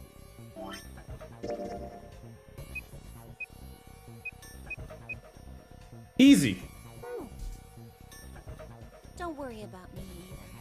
There's still something I have to take care of. No, you can't! Ace, Lotus, don't come over! Don't worry about me, please! Please.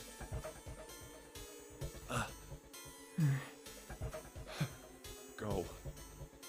all right. Fine. All right.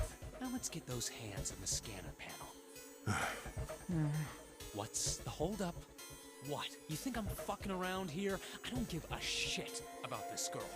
The red doesn't need a person, you know? All I need is the bracelet. You get it? Good. Now put your fucking hands on the scanner. I'm not gonna say it again. Fine.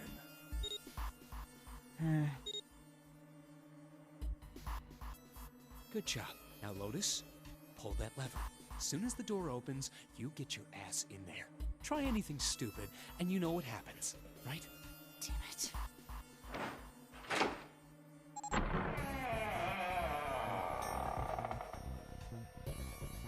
Good. Go. Later.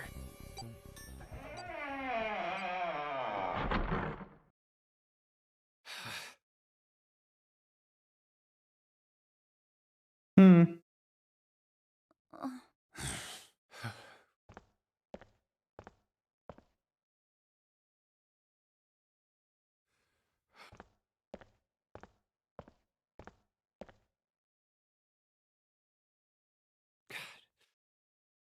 June. So, what do you want to do, Junpei? What do you mean, what do I want to do? What can we do?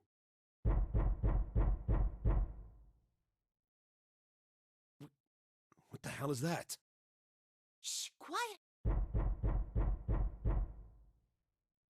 Tis the boy. Where is it coming from? Tis the best guy. The best boy, in fact. Could it be? Hey, I think it's coming from this coffin. You're right. Let's open it. But how? What are those muscles for? For show? You're telling me to force it open? Just shut up and try.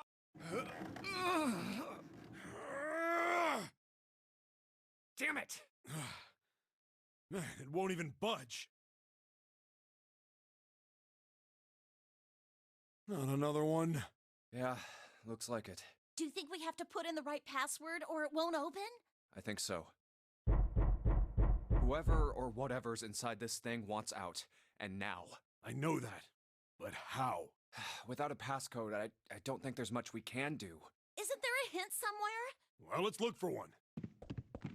Yes, you have it, Clover. Ugh, You no have the hint. hint. Not making this easy, are they?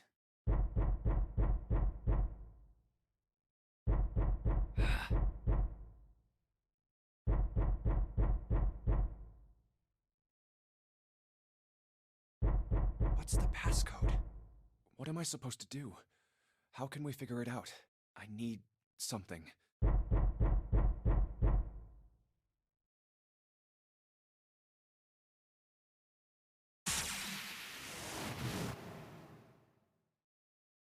Truth had gone, and truth had gone. Ah, now truth is asleep in the darkness of the sinister hand.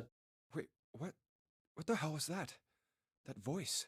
I was joking about the transmitting the things I discovered in the other timelines through time to myself. Huh? What? What's up? Huh? Oh, nothing.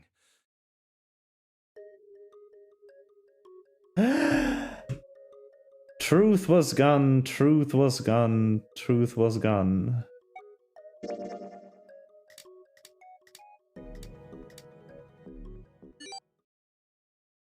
One, 4, 3, 8, 3, 4, 2, 1.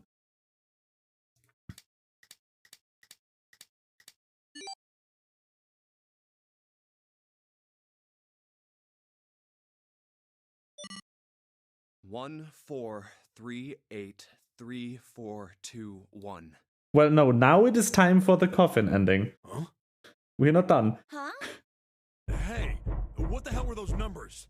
Oh my gosh. Are those? Huh. Don't get ahead of yourself. 4, 3, 8, 3, 4, 2, 1.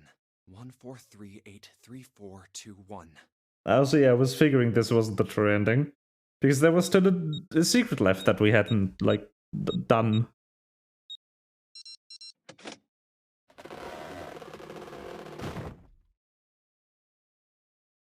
Huh. No way! What? Why are you...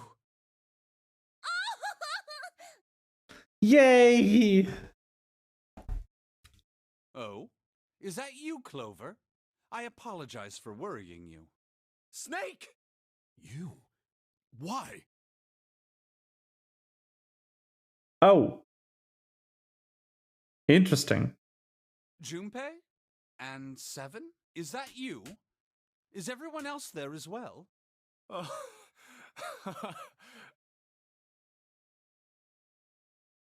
Jeez. So the coffin ending is just showing you the coffin, and then that's the ending? Oh shit! Oh, so this is where they put the true ending. Holy fuck, Roni.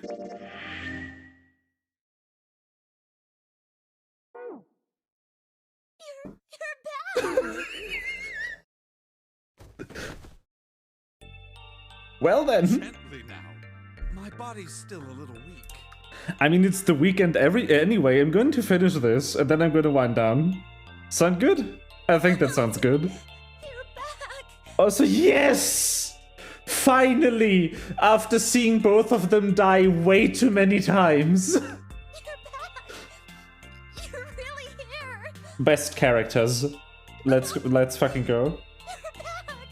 Like, fuck literally everyone else. Screw, like, any other character in this game. These two. Like, okay, 7 is pretty good too. I like 7. I think Junpei is a fucking dumbass. I think Akane is secretly 0 and just leading us on the entire time. And then, like, everyone else is just eh. And then, obviously, there's Ace. Come now, what's gotten into you? You're acting as though I've returned from the grave. Not as though... Ace can go suck a big I one. really thought you were dead. Huh? You jerk! Idiot! Idiot! Idiot! Huggies.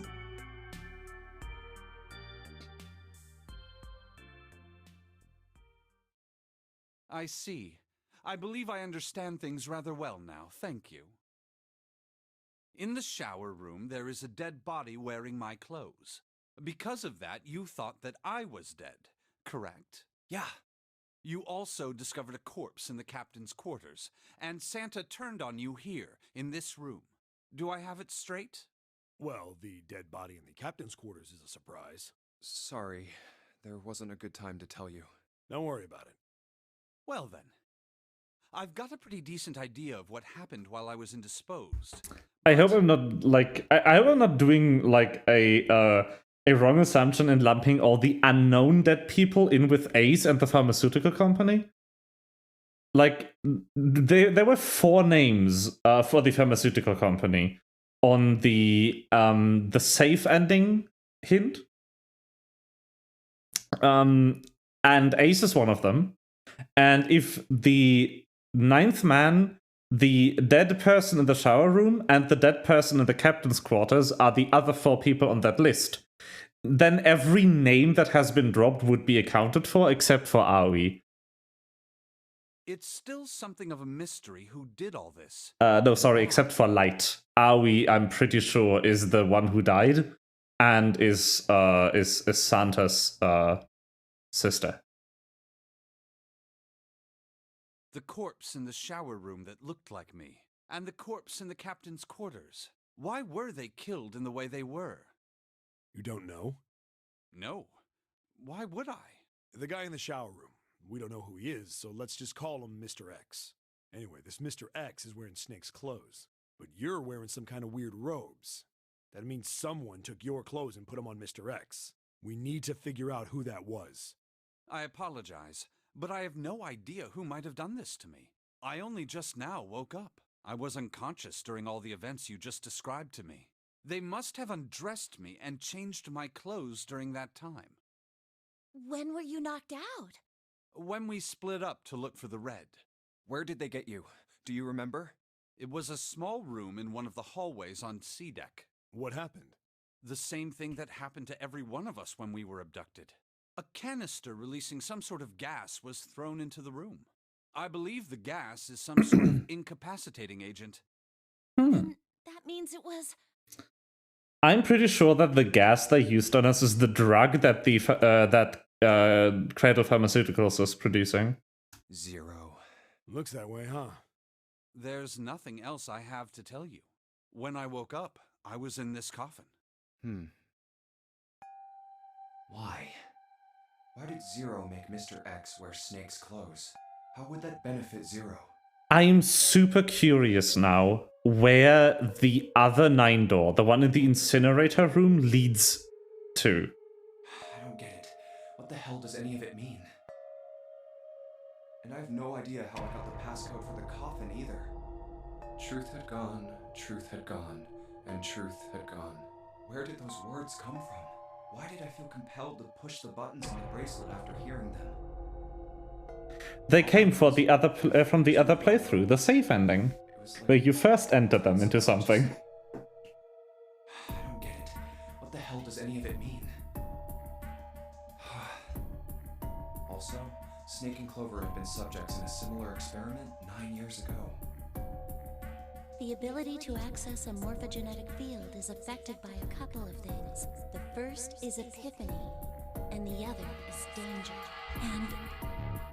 And someone did actually die. A girl. Her name was... There had been another experiment conducted on this same ship 9 years ago, and a girl had died during it. But we don't know that Santa's sister is dead in this playthrough. Because you only figure that out if you go through the correct door in the previous split. So we have to get that information through time from the other timeline as well. Switching clothes. The Nonary game.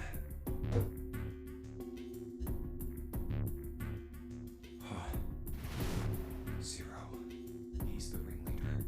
The person who trapped 9 of us on this sinking ship. Zero should know everything. If we can uncover Zero's identity, all of our questions will be answered. By the way, I'm pretty sure the ship isn't actually sinking. If this is the exact same experiment as 9 years ago, I'm pretty sure that all the contraptions are the same. And if the ship was recoverable, then the ship is not actually sinking. It is just filling certain sections with water. At any rate, we'll have plenty of time to decipher the details later. For now, it is of utmost importance that we escape. And I think that in the original experiment design, the sinking was only a frame element. If the participants don't know they aren't actually in danger, except for from the bombs, that doesn't really matter. Like, from how Clover described it, you have to be in danger for it to be easier to use the morphogenetic field. But I think that only has to be, like, feeling in danger. It doesn't have anything to do with, like, actual dangerous situations, but rather with the, like, the need to, like, call for help or something. Junpei, it was 4:30 the last time you checked the clock, yes? That means we have less than an hour. We must hurry. Hey, how are we gonna get out of here? Isn't that obvious? Through the other number 9 door. Oh yeah, you're right. With Snake, we can open the door. Don't tell me you hadn't figured that out. Come on, you gotta tell me these things. I, assumed you'd figured it out. Forget it. Let's just get going.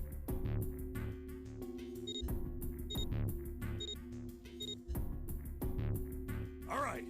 You guys ready to go? Yes. Yep. Not yet. Huh?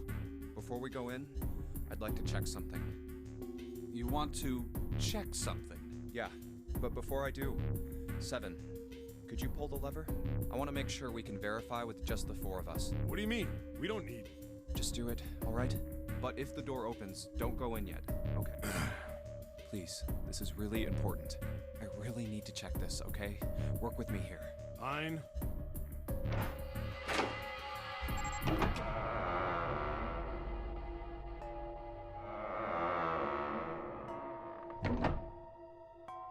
Huh. Alright. That means the 4 of us can go into door 9. So, we knew that already. It's obvious. Obvious. Yeah. You're right. It is. Now, what happens if we add Zero's bracelet? What? Zero's bracelet? Why don't you take it out, Clover? So you did know I had it. I picked it up because I thought it might be useful sometime. This was on the left hand of the corpse in the captain's quarters. If you look at it, you can see it's got a 0 on the face. Just to make this a little easier to talk about, I'm gonna call the guy we found dead in the captain's quarters, Cap. Then I should be able to open door 9 with just me, Clover, and his bracelet. Though the big question is, if Cap is the mastermind of this game, will he really put one of these bracelets on? Anyway, let's just give it a shot. Clover, give me your hand. Okay. Oh. Now the captain's bracelet. And pull the lever.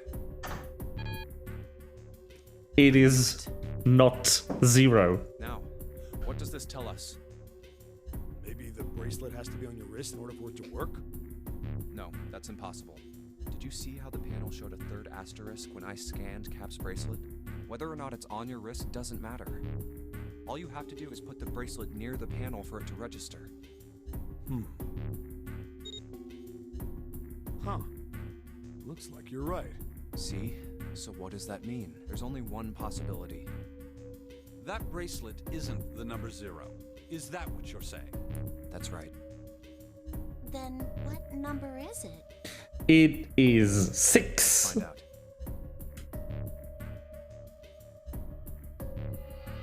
Okay, so to make 9 with a 6 bracelet, we need to add 3, which we cannot easily do.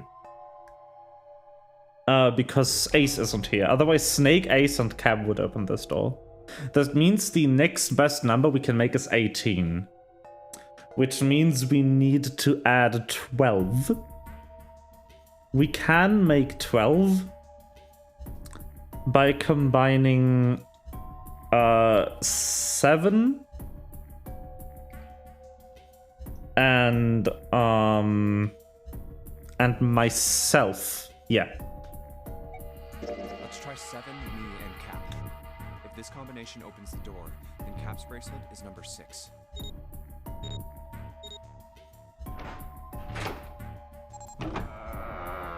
There we go. It is the same bracelet. Hey, it opened! The door opened! I'm like 90% sure right now June is 0. Why? What does that mean? 0 is 6. 0 is Cap's June. bracelet is number 6. But Is doesn't like it say 0? This isn't a 0. The symbol on here isn't a number 0. It's a letter O. Oh. Whoa, wait a minute. I don't get it. I mean, we figured out that Cap's bracelet is 6, right? Yeah. Does that mean there are 2 people with 6s? There is most likely only one person with a 6. But I don't get it. What about June? Well, this is only an educated guess, but I think June's number was never 6 to begin with. Her bracelet was flipped. In other words, June's real number is 9. That seems the most likely. Then all this numbered door stuff was just a load of crap? Why would you say that? Because if June is 9, then the numbers wouldn't match up. Here, look. List of all the numbered doors June's gone through. I'll let you know what I'm writing, okay, Snake? oh, it's so cute. And that's everything. I wrote down which door she went into and with whom. And I wrote what all the numbers were. So if you switch 9 in wherever there's a 6, the numbers don't work. If the digital root is 7, then you can't open door 4. If the digital root is 2, then you can't open door 8. Clover, do you notice anything interesting on that list? What do you mean? You're talking about 3, right? 3? Santa's always in the room with her. That's what you're saying, isn't it? Yes, that's right. What about it? That's quite simple, really. You told me that the first time you came to this room, Santa was the first to refuse to leave June behind. Now, doesn't that beg the question why? why would Santa do such a thing? The answer is easy. Because Santa can't open door 9 with only 7 in Lotus. Of course, there's only one reason for that. His number isn't actually 3. Santa's real number, 7? Would you be so kind as to modify my sister's equations? Yeah, sure. This is what you were getting at, right, Snake?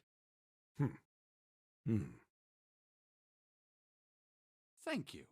That is exactly right, 7. Santa's true number wasn't 3. It was 0. No way. Santa is 0? And June was 9, not 6. Conversely, Santa was 0, not 3. I mean, that would work. Plus 3 and minus 3, they cancel one another out. Nothing appears out of order. Santa was still playing by the rules of the Nonary game this whole time. Precisely. So you're saying Santa planned this whole thing? I'm not sure if he acted alone or not, but I think it is safe to conclude that he is 0. If my hypothesis is correct.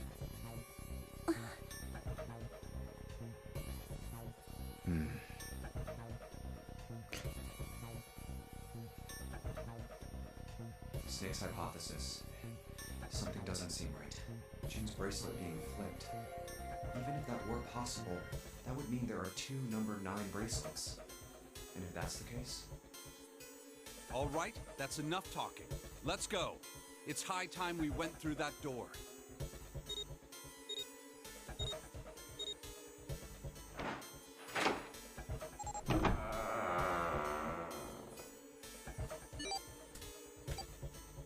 Oh, it's right there.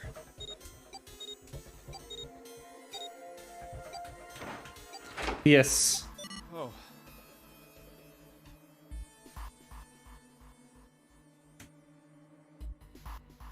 All right, let's keep going. Exactly that. These stairs go to the bottom deck.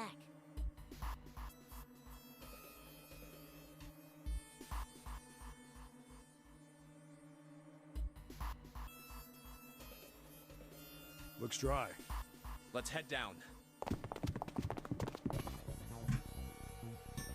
Hey, it's a...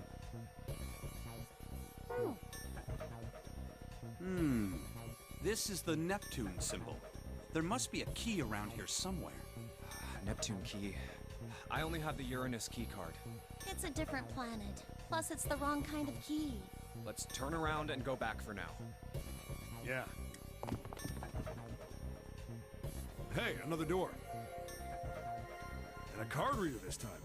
It's the Uranus symbol. This is the place.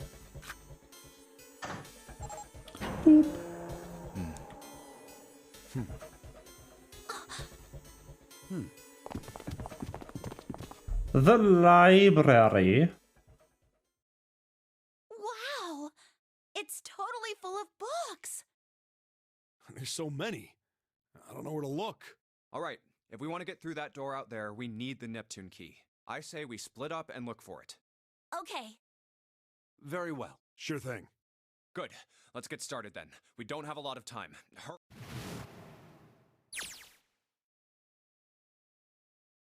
Alice sleeps in a small chamber past the Forest of Knowledge. As he began a search for reasons he didn't fully understand, Junpei felt those particular words float through his mind.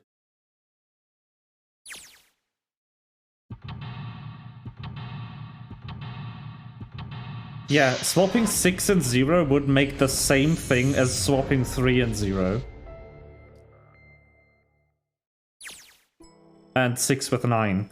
Because the result in either case would be a shift of 6.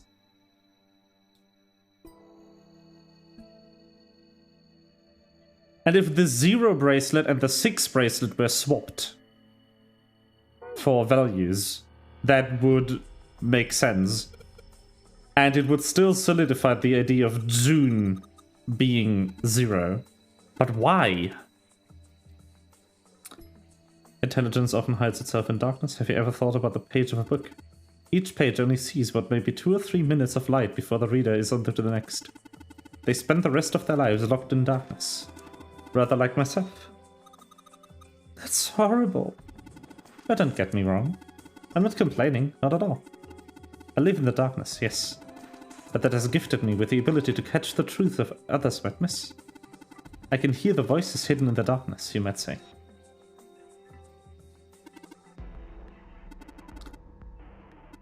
Okay. Transitions of species, of extinct species. Paleontology, this one is about fossils. What? Ammonites are cute.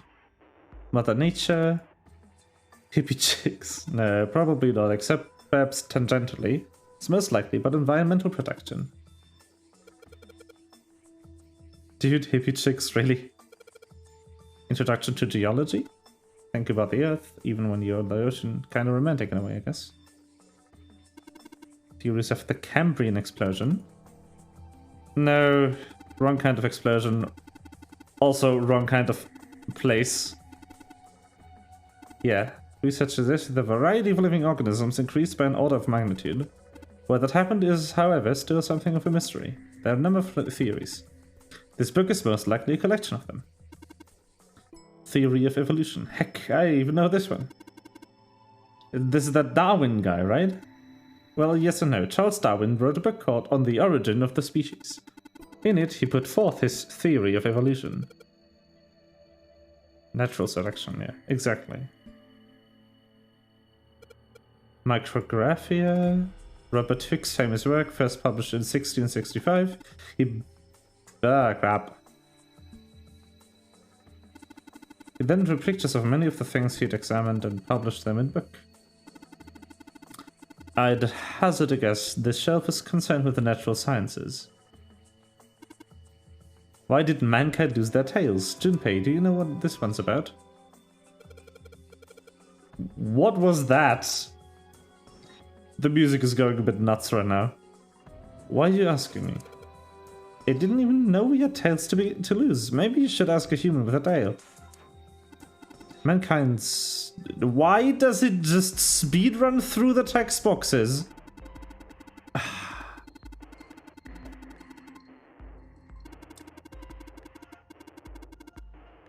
I don't want to wait for the text to scroll past.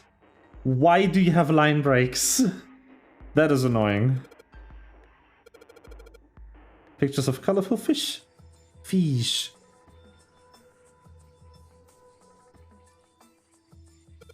What's the deal with those stones? Just gibberish. Hey, what if we switch them around? Move them around, they must spell something.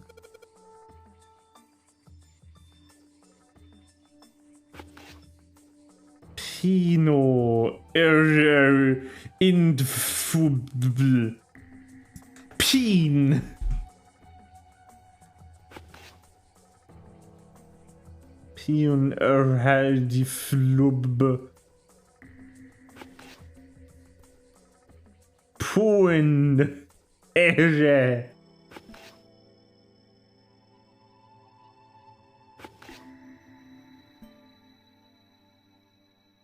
Neoperedifiblu.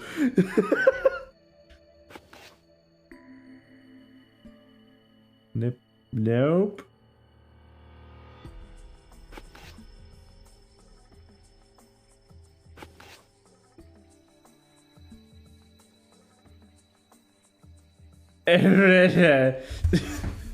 The lower part makes me angry. No, you already had this one. Bulb?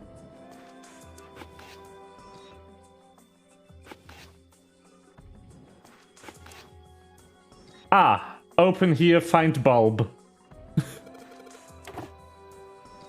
Looks like putting those books in the right order. Open this thing right up. Find bulb. Bulb indeed.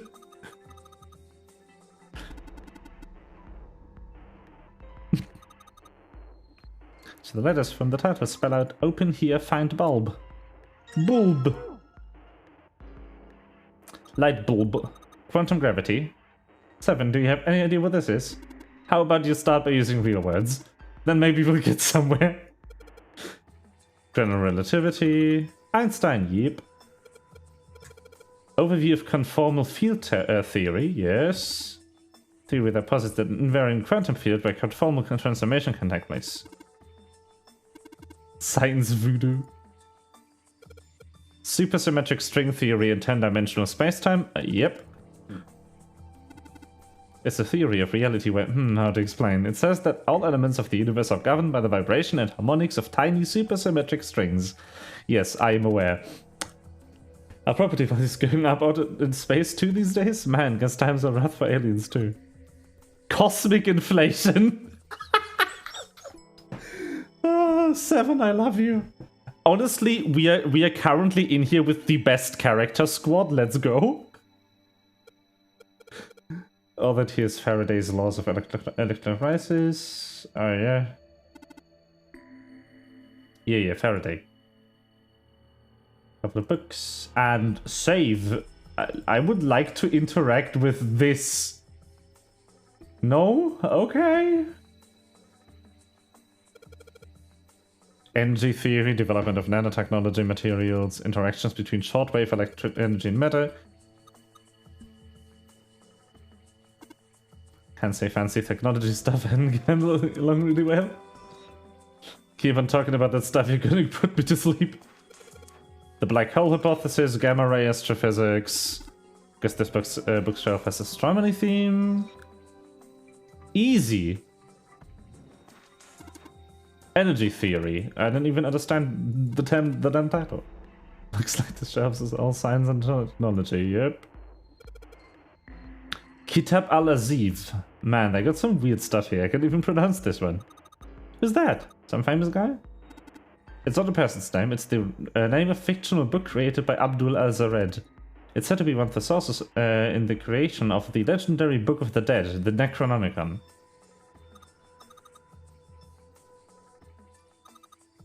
Is the golden rabbit on the moon? Does that mean it's about a rabbit that lives on the moon? Rabbits are pretty cute, but what's the moon stuff about?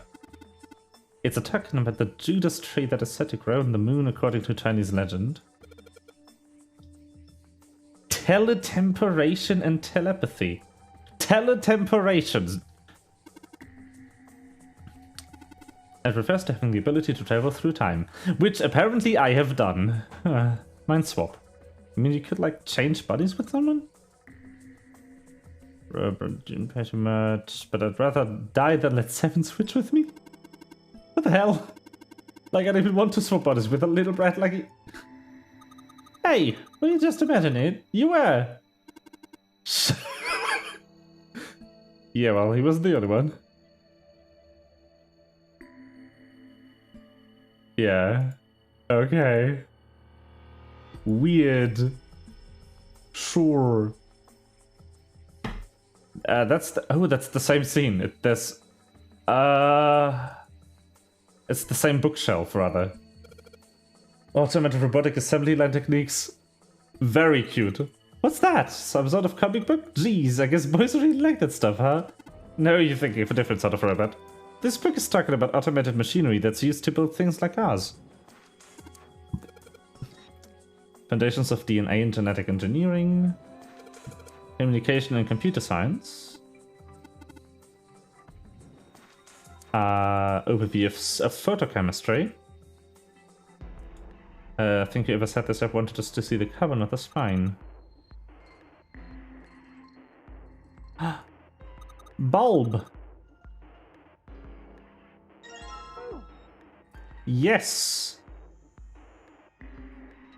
So I'm just flipping through random book titles to find bulb. Does picture a book like this doing here? It looks like but Little League?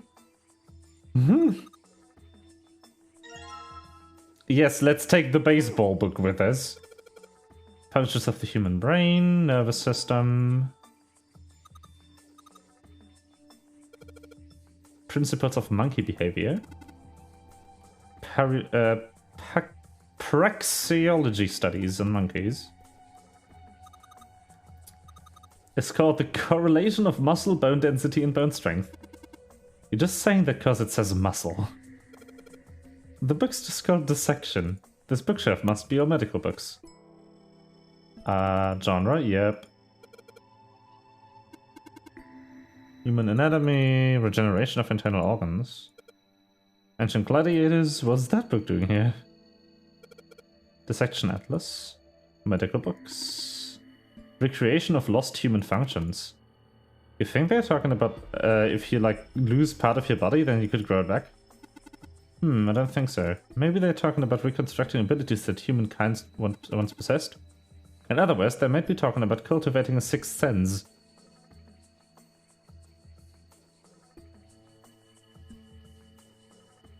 Interesting. Like, this is mixed in with generic stuff. Big doors. Pretty impressive. Almost looks like the doors to a shrine or a church or something. Another door after it, and the passageway beyond that. The end of the passageway is a door with the Neptune symbol in it.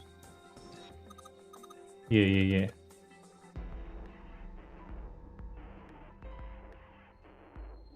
Okay.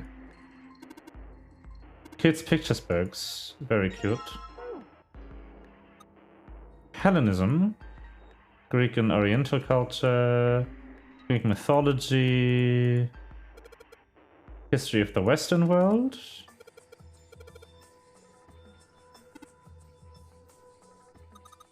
Oriental history, maybe this one's about China's 4,000 years of history or something? Yep, Chinese history and Oriental history are not the same thing, that is correct. Medieval period? Buddhism? Cultural heritage of Rome. Permian creatures. Seems a little fancy for some kind of prehistoric critter.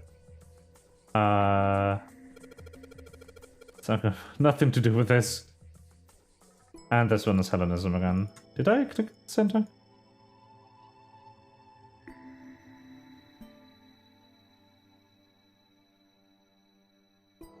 Oh yeah, this one we also completely like did at this point.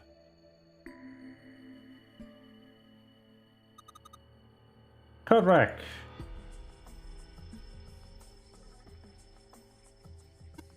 Don't show if I'm not kidding, don't push me. What the heck, man? Was it gonna? But now that you bring it up. Yes, shove him down the stairs. Murder him. Owen isn't enough to go in. Perhaps it's about the English Revolutionary? Liebernitz. This book is in German. It looks like the complete works of something. Never heard of it. Dead kind. Not with that name. Sheldrake.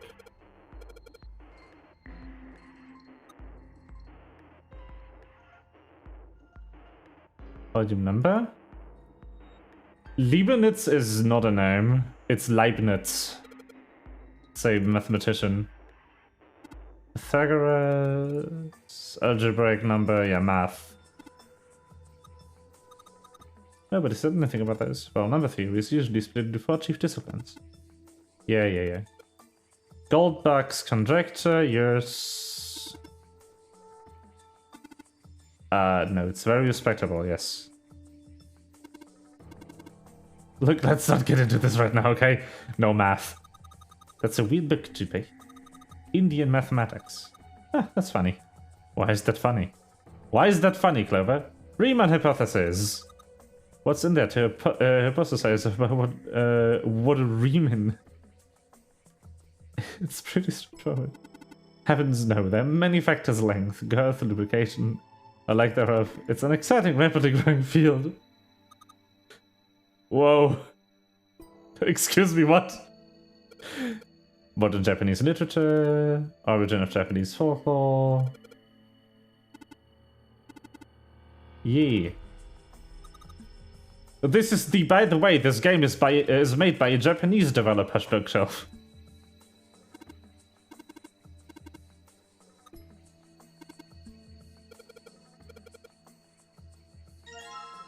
Another children's book. Woo! Iron plate is bolted down. Think it's a wall. Suspicious about the shelf to the left. I know we already looked at the screen. Sorry. I'm sorry. Look at the sappy stuff.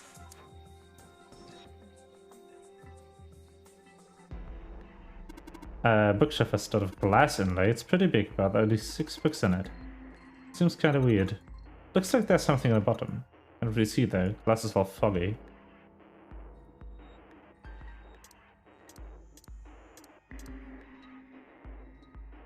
Okay. It's a magic wand in it. Oh, wow. Head.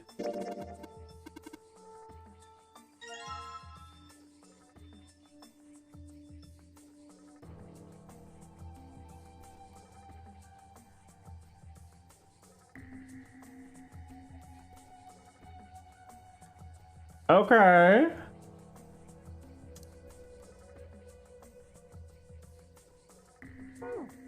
What? Bulb time.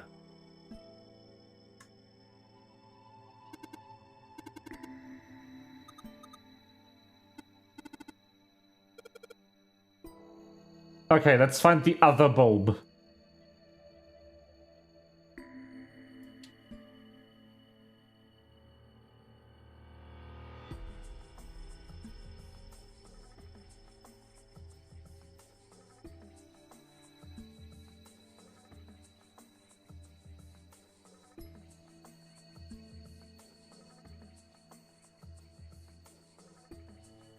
Where's the third light bulb?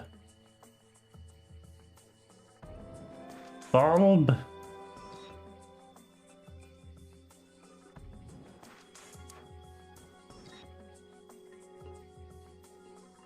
Bulb. Bulb. Bulb. Bulb. Bulb. Bulb. Bulb. Bulb. There was a light bulb there, actually.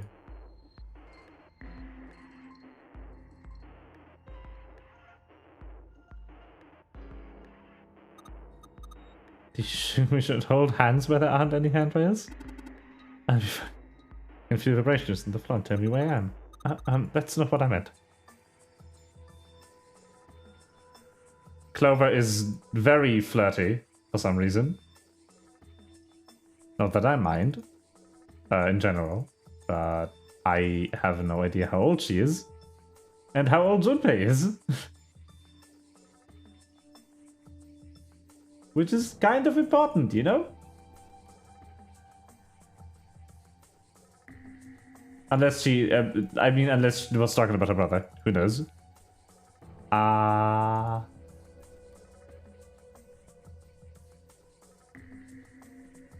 Open here, find bulb.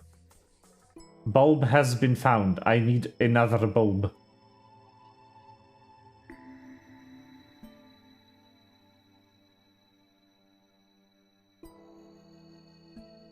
Bulb! Where?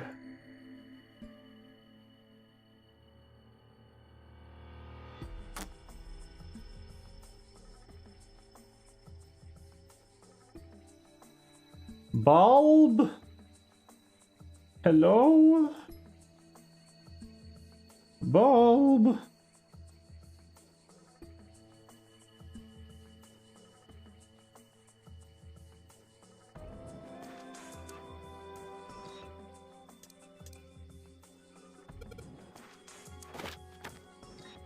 Okay. Little weird. It is weird, but I only have 2 bulbs.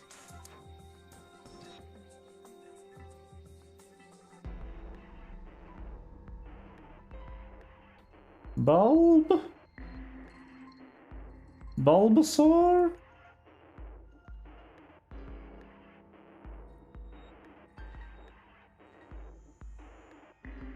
I'm pretty sure I've clicked on all of these.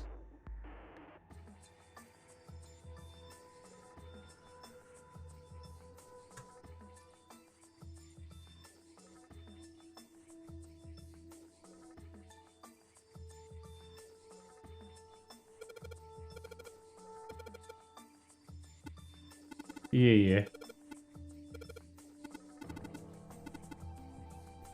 Balance beam is far narrower than 20 inches. So why is it that the balance beam poses no challenge to you, but hypothetical 10-story wall does? Yeah.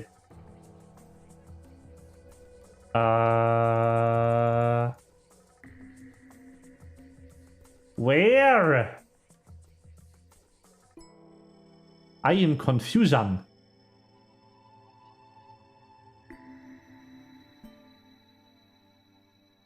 I love that the bulb is still here in this view. Even though I picked it up. Where though?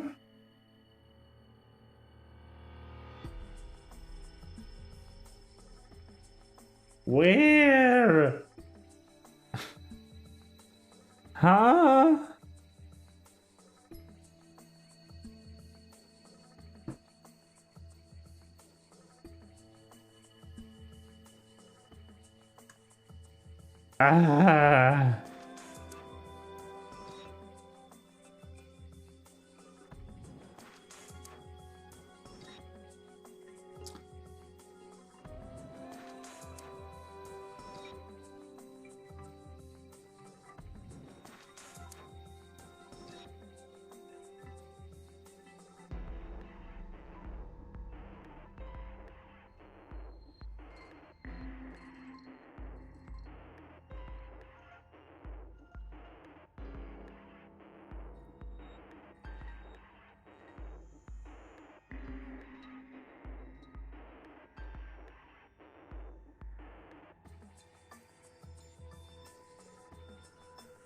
Ah.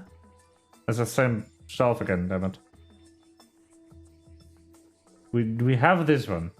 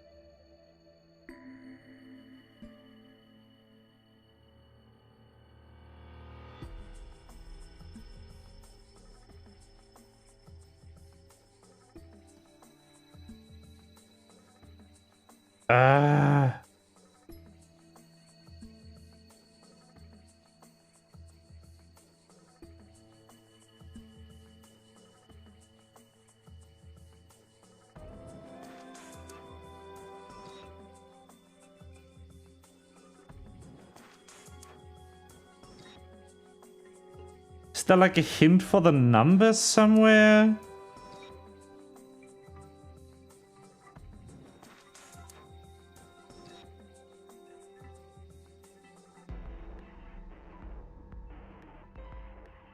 Oh, wait.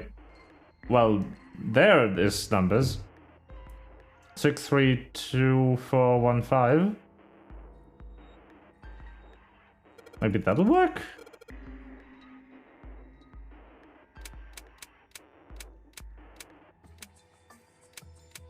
Six, 3, 2, 1, 4, 5, was it?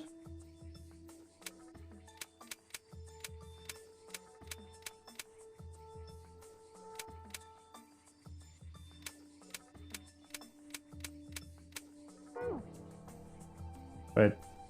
362415, sorry.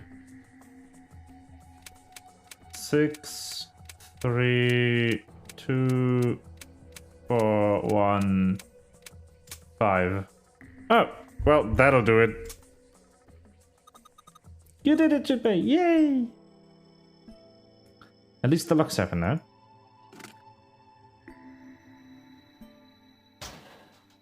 Bulb! That is. Alright, so there are 3 lights in here. Gonna change these bulbs. Shieldrake 5. Way to go, Junpei. Good job, buddy. There's something projecting on the bottom. These letters, they seem familiar. Sheldrake 5? I think I saw the rest of this collection somewhere. Yeah, I think it was somewhere around here. Let's go take a look. Okay. Sheldrake. Have you heard of him? Sheldrake, I mean. I have. Yeah, Lotus told me about him. There's a British biochemist named Sheldrake. He has a rather interesting theory.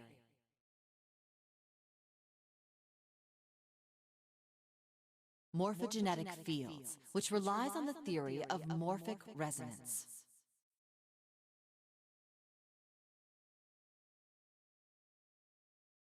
Really? From Lotus, huh? Well, Clover also said something to me about that stuff. She did? Yeah, what was it? The ability to access a morphogenetic field is affected by a couple of things.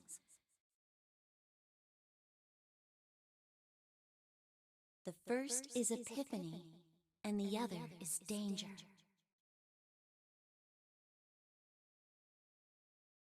That girl. I told her not to tell anyone.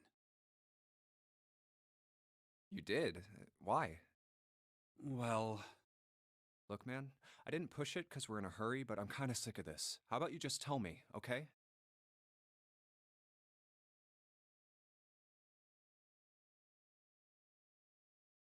Tell you what? Don't give me that. About the experiment. Ugh. Story time! Very well, fine. I'll tell you everything. Let's go! Finally! But not here. Let's move to the top floor.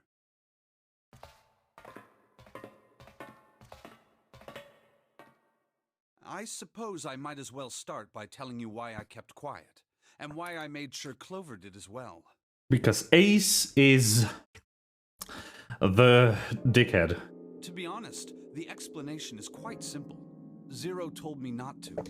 I had little choice. He didn't walk up and tell me, of course. He gave me a message engraved on a card. That's a Braille card. It looks just like the one you showed us earlier. So you had 2 cards. No, only this one.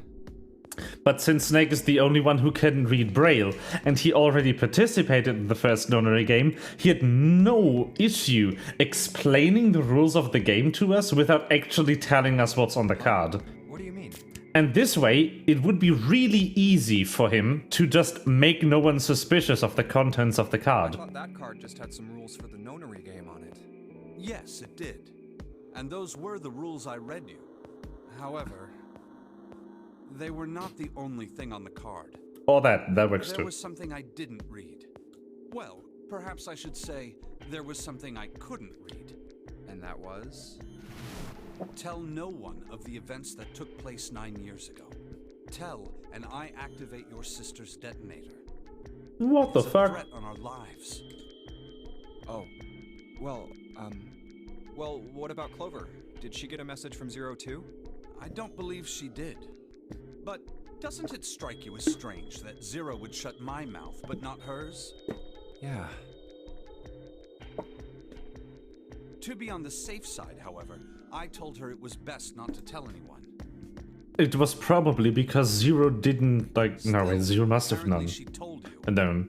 That girl. What's wrong with her telling me? I figured some stuff out with the things she told me. Zero must have known that she was in the experiment, otherwise she wouldn't have abducted her? Right?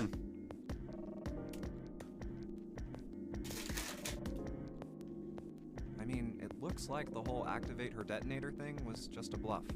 She's prancing around downstairs happy as a clam now that you're back. That's very true. I've decided I can trust you. I've decided to tell you the truth. The chance that Santa is Zero is very high. I feel I can assume Santa doesn't have the time to observe us at the moment. And at any rate, even if he were, I very much doubt he would kill us.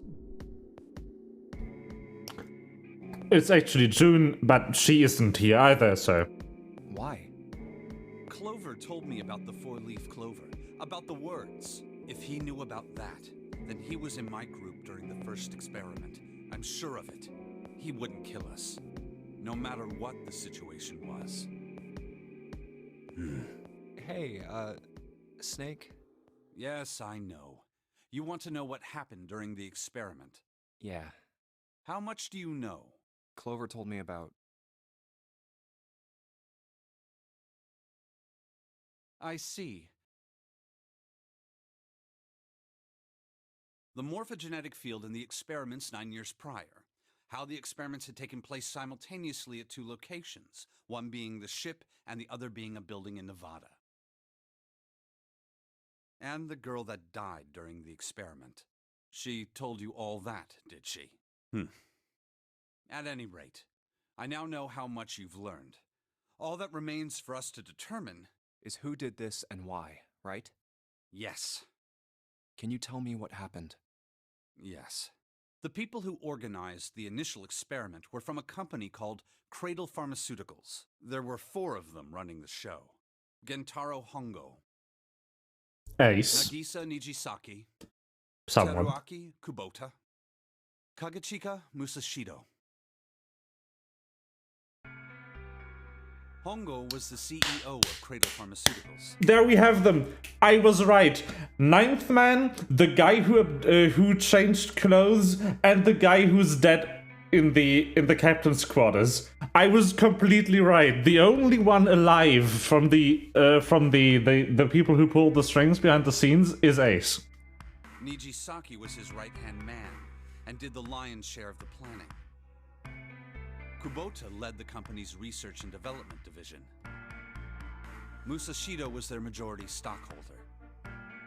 It was these 4 people who planned the initial experiment. Let me simplify it for you.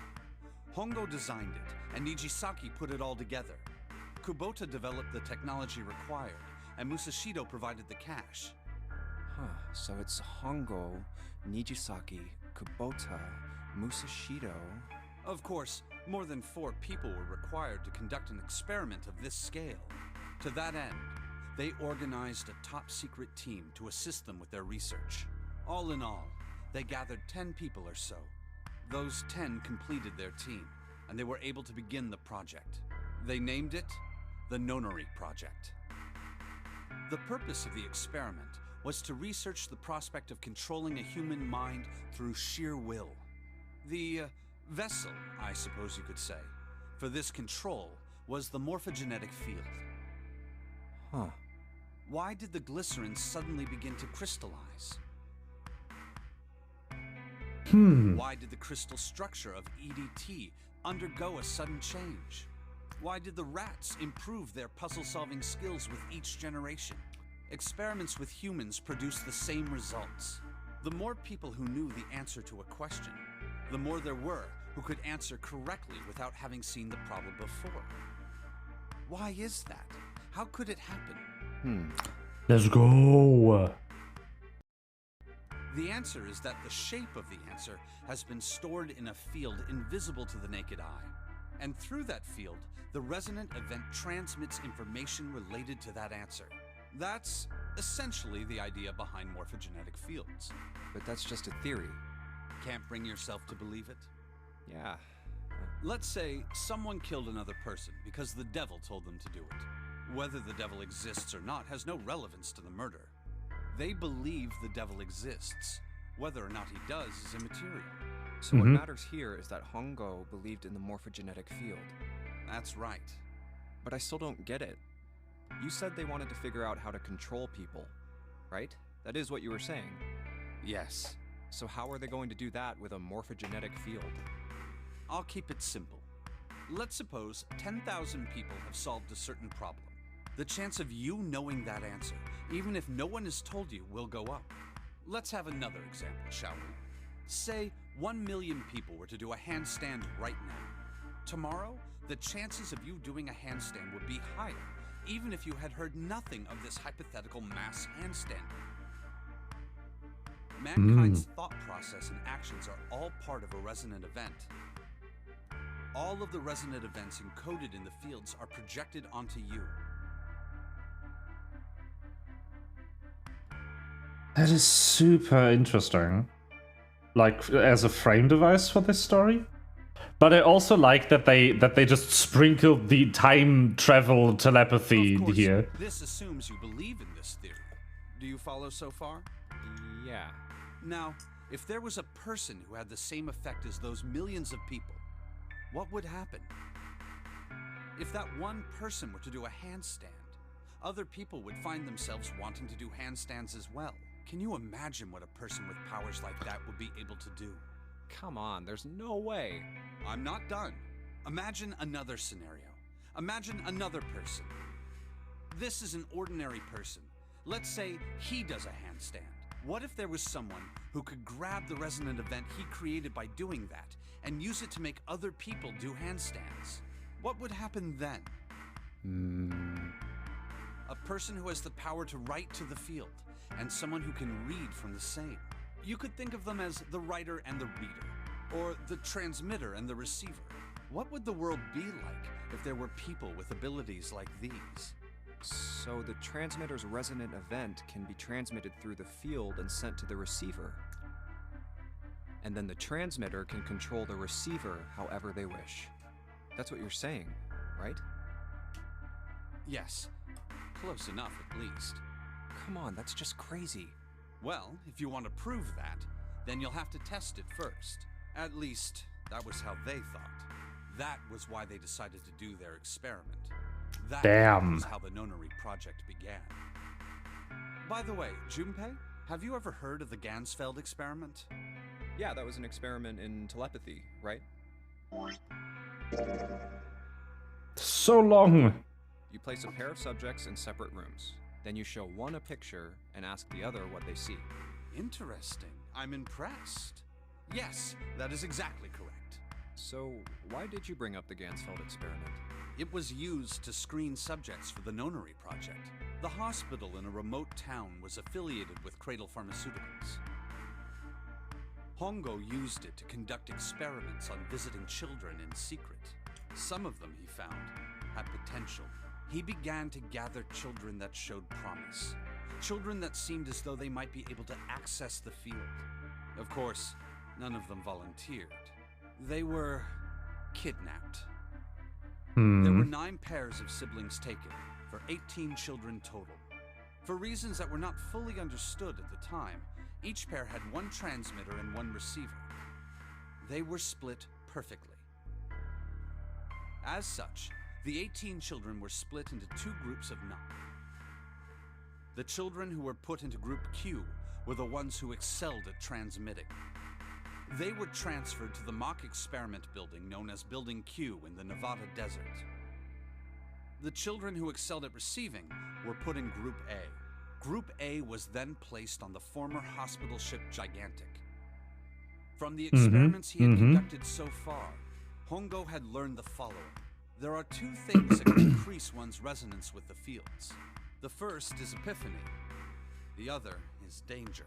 Have you ever been faced with an especially difficult problem and thought about it? It may seem obvious to say so, but that is what is meant by epiphany. The information obtained through that epiphany can be easily transmitted through the fields, where it can be easily interpreted. Adding danger to that equation allows for even easier field access. That's where Hongo came in. They set up a number of puzzles across the Gigantic. The participants had to solve each one before they could move to the next room. Of course, he hadn't forgotten to include danger.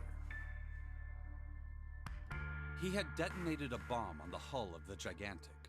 The children in Group A were forced to play the Nonary game as the ship sunk. By forcing the children into a life-or-death situation, Hongo hoped to increase the likelihood of their tapping into the fields. The children from Group Q, on the other hand, were confined to the mock experiment building, Building Q. Building Q duplicated the interior and puzzles of the gigantic exactly. Every detail was exactly the same. Hongo explained the situation to the children in Group Q. Solve the puzzles you find throughout the rooms.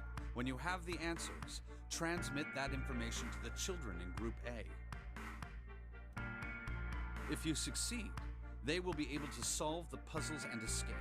But if you fail, then the gigantic will sink, and your brothers and sisters will drown. Those were his orders. Do you know why the astronauts of Apollo 13 were able to return to Earth safely? It was because NASA had access to a replica of the Apollo 13 capsule. All of the equipment, the instruments, everything. All of it identical. Everything was just like the real Apollo 13. NASA was able to replicate the situation the astronauts found themselves in. By putting themselves in the same situation, they attempted to solve the problems the astronauts were dealing with. Once they found solutions, they reported their findings to the men aboard the actual capsule. That was how they were able to return safely.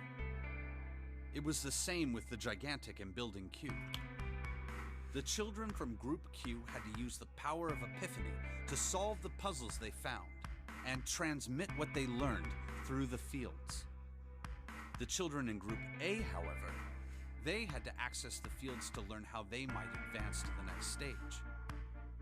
That is the simplest explanation I can manage. Huh.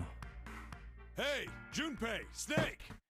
How much longer are you two gonna sit around on those bony asses? Get down here already! He's right. Let's go, shall we? We don't have much time. We need to get out of here and soon. Hold it. There's one more thing I want to ask you. Are you sure that there were 18 kids? Why?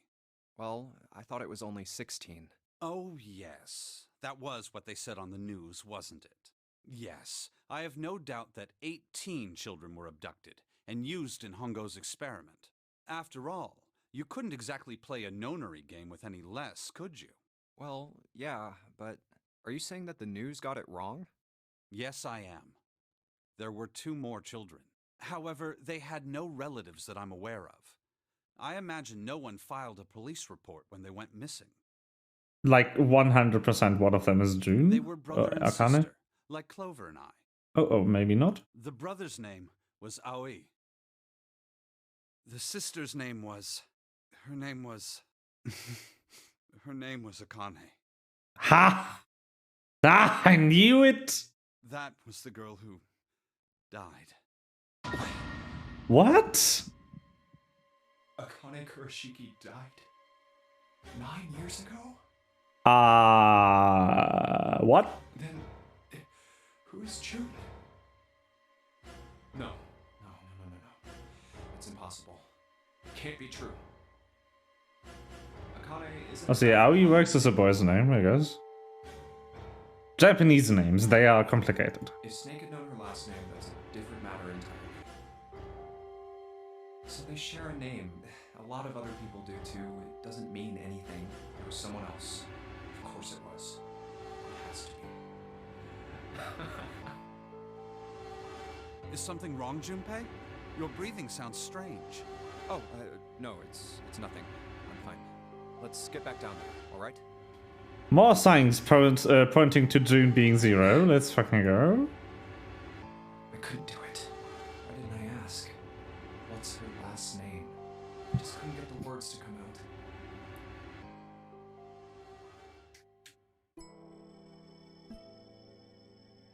Anyway, the fuck?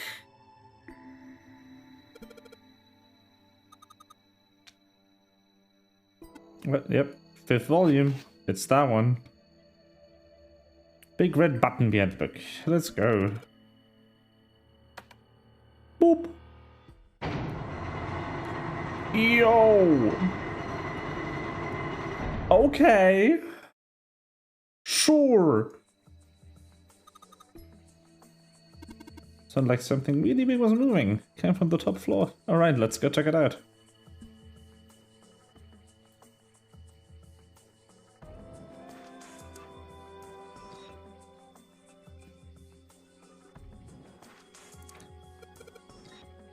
Yeah. Nope.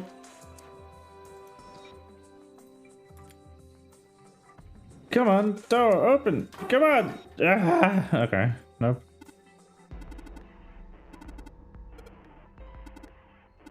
Let's go. One thing. This one. And there's some sort. 13, 14, 10, 13. All Roman numerals. Keyboard doesn't have any number keys. Can't stuff in. Okay.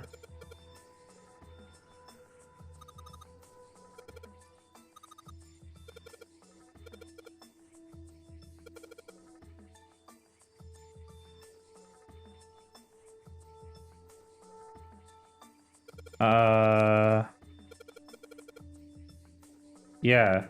Yeah. It's base 16 again. So it's 13, 14, 10, 13.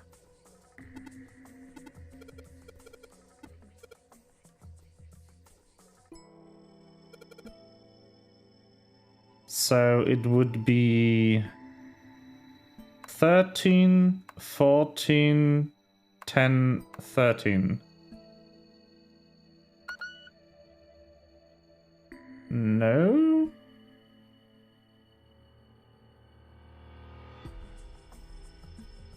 Ten, 11, 12. Stupid. It's dead. I'm not alphabet apparently.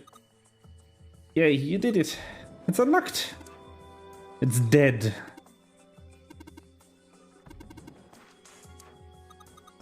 Oh, what? Just such an old lady. We can't be worrying about stuff like that. I mean, come on, we got to unlock it, didn't we? Let's go, hurry up. Alright, let's get this thing open. And behind that is...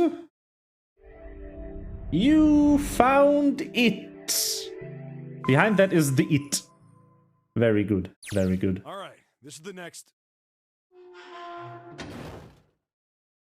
Oh, the door! Yay! The flow Just graph. close on its own? Don't tell me we can't go back. I don't know. Let's see. Damn it. It looks like it locks automatically. Is there any other way out? Well, there's another door over on the right. There's a card reader next to it. It's got a red light on it, though, so I'm pretty sure it's locked, too. But there is a card reader, right? Yeah. Then perhaps if we find a key card, we could open the door and leave? Well, yeah, that might work, but... Hey! Wait a minute! Are you saying we're gonna have to search through this room for one little card? Oh, man.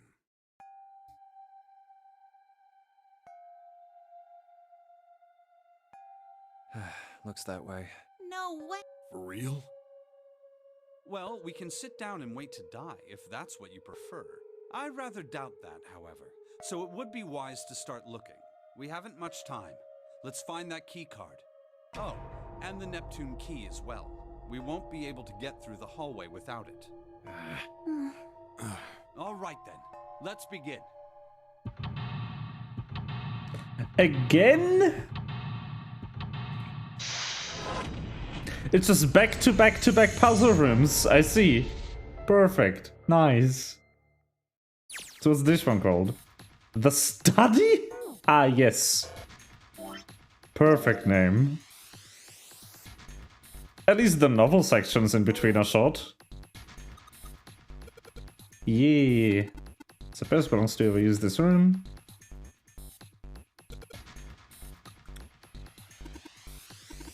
Some of these parts of puzzles, yeah. This room could be Zero's laboratory. Machines and puzzles you need to see his plan come to fruition. Just a pile of junk, okay. Oh, it's a nautical table. Yeah, it's the other way around though. New material has been added to the file screen.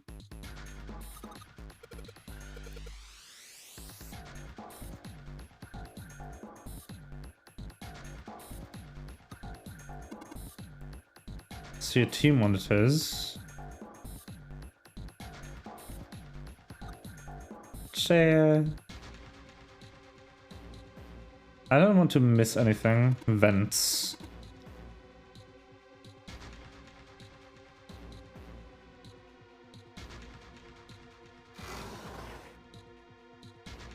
Piece of paper.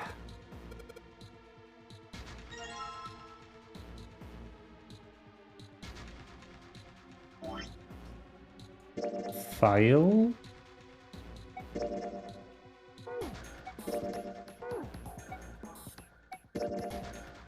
The study nautical table. Nine-pedal cross puzzle, first draft. Found the filing cabinet in the small cluttered room. First draft presumably was approved upon the second draft, and then so on.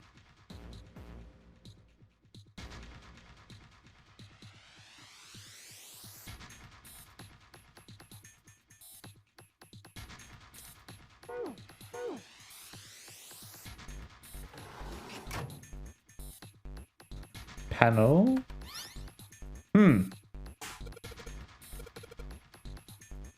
There are cells here with numbered letters. I see. So whenever you touch a cell, the ones next to it turn on or off. Just good to use it to make the make all the cells on the right, the bottom green.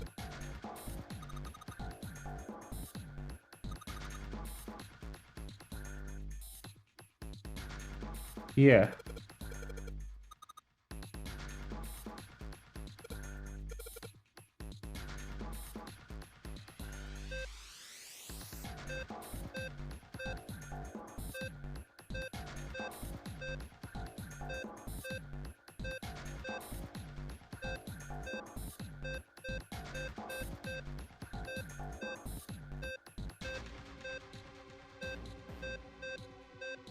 Screw it!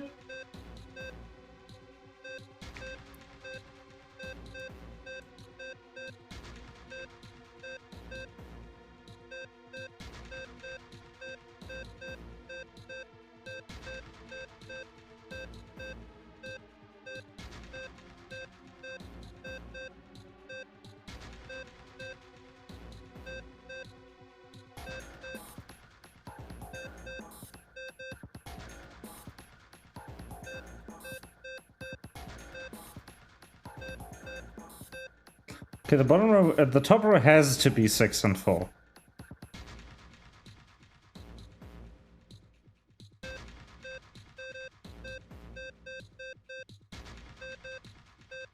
D on its own doesn't work, and D combined with the others doesn't work. These have to be that. That has to be all.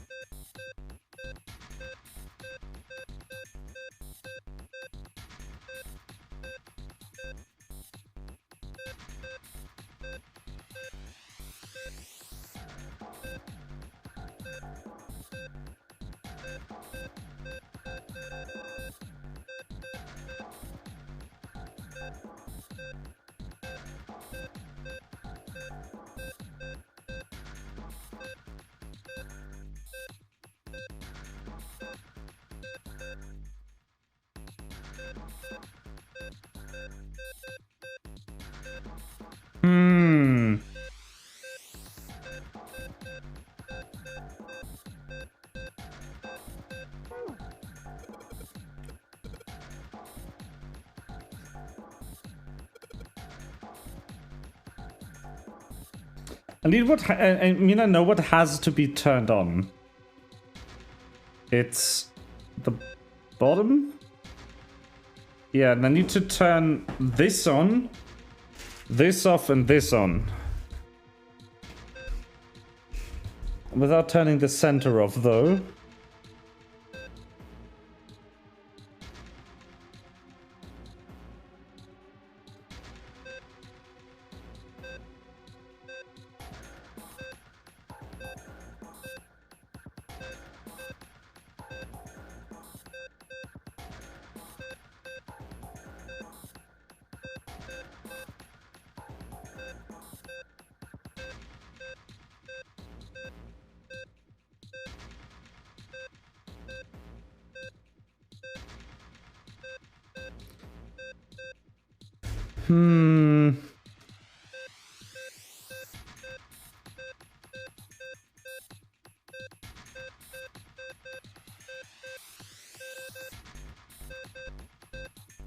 That is annoying. I don't like this kind of puzzle. Like, really don't. Really do not enjoy this type of puzzle.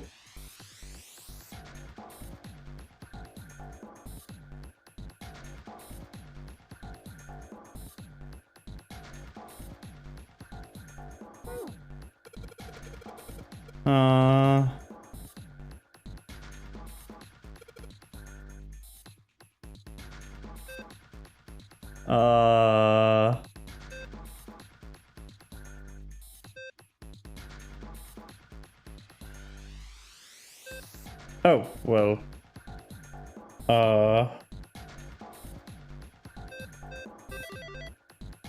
That works.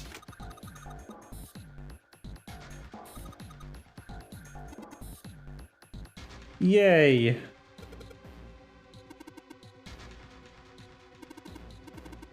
Nice. We got the thing.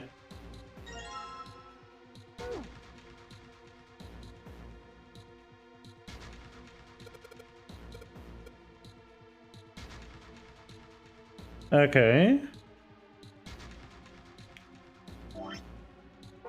Then we go with the file. Right. So it's south, west, southeast, northeast, east, northeast.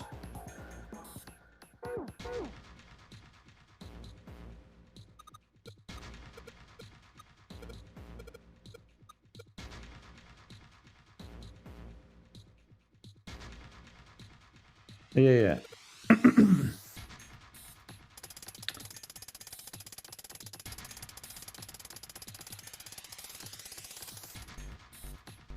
South, east, southeast, northeast,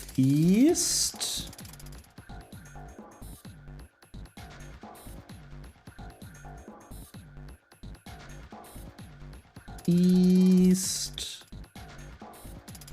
north,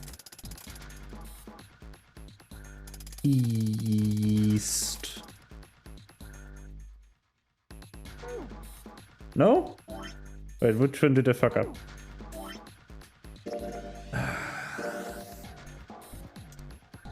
South? Oh, it's west. Whoops.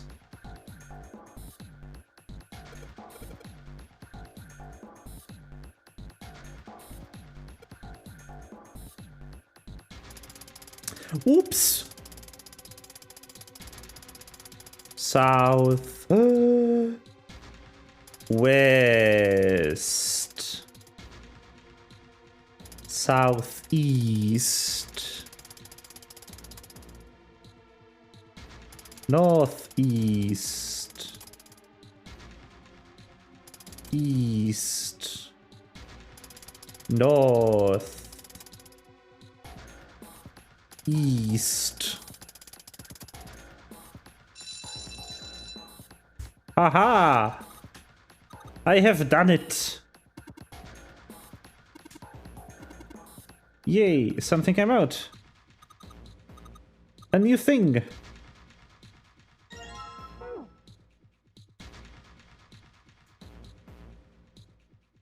And what are you? What is this? Wait a minute. The Morse code puzzle. Oh.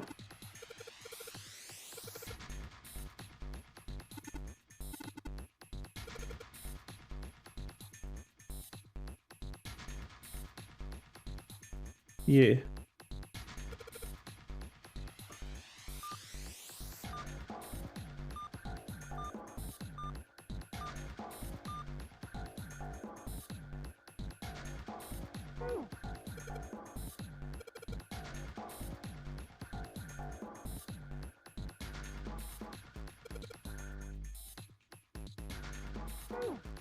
There's no instructions. Hello?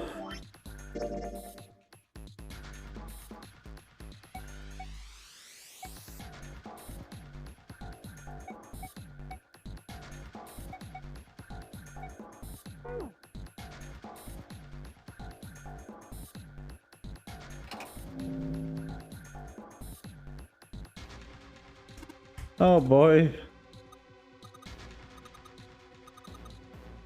Position numbered ball after selecting an area will cause the ball to be moved to that area.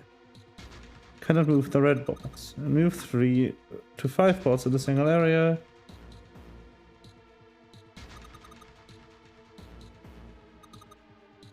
Okay. It's Nonary Games simulator.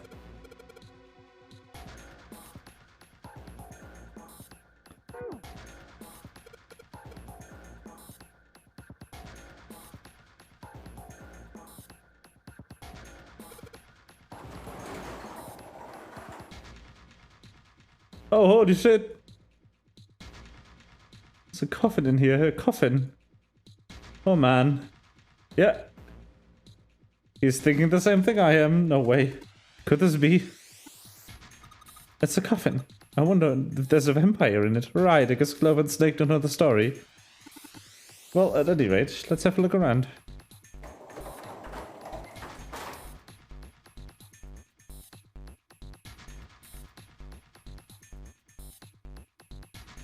Beep, bop, whoop.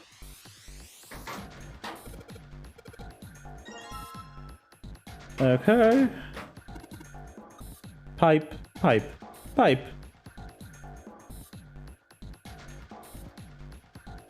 Trials of crap.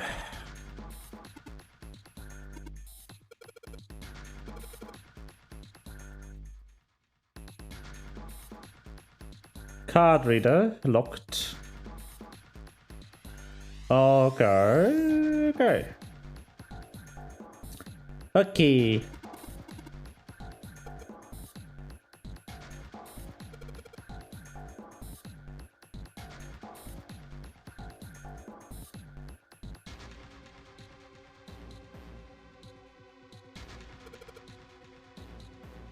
Ah, now I have code sheets.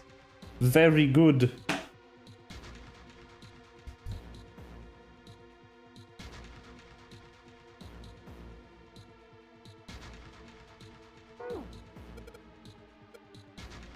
Oh, I have an idea. I have an idea what I could enter.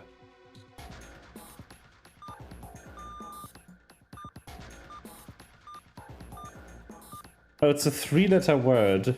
A three input word.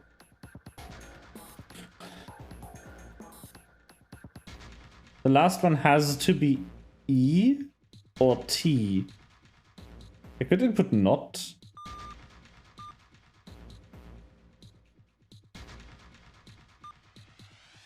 Ah, crap.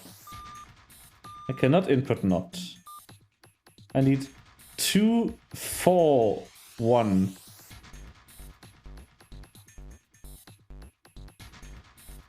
As to add in either T or an E.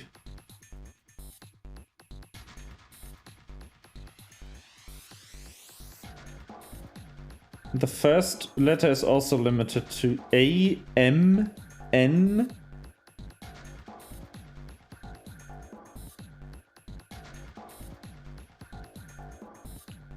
or I.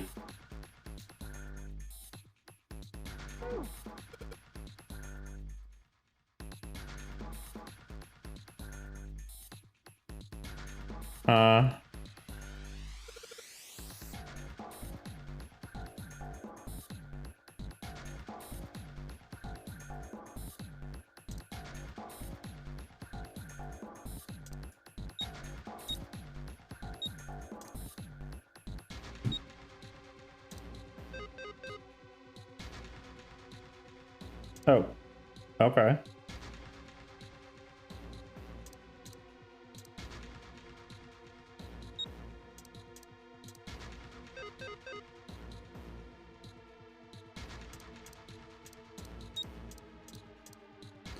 Okay, I need to make 6 and 3 out of 1 through 8.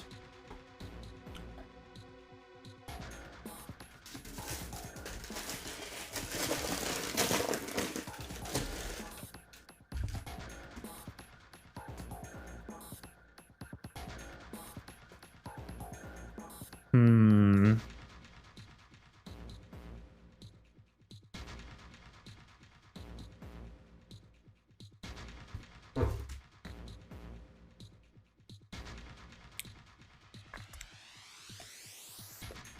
Hmm.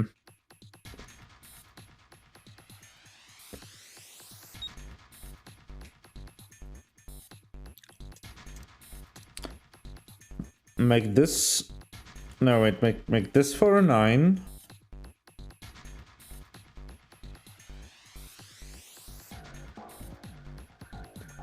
Make this for another 9. Then add 3. Did this work? Yes.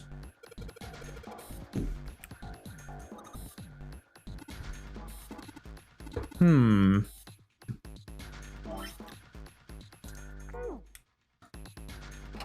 Put it in it. Cross.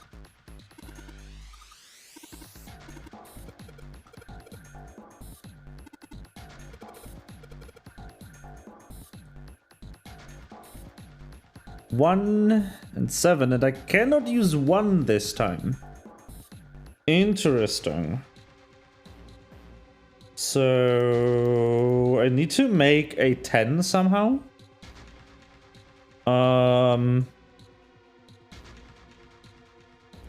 So if I make a 10 here, and then I add a 9.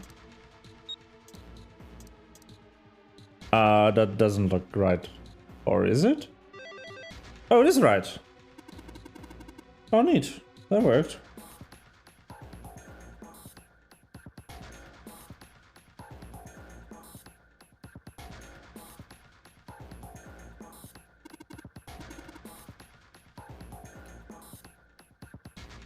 No, this one.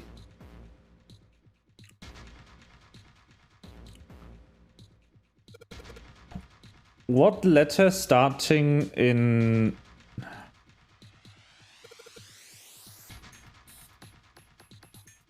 in A, I... N or M, and ending in E or T? What word? 8. No, T is a single. No, that doesn't work.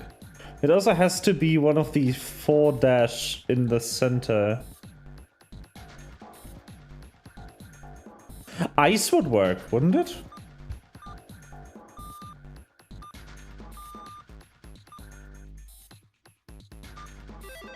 Hey! Kind of figured, like, with the ice. The all ice. All I had to do was listen to the sound the machine made. After that, the trivial matter to decode them. Ah yes, I believe I heard a noise from somewhere in the right of this device after you solved the puzzle.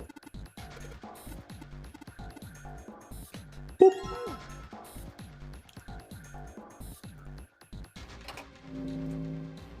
Emblem of the secret code. I think you should double check it. Yeah. You can't think of anything clever, please don't strain yourself, you might hurt something. Ah, shut up, just give me a break, alright? I'll think of something. Oh, not 3 this time, and 2 7s? Okay. I'll make the 7s first. And then I have an issue, because they have 8 left over, and I cannot make a 9. Okay, so I need to do this differently then.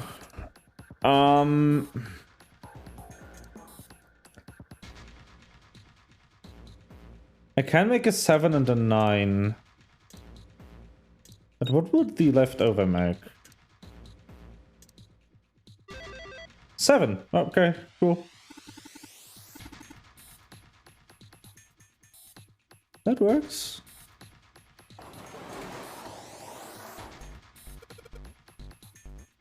Oh, I think it's open now. Oh, like... I actually didn't try clicking on it twice. Okay, it's a coffin. There's going to be something horrible in there. I just know it. Okay, okay, deep breaths. Deep breaths. Here we go. Nothing. It is empty. Oh man, there's nobody in there. Shit, I can't believe I was scared of something like that. What do you mean nobody? Were you expecting someone to be in there? It's a long story. Ask Junpei about it sometime. Huh? Well, just like Seven said, there's nobody in there. There is something in there, though. Two somethings, actually. It's a key and an emblem. The Neptune key. Yes, we finally found it. Now we can get through the hallway. That's correct, Clover, but we need to get out of this room first, you know? Yeah, I know. Okay, let's get the hell out of here as quickly as possible. I don't have any objections to that.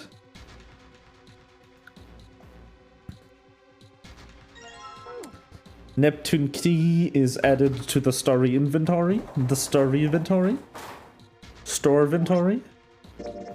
Strin. 1, 2, 3, 4, 6 more. Oh my god. Let's see what happens when I put the emblem of the coffin into this indentation.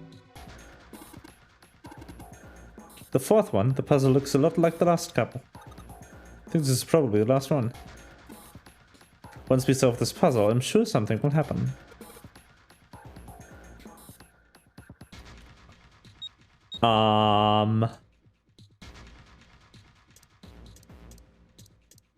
Everyone.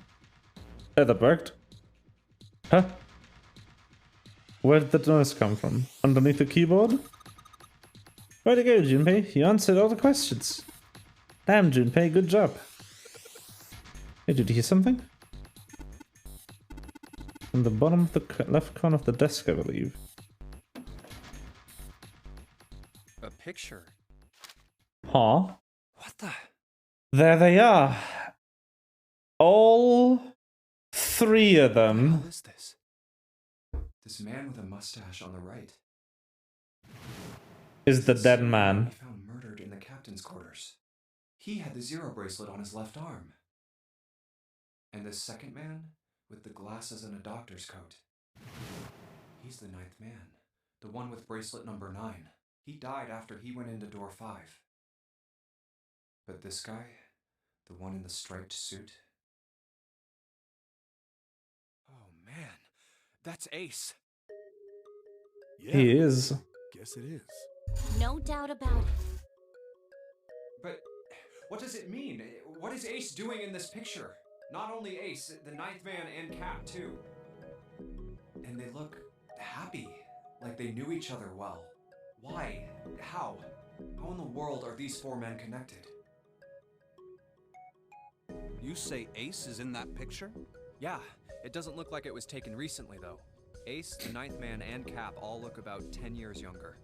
Ah, so the 9th man and the man you found murdered in the captain's quarters are also in the picture? Yep. And I know why. And I just closed my browser window. Whoops. Let me reopen that real quick. Yeah.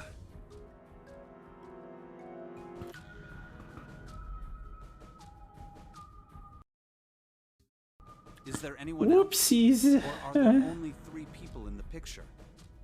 No, there's one more guy. One more. He's got kind Okay. of long hair. He looks smart, but a little cold. He's the only one I don't recognize. What's the date of the photograph? It doesn't have one. Did you look on the back? Back. Yes, the reverse. The other side. Huh. Praying for the success of the Nonary project. With Nijisaki, Kubota, and Musashido. Huh. Then the 4 men in this picture were the organizers of the Nonary game 9 years ago. And that means that we finally figured out again that Ace is an asshole. Man and Cap were all responsible for making it happen. But I feel like I should be more shocked about this. It's almost as if that's just how things were always supposed to be. Why? Why am I not surprised? Because you already knew from the other timeline. Ace was the one in charge of the Nonary project. But why? Why am I so calm? It's like I already knew. Ah, of course. I understand now.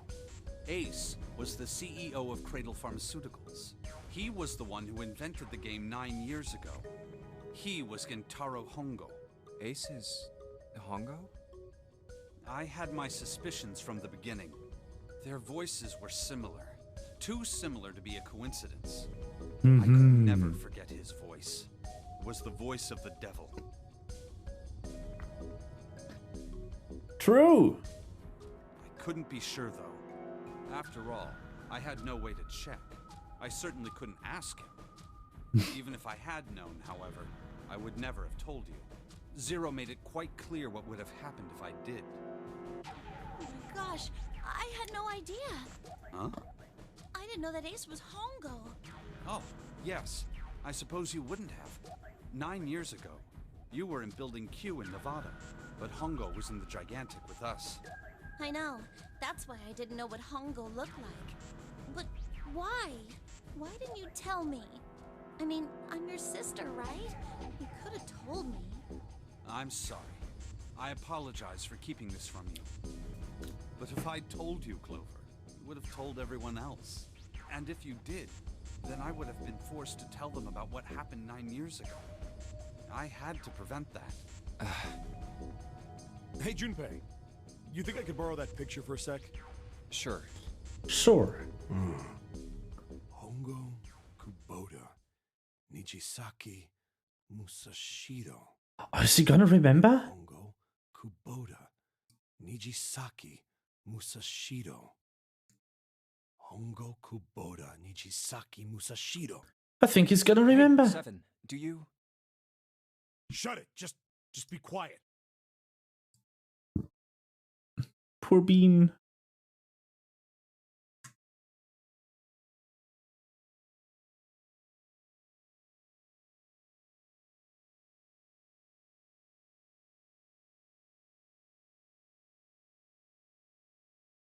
I'm this close to remembering. This close. Hongo Kubota Nijisaki Musashiro. Cradle Pharmaceuticals. Nonary Project.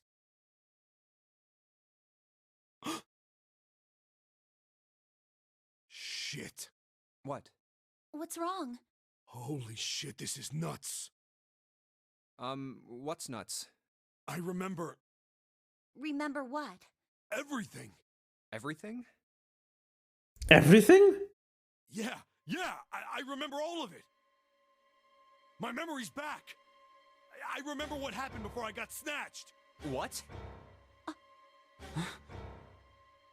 Let me tell you what happened. Like Snake said, Ace is Hongo from the right. The other three are Musashido, Nijisaki, and Kubota. Musashido was the man with the cash. Nijisaki was Hongo's right-hand man. And Kubota developed the actual technical details of the experiments. How do you know all this? Come on, man, I told you, I finally got my memory back. No, that's not what I mean. I'm trying to ask you why you knew all this stuff in the first place, before you forgot it. You really want to know? Of course. Me too. This is gonna take a while. Hell, it'll probably take me a good 3 days to tell you everything. Well, we don't have 3 days. Just give us the short version, alright? Short version, huh? Alright, fine. I'll give it a shot. No promises, though. I'm a detective. It's a little awkward to say this about myself, but you could probably consider me a lone wolf type. I hold to my own code, as I think doing what's right is more important than doing what you're told. That's why I followed my gut that night. A slim lead brought me to the wharf. It was 9 years ago. The wharf had been cold as fuck, and I could barely see squat. I was investigating a mess of kidnappings, all of them children. It all had one thing in common. A history of visits to one particular hospital. A hospital under the management of Cradle Pharmaceuticals.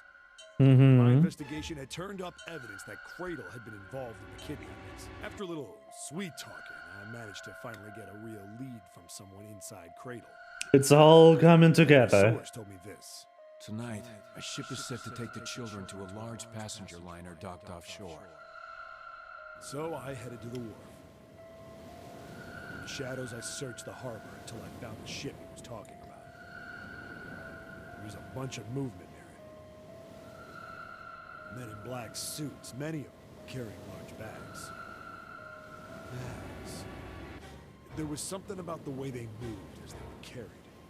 No doubt about it. There were human beings in those bags. I moved before I realized it. I came out of hiding with my gun already in my hand. Don't move.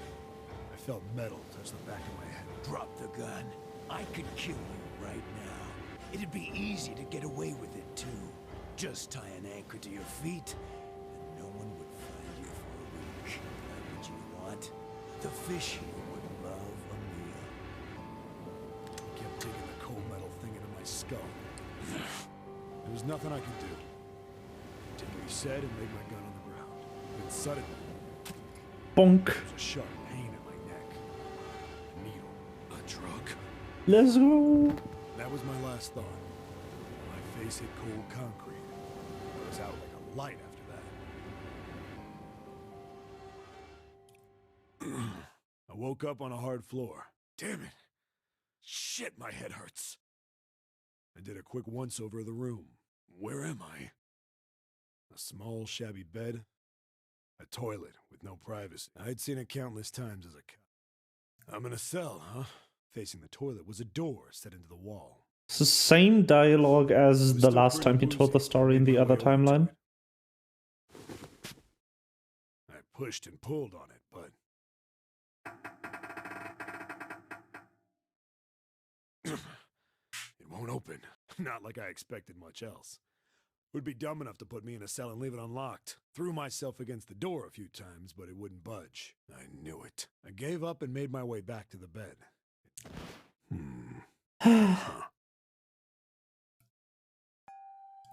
I sat there for a very, very long time. Who knows how long. Then, I heard a faint voice. The voice was far away. I couldn't understand what it was saying, but I could hear one. It was pretty high, probably a little kid. Huh? No, it was several. I hear 5, or 6, maybe more. Where? Where are they coming from? I pressed my ear to the wall and tried to listen through it. No, that's not it. Left. It's coming from under the bed? I hauled on the metal frame and flipped the thing over. And there it was. The bed had hidden an air vent under it. The hole in the wall was covered by a metal grate. I dropped flat on the floor and peered through the grate. I couldn't see shit, but I knew it in my gut. This was where those voices were coming from. Why are there kids here? But then what my inside man told me popped into my head. Tonight, a ship is set to take the children to a large passenger liner docked offshore. Whoa, whoa, whoa. Am I on that ship? It didn't matter. All I knew was I had to get to those kids. I checked out the metal grate. Let's go. Could I fit? I stuck my fingers in and grabbed it. And then...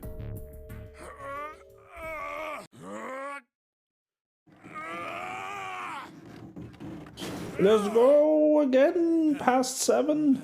Oh, geez. How do you like Yeah. that, son of a bitch? I finally got the damn thing off. Sweat was dripping down my face, so I wiped it off and crawled inside. The first bit or so was tight. I had a wriggle on my belly. It wind up eventually, and there was space for me to crawl along. I went from crawling like a worm in dirt to skittering like a bug. Couldn't say it was much better, but I'd take what I could get.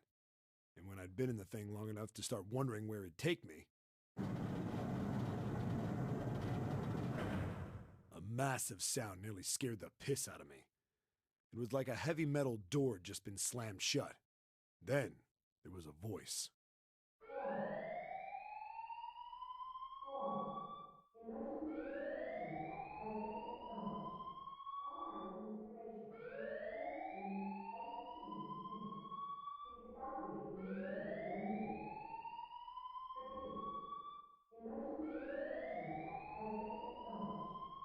What?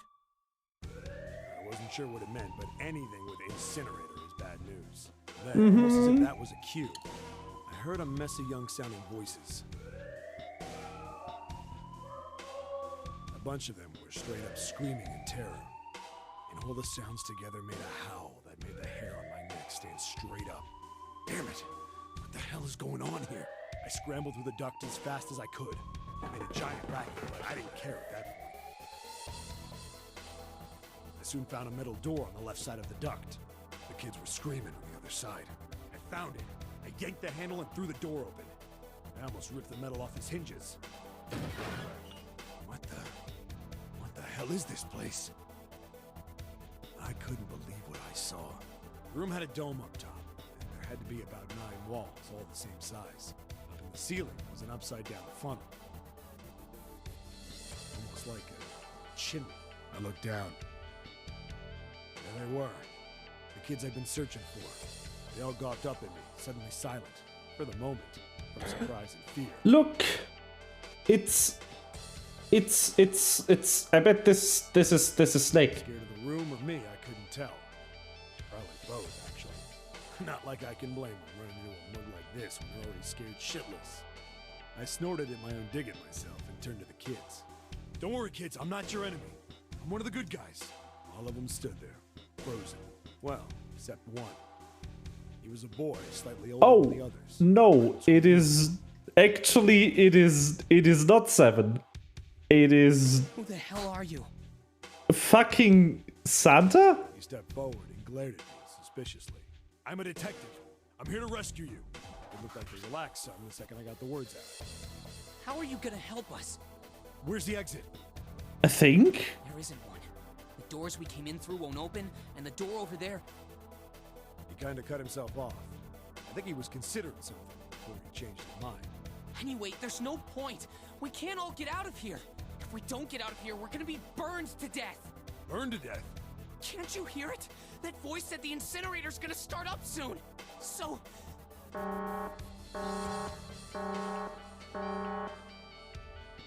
voice spoke again. Incineration will begin in 15 minutes. They only had 15 minutes. Or maybe it is him, who knows? We'll find out. Looks like a good 20 or 30. Oh no, this is the kid who spoke. This could still be... Yeah, okay. Okay, that makes some more sense. No way I could pull them up. Too big of a distance for any of us to reach. This appears to be Santa. And then this is... yeah. What the hell was I gonna do? But then I got an idea. Wait right there. I'm gonna be right back. What? Where is he going? Are you just gonna leave us here? They just got frightened again. I'm not the best at that kind of thing, but I tried to reassure them with a smile. Don't worry, all right? I'll be back, I promise. So just stay calm and wait right there. Got it? I didn't wait to hear them respond. There wasn't time. I had to hurry. Well, as fast as I could on his hands and knees. Didn't take me long to get back to my cell. Still no way out of there, but I had a plan. I needed something from the room. When I got it, I dove back into the hole and took off towards the incinerator. Then... Sorry to keep you waiting, guys. I tipped out the doorway and dropped down the rope I brought with me. Back in the cell, I'd torn the bed... Yeah! Alright, just tie that around yourself, okay? I'll pull you up one at a time. Right. Huh. Wait a sec. Something was off. There were more of you before. Where'd the rest of you go? The boy in the uniform answered. I let them go on ahead. We opened the number 9 door and they left. What? You're telling me you opened that door? That's what I said. Then what the hell are you doing here? We couldn't go with them.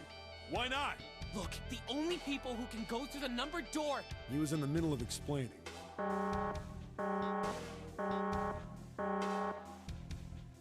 Incineration will begin in 5 minutes. The wall shook a bit and the voice bouncing around. Look, that can wait, all right? Just get us out of here! I bet that's the bean. Right! Grabbed onto the rope. The first one I pulled up was a girl with a ponytail.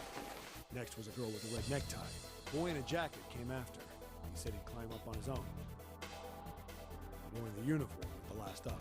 Like the other kid, he climbed up the rope himself. He looked pretty scrawny, but I guess he was stronger than he looked. He moved fast, but when he was almost to me, we heard some knocking. Everyone looked at the door. It had a thick, square window set into it. On the other side, an angry face was staring in. God damn it! What's going on here? Why is the room empty? Where the hell are those fucking kids?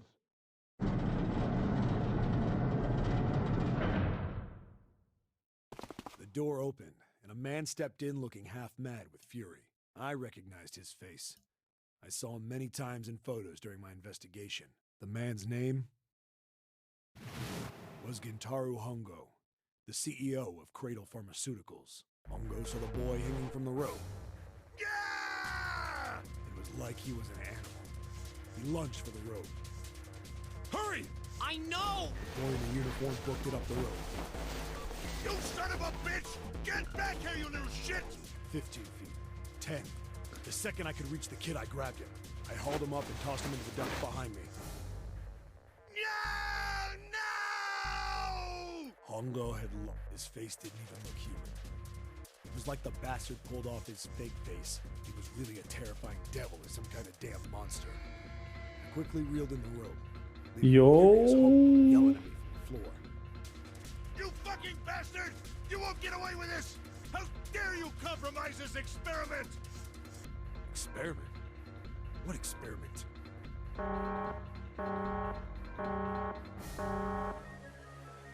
Incineration will begin in 1 minute. Hey, old man! What the hell are you doing? Hurry up! The boy in the uniform was trying to get my attention. I may have thrown a salute in the raging asshole's face before I closed the door behind me. We went to going back to the cell, so we went down the other direction instead. After about 30 feet, we came across another duct on the left. This one was heading down. Marty nodded and took turns sliding down it.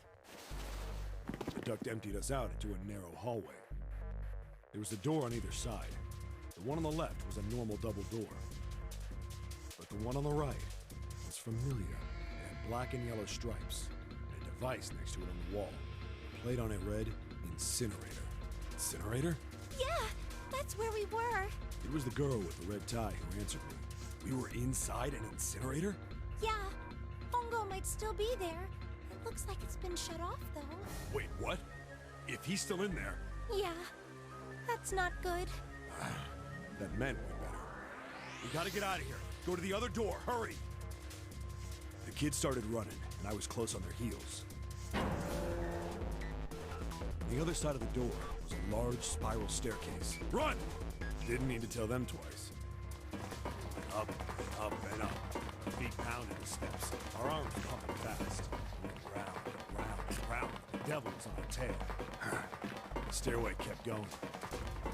We passed a couple of landings. It's him! Suddenly spoke. Let's go! Actual Snake confirmed. Something's up.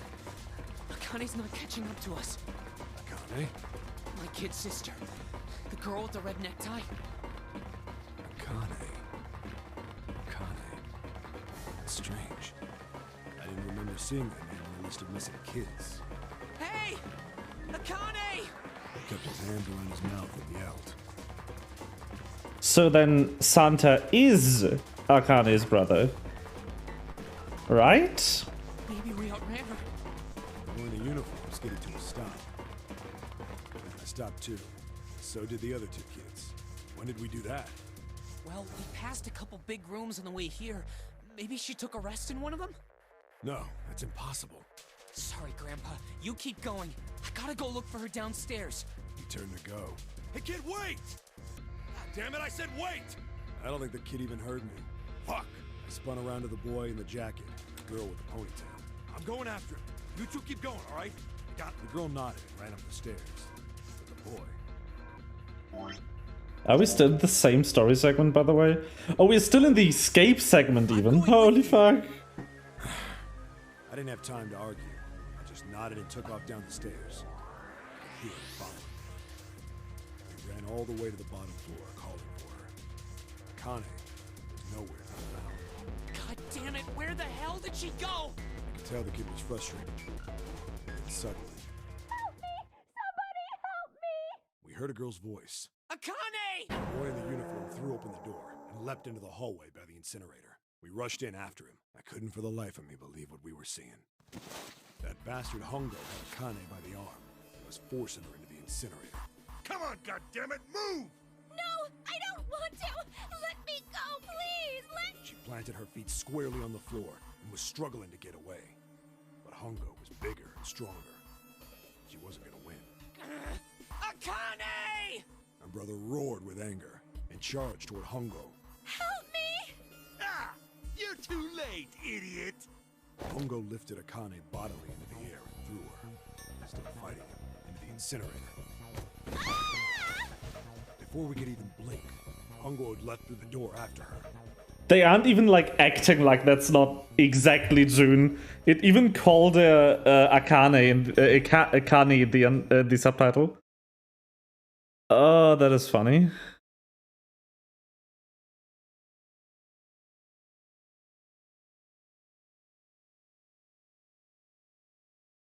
Ah, that is hilarious. We saw him land inside. And then, the door slammed shut.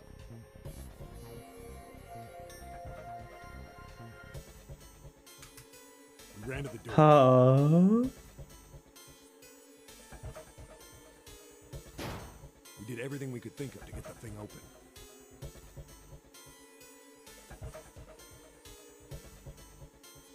But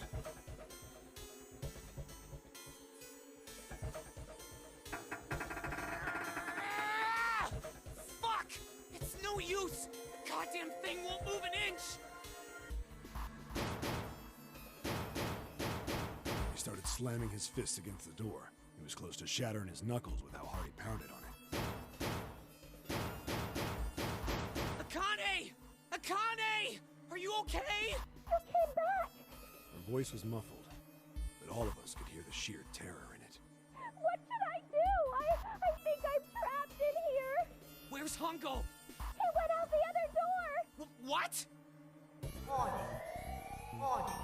Emergency incineration command has been acknowledged. Automatic incineration will take place in 18 minutes. Please evacuate the incinerator immediately. Repeat. Emergency incineration command has been acknowledged. Are you fucking kidding me? It's the same damn thing. Are you there? Yeah, we're here. Just hang on, alright? We're gonna figure out a way to save you. His words would have seemed like a sick joke to her if she'd been able to see how white and bloodless his face was right then.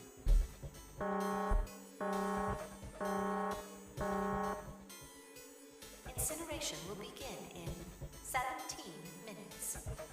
Please! Please help me! I'm really scared! I don't want to die, please! I don't want to die! I don't want to... It's gonna be alright. I'll figure something out. I promise. I promise, okay? You hear me? I promise! It was torture listening to her sobbing on the other side of the door.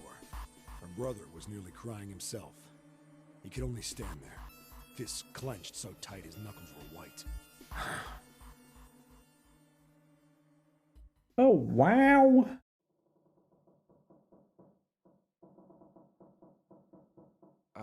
What happened then? Come on, man. Put yourself in my shoes. It doesn't end good. You think I want to remember that? Then... Yeah. Shit. If I'd known it was gonna be like this, I almost wish I hadn't remembered. Hey, are you sure? Huh? Look, I don't want to ask this either, but there's something I don't get. So if you could just tell me, did that girl, Akane... Yeah, I'm sure. There wasn't anything we could do. After a while, the countdown ended, and we heard something... burning. The fire stopped, but we still didn't move. Me and the jacket kid were frozen. The boy in the uniform collapsed as if he couldn't hold himself up anymore. A few minutes passed. The door opened. And that is why Santa hates the clover, because the clover and the clover words were part of the experiment. But how did he not recognize his own sister? The boy in the uniform tripped over his own feet running in. Or is that exactly why he abducted her? We followed, too numb to speak. The air in the incinerator was hot. Every breath made my lungs... Was he in on it? It was like standing on hot asphalt. The air was wavering, and in the middle of the room, there it lay. The kid's legs were shaking so bad, I don't know how he managed to walk. I couldn't see his face, but his body somehow looked empty. Finally, he reached it. He fell to his knees as his legs gave out on him. And then... Yup.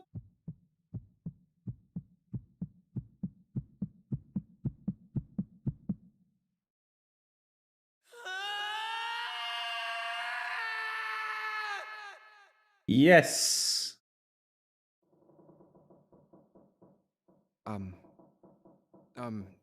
Can I ask you one more thing? What's that? The girl, Akane. What was her last name? What does it matter to you? Just tell me, okay? Please? Kurashiki. Her name was Akane Kurashiki. Yup.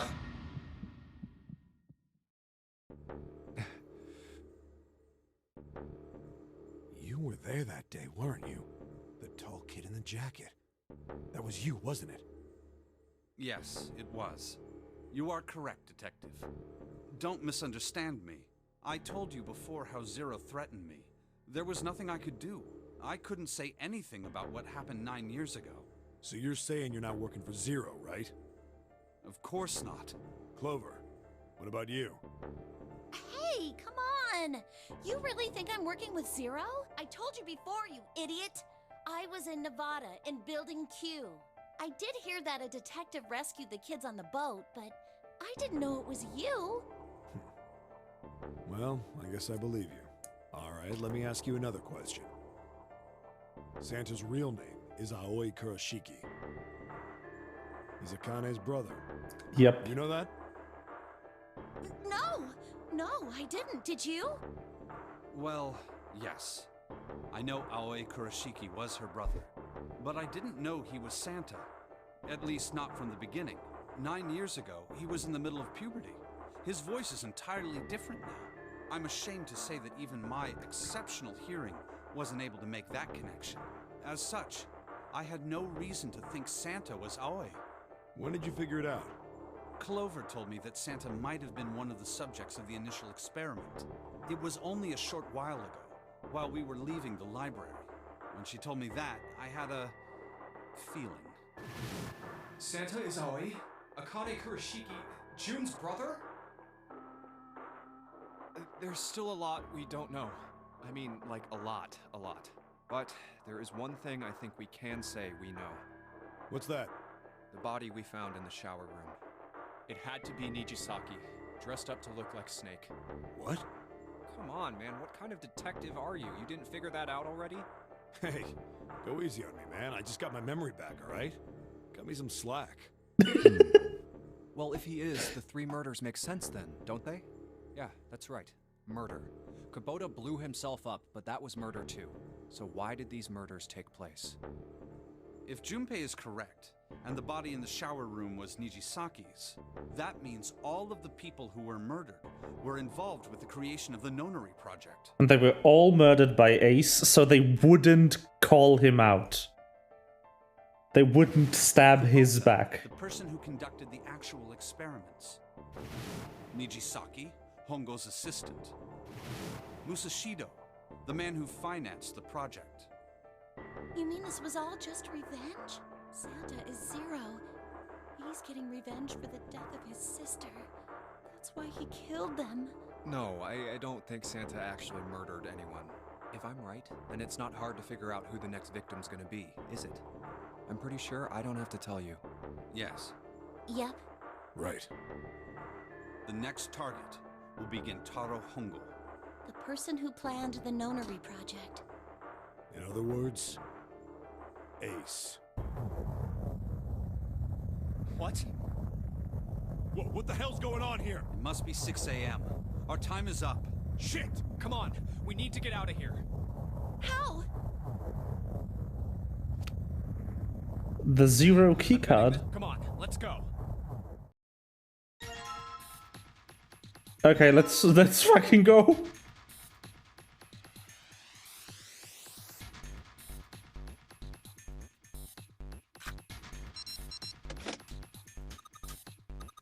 It's unlocked. Yeah, now we can go back to the library. Hurry up. Let's go. Move it.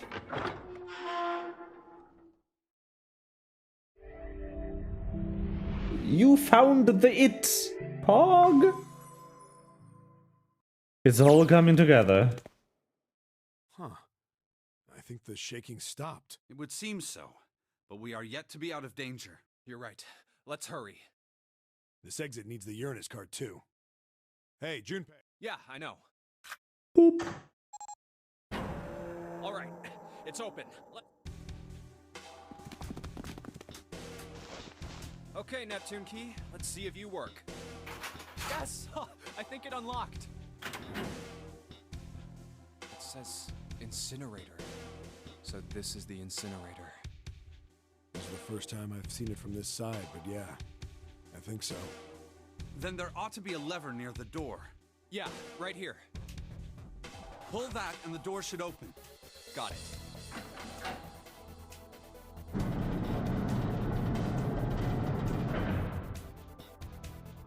Let's go. Into the incinerator. To the other 9 door. What the hell is going on? What's wrong? Are you okay? Jumpy, you came to get me. Of course I did. I made a promise. I'm so glad you're here. So glad. Hey, what happened to you?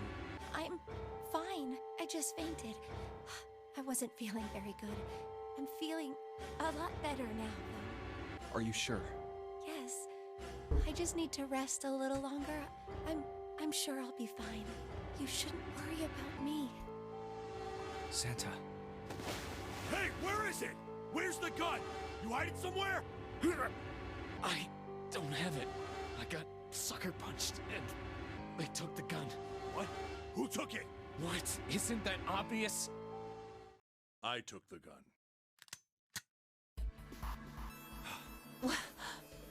Just what the hell do you think you're doing, Ace? Or maybe I ought to say Gentaro Hongo, CEO of Cradle Pharmaceuticals? You have me at a disadvantage. And I don't like that. You know me, but I don't know you. Do you have any idea how much I've suffered? Can you even begin to understand my pain? The pain of prosopagnosia, right? Another irritating insect. And how do you know that? Good question. No matter. If you don't Good want question. To, it makes no difference to me. This is a waste of time anyway. It's time for me to go. First is one. Spoiled piece of mozzarella. The most Italian of insults. 8. And with this, 9. The 9th man. Kubota's bracelet.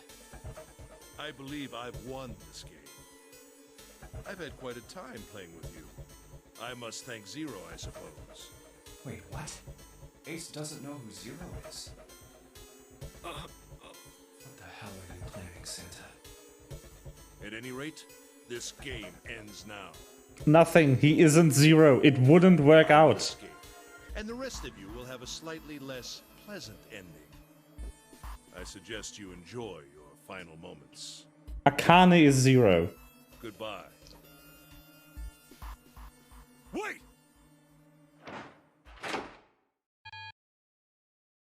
What? Why isn't it opening? One more time. Now open!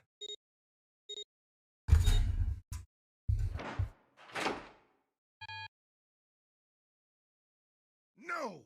What is this? Why? That digital route should be 9! It has to be 9! Then why? Why isn't it opening?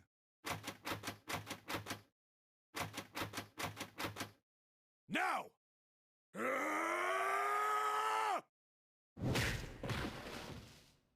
Let's go. Oh, that was close. Too close. Thank you, Seven. Don't mention it. Just one punch ain't enough for this piece of shit. After what he did 9 years ago, I ought to rip him to pieces. But if a suspect can't talk, they ain't much good. Once he's locked up in a cell, we're gonna have a little chat. 9 years ago? Then you must be... Yeah, you finally figured it out, dumbass.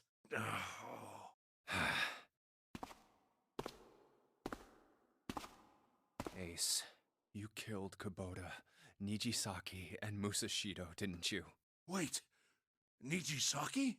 Oh, right. You don't know yet. All right. We'll just go through them in order then. Let's start off with Kubota. You talked to Kubota and managed to convince him to go into door 5 alone. You killed him without making it look like you killed him. Mm-hmm. The way I figure it, you had 4 motives. 1. In the Nonary game, the number 9 is dangerous. Whoever had the 9 bracelet could join whatever team they wanted. Adding 9 to any number doesn't change the digital route, which means that number 9 could do whatever they wanted. You wanted to remove that threat as soon as possible. 2. You wanted the number 9 bracelet for yourself, so that you could make use of its power. In fact, you did use it in the murder of Nijisaki. 3. Even if his number hadn't been 9, Kubota was a problem. He knew your past. He knew what had happened 9 years before. You needed to silence him before he told anyone. 4. But last, and perhaps the most disturbing, you used Used Kubota as a test. You wanted to know how serious this Nonary game was. Yeah. You convinced him to break the rules so you could see what would happen. That was why you killed Kubota. But he was only the first. Next was Nijisaki. While everyone was off looking for the missing parts for the Reds, you ran into Nijisaki near the big hospital room. However, because of your prosopagnosia, you didn't realize he was Nijisaki. Chiefly because, when you met him, he was dressed like Snake. That was why you thought Nijisaki was Snake. No, that's not... That was Nijisaki? Why? How did... I'll get to that. Anyway, you thought he was Snake. Snake was one of the kids in your experiment 9 years ago. You remembered him because he was the blind kid, but his presence made you think. Snake was one of my subjects 9 years ago. He probably hates me. But if that's true, why isn't he saying anything? Is he keeping quiet because he can't see? Or perhaps he's working with Zero to get revenge on me. Whatever the reason, anyone who knows my past is a threat. Before he tries anything, I need to get rid of him. That was when you decided you had to kill him. The murder weapon was Kubota's bracelet. You just waved it over the red. Verified your own number and then grabbed Nijisaki's arm and forced it over the scanner panel. Then, when the door opened, you kicked him in. 9 seconds later, the door closed.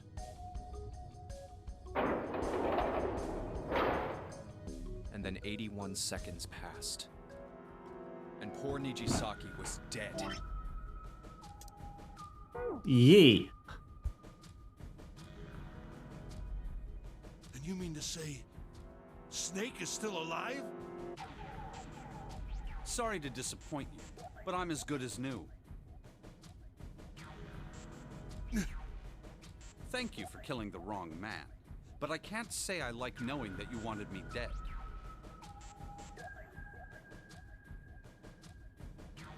Although, to be honest, even if you hadn't tried to kill me, I would still hate you very much.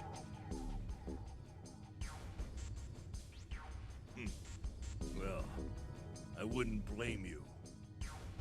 Last but not least, let's talk about Musashido's death. When Clover and I were investigating the chart room, you came over to talk to me.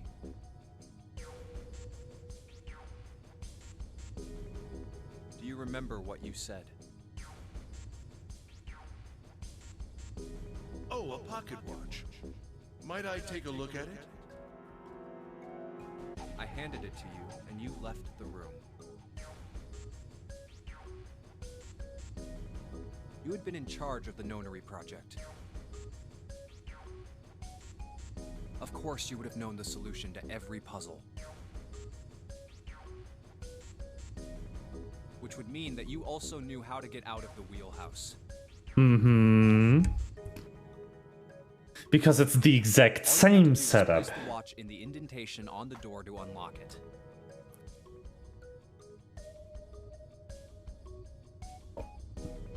With the door open, you could enter the captain's quarters.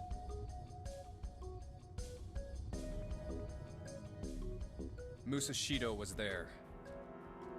Conveniently placed next to him was an axe that practically begged you to kill him with it.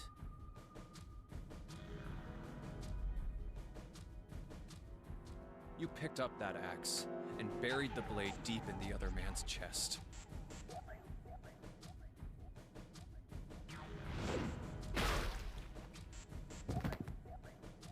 One blow was all it took. And then you returned to the chart room as if nothing had happened. There was something I wanted to speak with you about, Junpei. I had no reason to say no, so I followed you to the wheelhouse. When we stepped inside, remember how you slipped your hand into my vest? You pulled out a piece of paper, the one I used to cheat during the vote. But that wasn't really what you were after. Your true purpose had been to slip the watch into my pocket. It wasn't a very good plan. Had way too many holes, and someone saying the wrong thing could have brought it all down around you. You must have been desperate. But what made you willing to risk it all to do it? Ace, Musashido's murder is the only one I don't understand. You obviously did it. But why? Because of this. What's with the paper? Just read. Let's see. Number 1. There are 2 ways you might survive this ordeal. The first is to win the Nonary game. The second is for you to confess your sins of 9 years past. I have prepared a camera in the captain's quarters. The images captured by that camera will be streamed through a satellite and distributed across the world. Simply look into the camera and repent.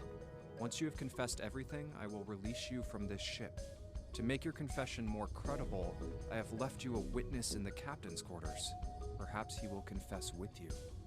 The decision is yours. Do as you please. 0. When I awoke, I found that in my pocket. That was why I chose door 1 when we voted. If I went through that door, I knew I could get to the captain's quarters. As you said, I knew how to enter the wheelhouse. My plan was to find the pocket watch before anyone else. If I could, then my alibi would be set. At least, that was the plan. Unfortunately for me, you got to it first. That sleight of hand was the best I could manage on short notice. You meant to kill him from the beginning then? Musashido, I mean. I only knew Musashido was the witness after I reached the captain's quarters. I asked him, and he answered. He seemed groggy. Perhaps he had only just awoken from sedation. I suppose Nijisaki was in much the same state. He seemed confused and disoriented when I encountered him. But yes, you are correct. I intended to kill him from the beginning, even though I didn't know who he was. I proceeded to the captain's quarters in order to remove this so-called witness.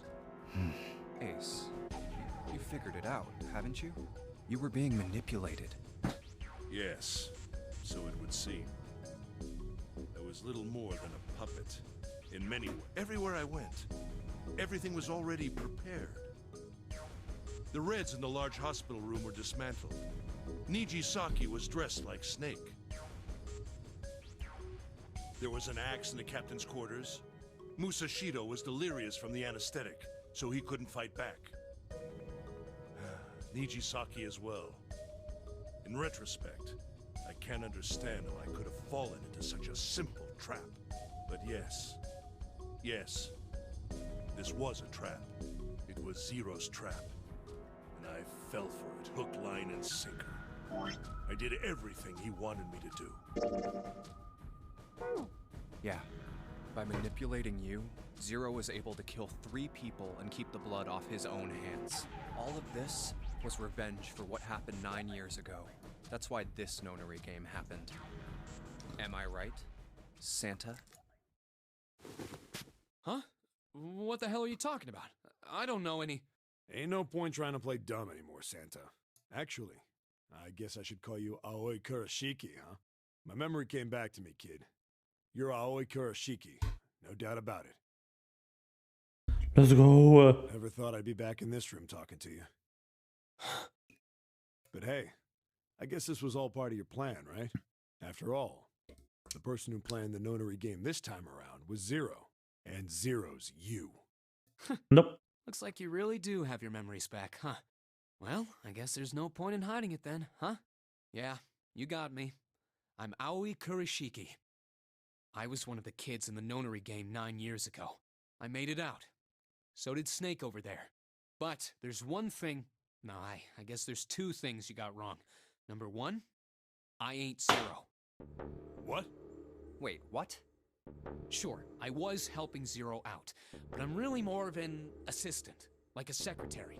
But an assistant's only an assistant. I didn't come up with all this. All I did was follow Zero's orders. Then, if you're not Zero, who is? Calm down there, Junpei. Didn't I say two things? You made one more mistake. Junpei, you just said all of this was revenge for what happened 9 years ago. That's why this Nonary game happened. But that's not it. Revenge isn't the only purpose. There's another reason you guys were playing the Nonary game. To save someone. Save someone? Right. You were brought here to help my sister. To save Akane. What the hell are you talking about? Akane What? Kurashiki died 9 years ago in this room. I was there. I saw... What? What the hell? Where is she? Where's Akane Kurashiki?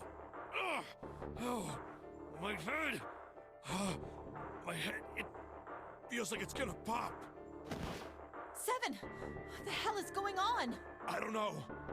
I just... Oh! I swear to God, my head feels like it's about to explode! What was the Nonary Project? I'm sure you know already, but I'll tell you one more time. It was a project designed to test a particular phenomenon. And what was that phenomenon? For two organisms to communicate with one another in the absence of physical contact. The morphogenetic field theory. Could human beings use these invisible fields to exchange information? That was what this experiment was conducted to determine. There were two separate locations. One was the Gigantic, and the other was a building in Nevada called Building Q. The 9 children trapped in Building Q were faced with numerous puzzles, copies of identical ones in the Gigantic. They were told to send their answers into the morphic field set and transmit them to their brothers and sisters on the Gigantic.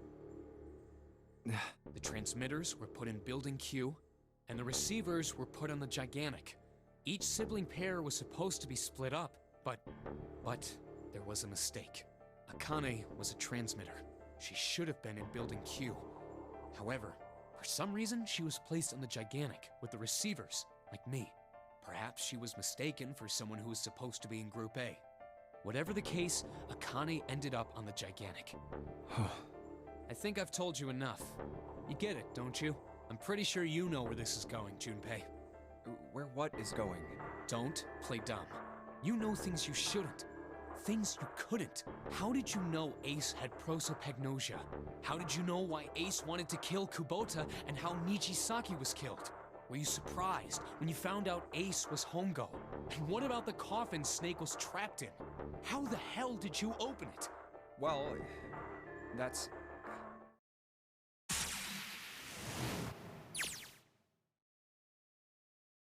He knew because I knew. Junpei was receiving information that I sent to him through the morphic field set. It's simple, really. How do I know the alternate futures then? Imagine a river that splits in two, like an upside-down Y. The river flows from the top to the bottom, from a single stream into 2 branches. It only flows in one direction. It can never flow backward. Information is the same way. It moves from the past to the future, but never flows backward. That's why people in the river's source in the past will never know about those downstream in the future. But the people downstream will never know about one another either. Information only flows along the path of the river. But I am different. I can manipulate the morphic field set to pluck knowledge from the future. and know what happens on either fork of the river, even though the people on either fork know nothing about one another. Now, who am I? Who am I? The 9th letter of the alphabet. But I am also 0. No, that's not true. I'm not really 0, not yet. Perhaps you could say I am less than 0. 0 is my future. In 9 years, I will be 0. Huh?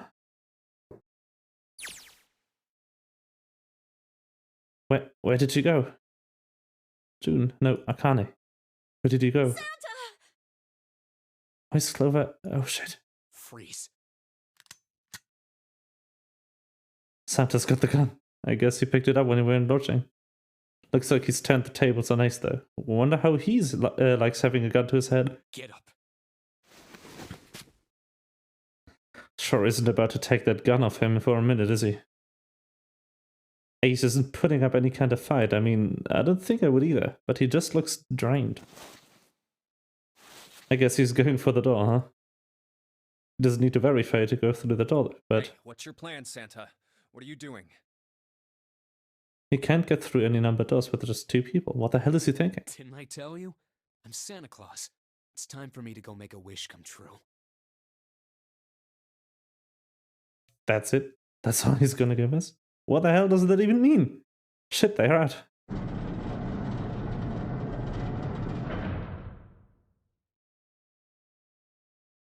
And now the gate's shut. Looks like the rest of us are stuck in here. They're all looking at me. At least 7's headache is gone. He seems to be alright. Well, I guess there's no harm in trying. Let's see if this door still opens. Well, it looks like this door isn't opening anytime soon. Oh, you mean we're trapped? So it would seem. What the hell is Santa trying to do? Oh my gosh! Oh my gosh, what? Have you considered where we are? There can really only be one thing Santa would do now. No. No, you can't be serious. But he is shit, we've got to do something. Maybe we can still get out through door 9? There's the red. Yeah, alright, we can do this. We've just gotta... No, it's not gonna work, there's no way. The 5 of us can't open this door. Is there any combination that'll work? Junpei, can I borrow your pen and notebook? Sure, why not? I don't think I'm gonna need them ever again.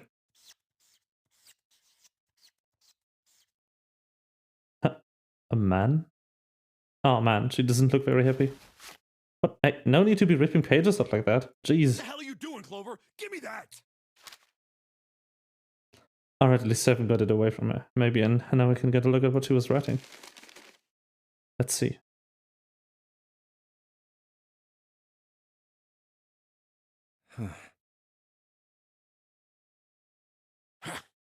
What? And there's no other way? Lotus. Looks like she'd figured it out, though. Man, this is just too cruel. It's okay. Go. Lotus. Come on, you know we can't do that. Oh, don't give me that. I'm sure you'd love to get rid of me. God damn it, you idiot! Whoa, where the hell did that come from? Looks like she expected that about as much as I did. If you're not... Look, it'd be bad, alright? For a cop, he sure doesn't have much confidence. Yeah. If there weren't assholes like you around, I'd be out of a job. Uh-huh. Look, I'm just not leaving you behind, alright? End of story. 7. He's right. I'm not leaving you either. Me too. You didn't honestly think I'd abandon you, did you? You're all idiots. Act as tough as you want, Lotus. We can all see you're about to cry. That being said, however, I doubt we would be able to open the door anyway, even if we were to leave Lotus behind. Huh? Why? I trust you remember what happened to Ace? I couldn't, see exactly what happened, but...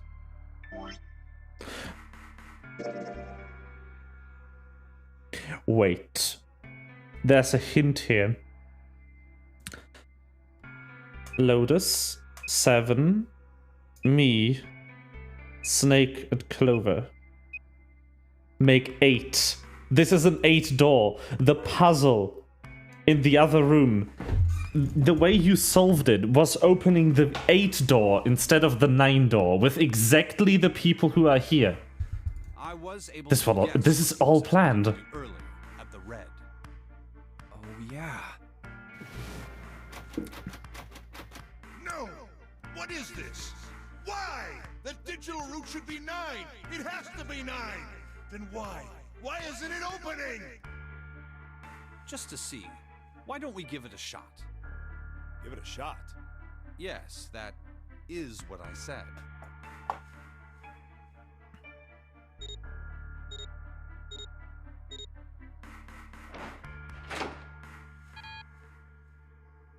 Error.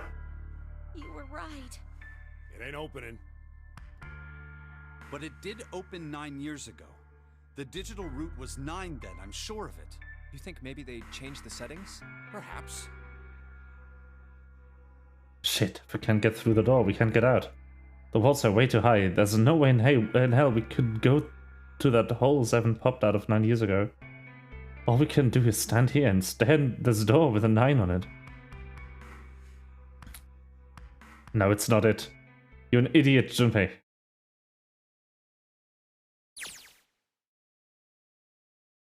I was watching. I had watched everything that was reflected in his eyes. I was listening. Every sound that vibrated in his eardrums I heard. Smell, taste, touch. I felt everything he felt.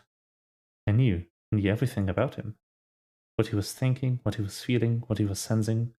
All of his feelings and worries and fears became mine. My mind, my consciousness, I was inside of him. Through the morphic field set, we were resonant, and we were as one. I was him, and at the same time, I was an observer. It started with a tremendous noise like a clap of thunder. It was approximately 9 hours ago. A bomb had gone off at the ship we were on. That was when my resonance with him began. My resonant event melted into him, and we became one. Inside of Junpei. Somehow I found myself in Junpei's mind, 9 years in the future. But I didn't lose myself. I was living in 2 realities at once. One was the present, and the other was the future.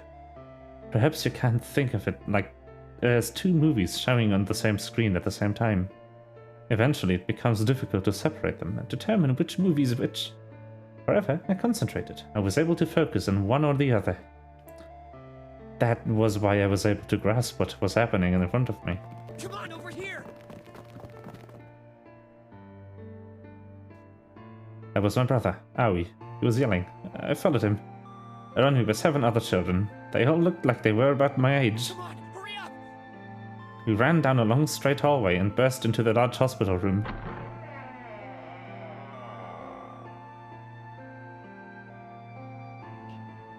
Everyone was arguing. 2 of the boys got in a fist fight. A girl watching them began to cry.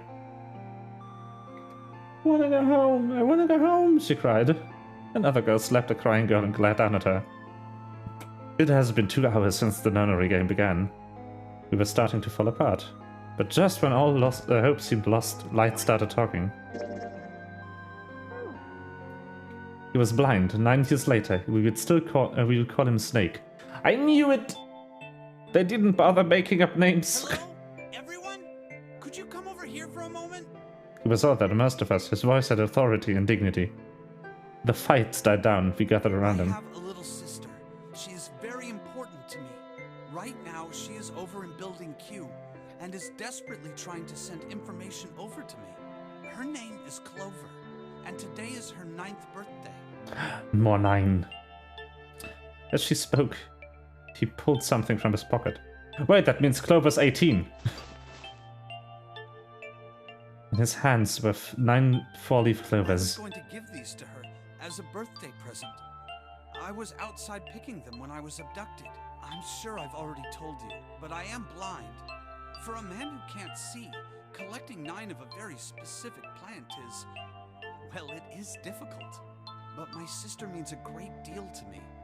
And I hope that these would show her how much I cared for her. Since it's your 9th birthday, I thought 9 4-leaf clovers would be appropriate.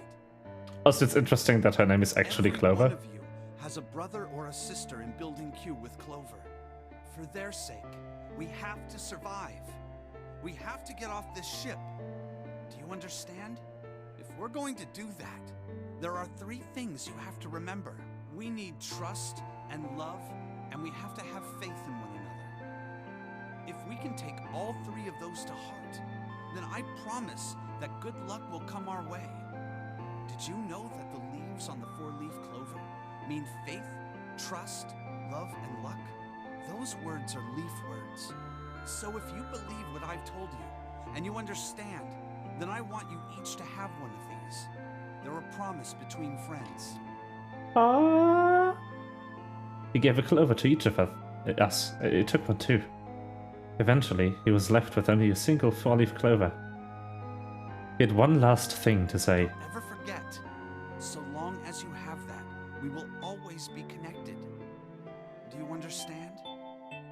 When he finished, the tension of only a few minutes before was gone. We were calm.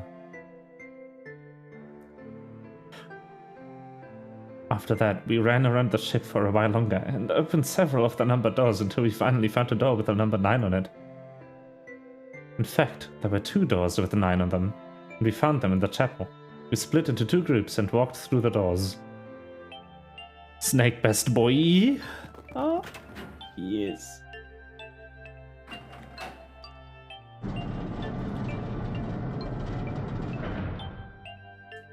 Arcane vision. Before long, we all found ourselves in a room with a ceiling that looked like an upside-down funnel. For some reason, this room had another number 9, but this time it was only 1. But if there was only 1 door, that meant only 5 people could escape. What are we gonna do? There aren't any other doors. We began to panic. Then, as if things had not gotten bad enough already.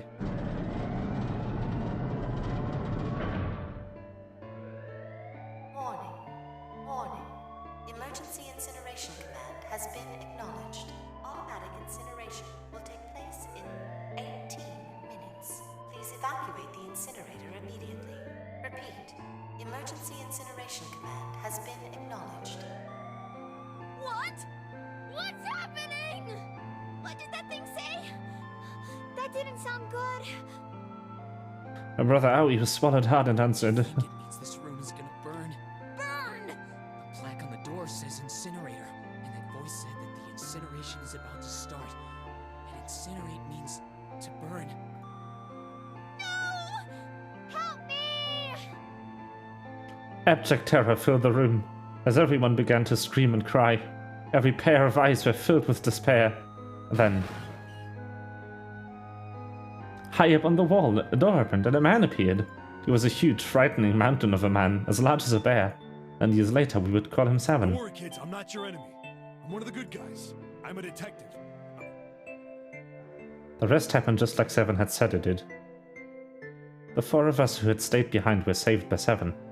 We crawled through the vent away from the incinerator and slid down into the hall.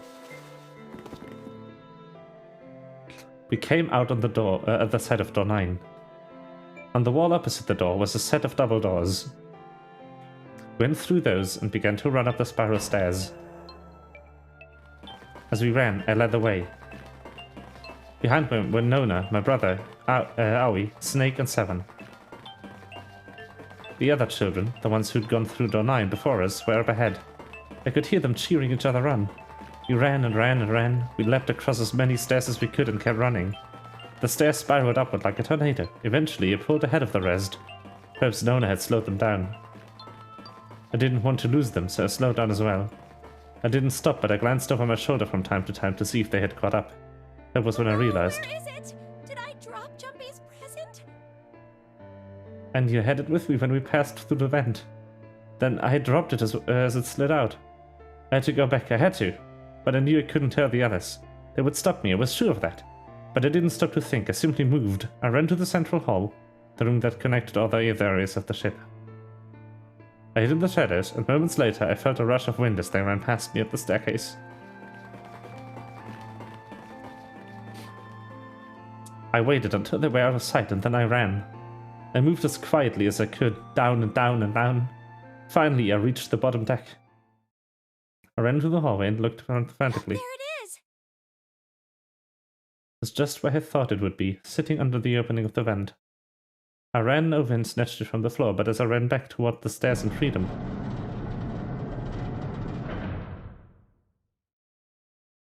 the door to the incinerator opened and a man stepped out. It was Hongo, Gentaro Hongo. 9 years later, we would call him Ace. How wonderful to see you decided to come back. His smile made my blood run cold. It looked mechanical, as if someone had simply pulled up the corners of his mouth. Come with me. We must continue the experiment. I shook my head, eyes wide. Slowly, I began to walk backwards. 1 step, 2 steps, 3 steps. Then I spun around and broke into a run. I felt Hongo's hand close over my left wrist. I said, come with me. There was an edge of insanity to his voice now. I pulled as hard as I could. No, stop! Let go of me! Let go! I shook my body and flailed my arms, trying desperately to get Hongo to let go of me.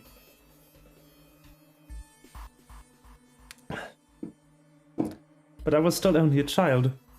I was no match for a man like Hongo. Stop struggling, goddammit! Do as I tell you! He heaved on my arm, trying to pull me into the incinerator. I screamed. Somebody help me! Then suddenly, Akane! the door to the stairs flew open. My brother Aoi burst out of it.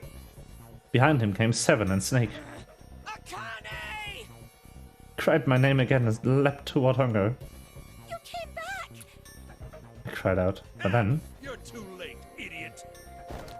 Hongo threw his full weight against the arm, pulling us both into the incinerator.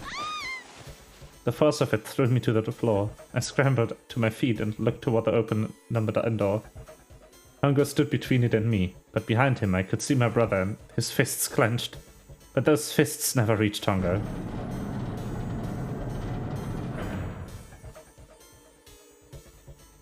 With the cold, heartless screech of metal on metal, the door slammed shut.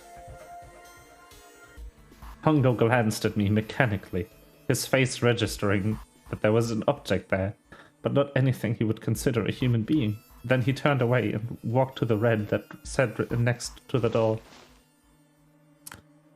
He reached into his pocket and removed 2 bracelets. He waved them both over the scanner panel. 2 asterisks appeared on the red. He checked the screen and then tossed the bracelets carelessly onto the floor. What was he doing? What was the point? He made no effort to explain himself, of course. He said nothing at all and walked past me as though I were nothing more than a rock by the roadside. A few moments later,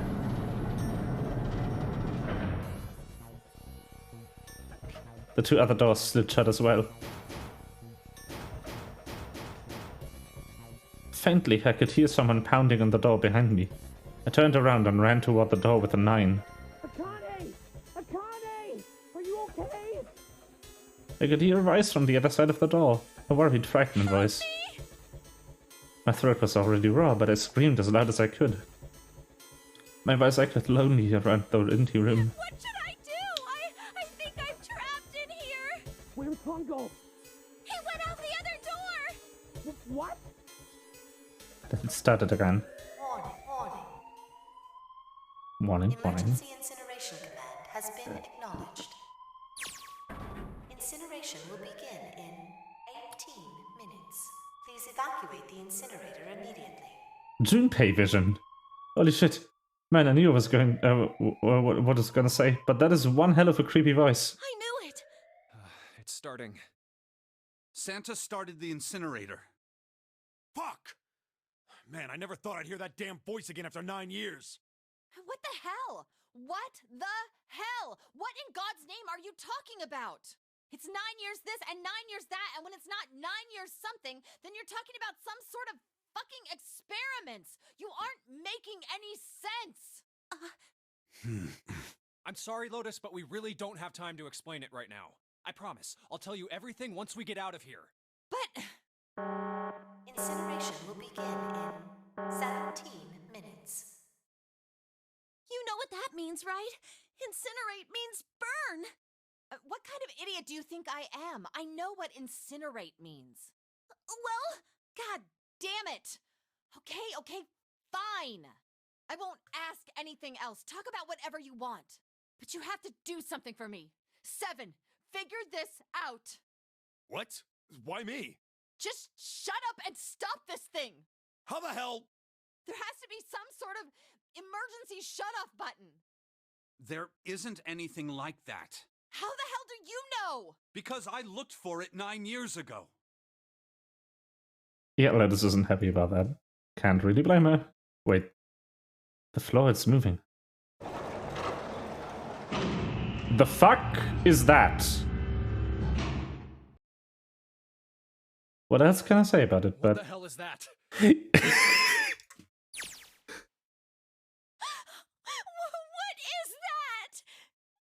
what else could I say? The floor opened and a machine rose up out of it.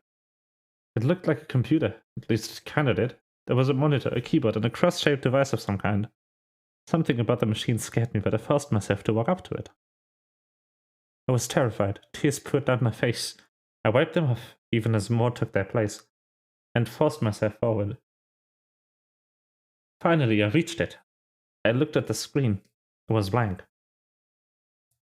I saw my own frightened face staring back at me from the glass, drenched in tears. All I can see on the screen is a reflection of my own face. I'm looking kinda freaked out. I know I'm sweating like crazy, but seeing it kinda drives it home. Okay, Junpei, just calm down, alright? Everything's gonna be okay. Man, I wish that thing would just shut up. Incineration will begin in 15 minutes. Alright, back to this thing. If it's only showing up now, then it's gotta be important. But what the hell am I supposed to do with it? Hey, move! Hey, we are all tense, lady. That doesn't mean you get to shove people around. It's turned on. There's nothing on the screen, though. Oh, this is bad. This is really bad. If there's nothing on here, how are we supposed to do anything with it? Sure, I'll just push buttons. I'm just sure that I'll...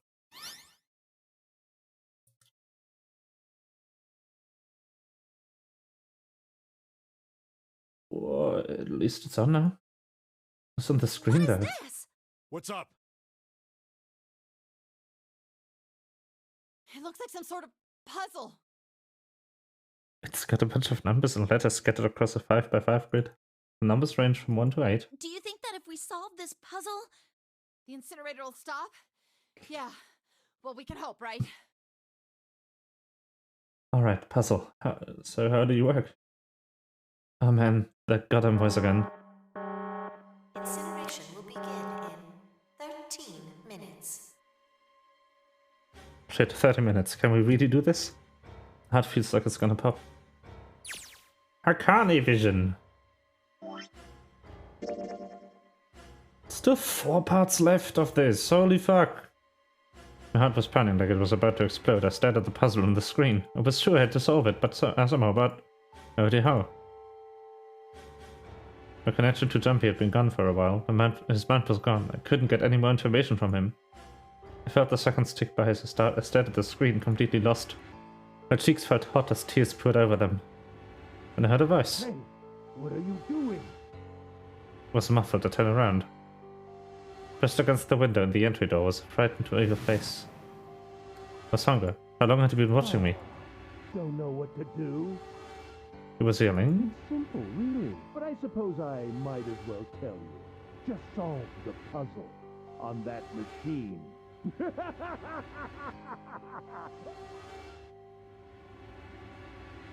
I bit my lip and cried at Hunger, struggling to hold back her tears.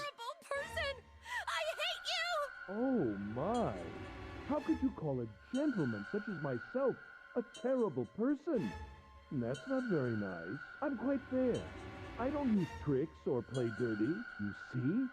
I've even left you a way out. a way out? Didn't you hear me? All you have to do is solve that puzzle. What's the point of stopping it? You'll only capture me and make me do this all again. I'm not going to listen to you. If you're just going to throw me back in here, I might as well just die now. My goodness, haven't you listened to anything I've said? Huh? If you solve the puzzle, the verification function of the red will in turn activate. If this experiment is to deliver valid results, there must be a chance of success. If you succeed, you will escape. The verification function of the red? Ah, so you do remember. Right now there are 2 numbers in the red. The first is 1, and the second is 3. Say, Akane, what's your number? 5. You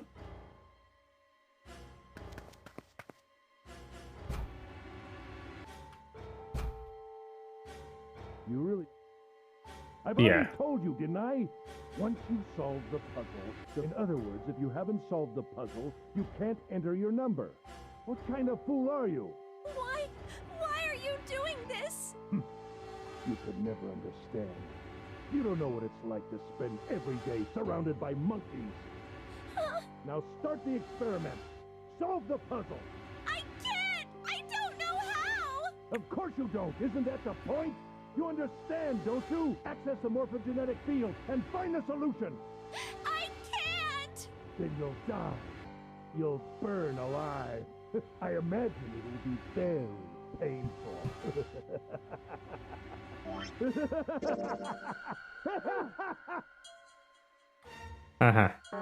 Incineration will begin in 10 minutes.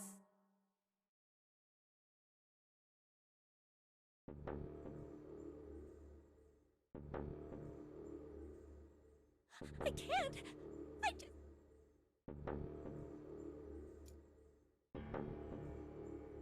Pumps were sweating, my blood was boiling, my veins was hot, so hot, couldn't breathe.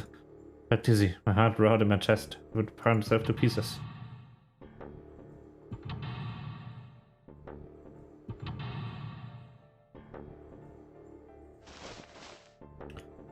Wrapped my hand around the thing I'd come back to get, the doll jump he had given me, at least I had that. I held it tight with both hands and prayed. Help, Jumpy! Help me! Help me! Jumpy! Jumpy! Jumpy! Please, help me! Jumpy!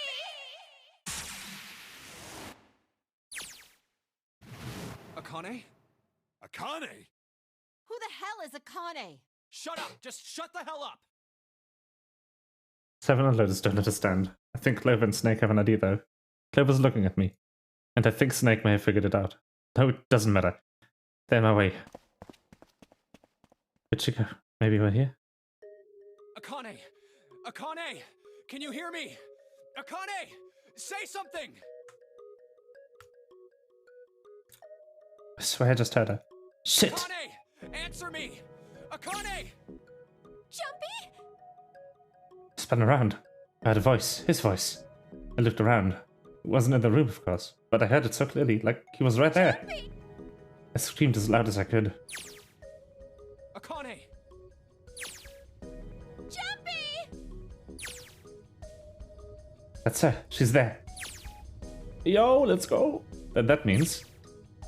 Akane! Akane! Yes, I am! How did you know? Couldn't believe that he knew that. I understand what Santa meant.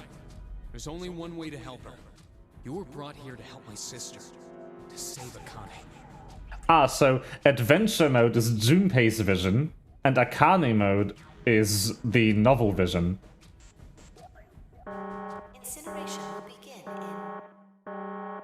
Because Junpei was living through the events, but Akane was like kind of reading them. 7 minutes. Jumpy, we don't have time! As quickly as I could, I told him that I had to solve the puzzle in order to stop the incinerator. Got it! And I do. I got everything now. At last I finally understand what all of this means. I know what the Nonary game was held today. I know why we were kidnapped and brought here. It was all for this moment. All of this was planned out to lead to this one moment. Oh my god, this is insane. I can't believe it. But there's only one possible answer. June is 0. Akane Kurashiki. She recreated the history of the future that she had a glimpse of 9 years ago. She tried to save herself. That was herself that way 9 years ago. No, she's trying to save herself right now. That means that there's only one thing for me to do.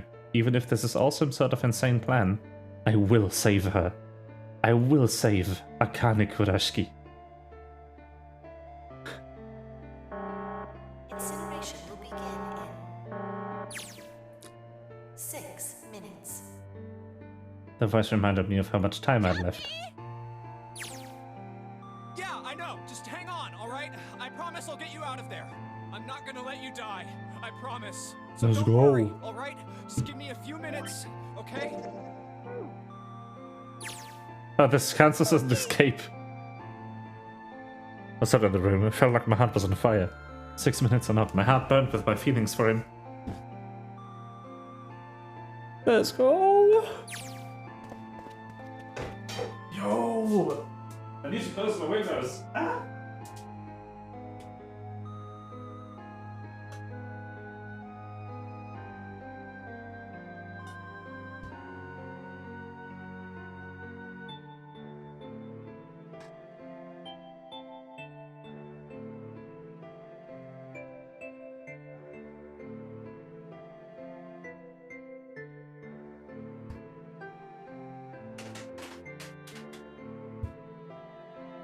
Cause it's like late PM. AM actually. Snake talking to them about something. Whatever. Doesn't matter. Get out of my way. Hey, what are you? Just trust me, okay? Sorry, Lotus, I didn't mean to snap there, but there's a lot more at stake here than your pride.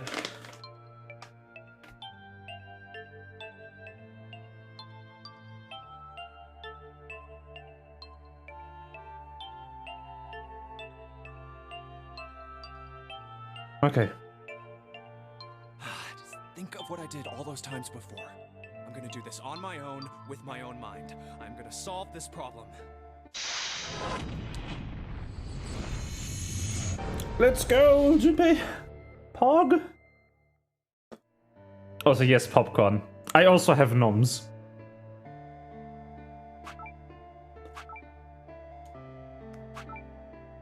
Password.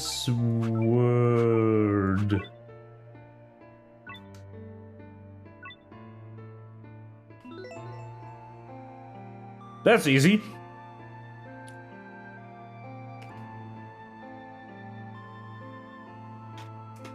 Can't tell if you're awake or not? Oh no. Hmm?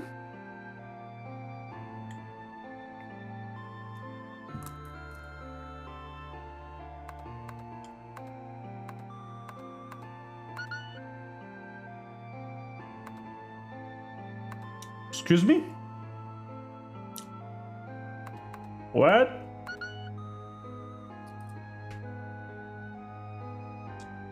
What?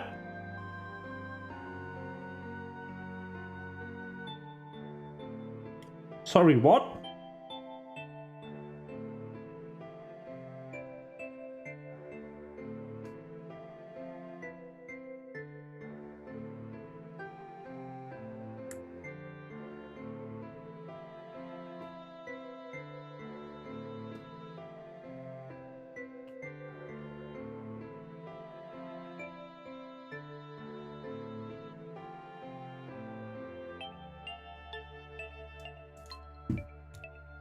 Is it just 9? It is. 2 plus 4 plus 5 plus 7 plus 8. Yes! Akane! Did you get it? 2 plus 4 plus 5 plus 7 plus 8. It's exactly the people who are here. It's 8. Yes, I did! I solved it! I mean, really, you solved it for me, but I copied everything you did! What a strong password. 9. Just have to press enter! Then what the hell are you waiting for? Push it! Okay, I will! At the enter key. Emergency shutdown command has been confirmed. Incineration system has been disabled.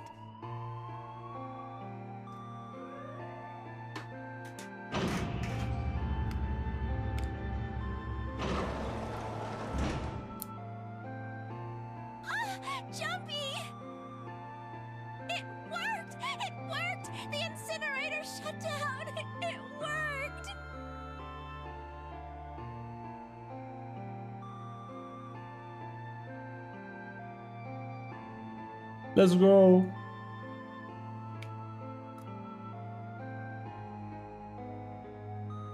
Every time I thought about him, I thought my heart would burst. Ah. Whew.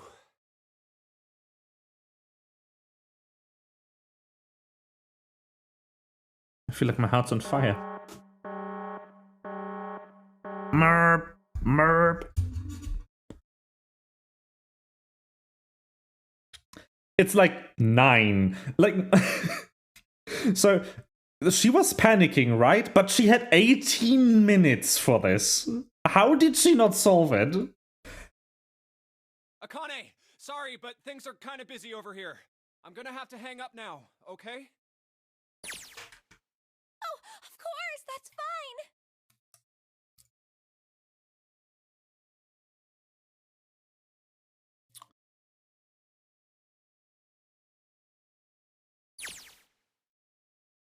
Now.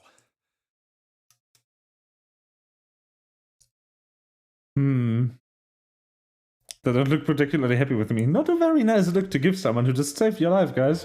Junpei, are you... Okay. Shut it.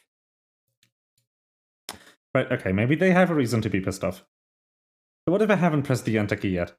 Alright, nothing to hold back. I hold me back now. Here goes. Wait. Incineration will begin in 90 seconds. It doesn't sound like it's stopping. No, it's fine. The hint is 8, you dumb fuck. I'm sorry, but I've been yelling at this game for the entire sequence because I figured it out like 3 rooms ago. The rooms that I had to solve were exactly fucking this.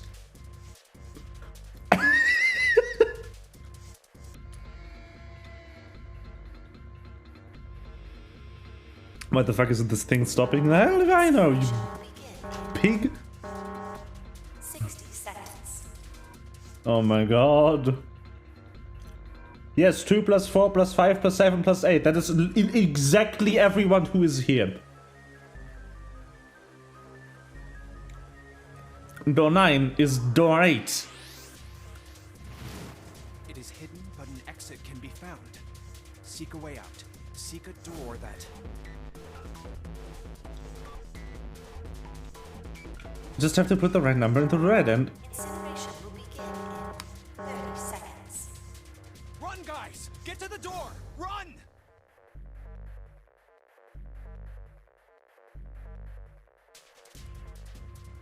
Quick! Verify your numbers on the red! Verify? Who? What combination? All of us! We all need to verify! Why? You really think this is a good time to ask questions? Just do it! Hurry, hurry, hurry, hurry! Incineration will begin in 10 seconds. 9, 8, 7, 7, 6. 6, 5, 4, Oh, this is tens. 2. The font is going crazy. Let's go. Central gate has been opened. Incineration system has been disabled.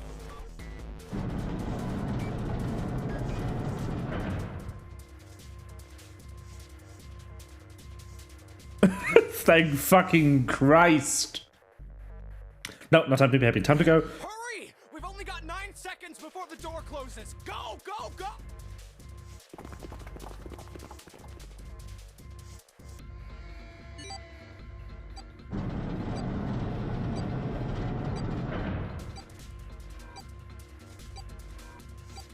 And there goes the door. No, don't calm down yet. You're not done yet. You still gotta find the dead. It's right next to the door. I've seen it a million times in the flashbacks. Let's go, not dead. Pog.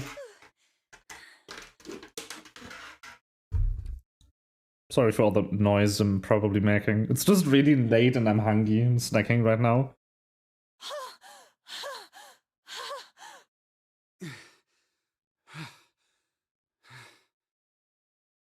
I have salami, like tiny salami. Mm. Shit. Looks like we made it, huh?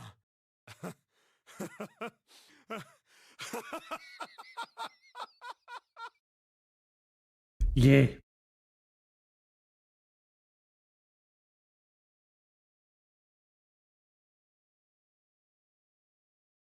Clover notices a totally out of energy. Snake is shaking his head wearily. I just want to take a nap, but... Akane? Akane! Can you hear me?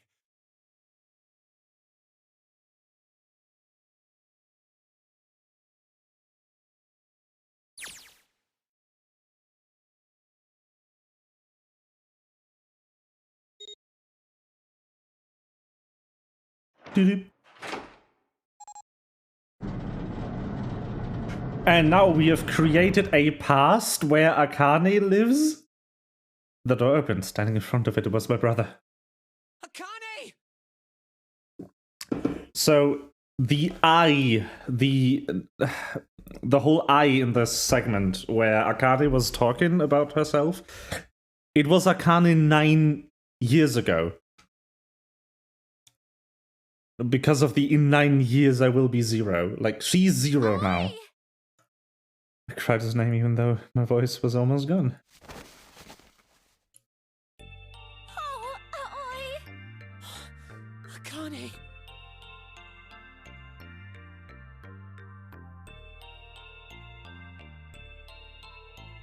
The steady thump of his heart made me feel like it was home. It beat almost like a lullaby. I wrapped my arms around him as fast as I could go and held him as tight as I could. Just to be there felt like a miracle. I hadn't felt the warmth of another human body in what seemed like an eternity. I just wanted to stay there in his arms forever. But I couldn't. The moment I passed through the door, the bracelets had begun to count down to death. I leapt away from him and looked around. The door had already closed. Spotted the dead only a short distance away. It took me only a moment to get to and scan all the bracelets. I left the ones Hongo had dropped on the scanner panel.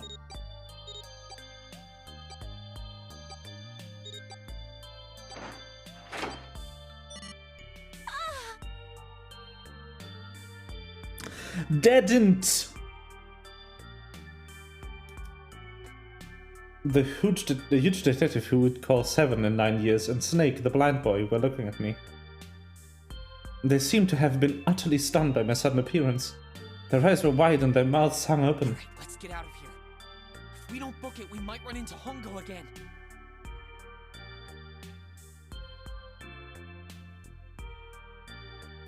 The mention of Hongo seemed to jar 7 and Snake out of their surprise, and they nodded. We took off running up the spiraling stairs to freedom.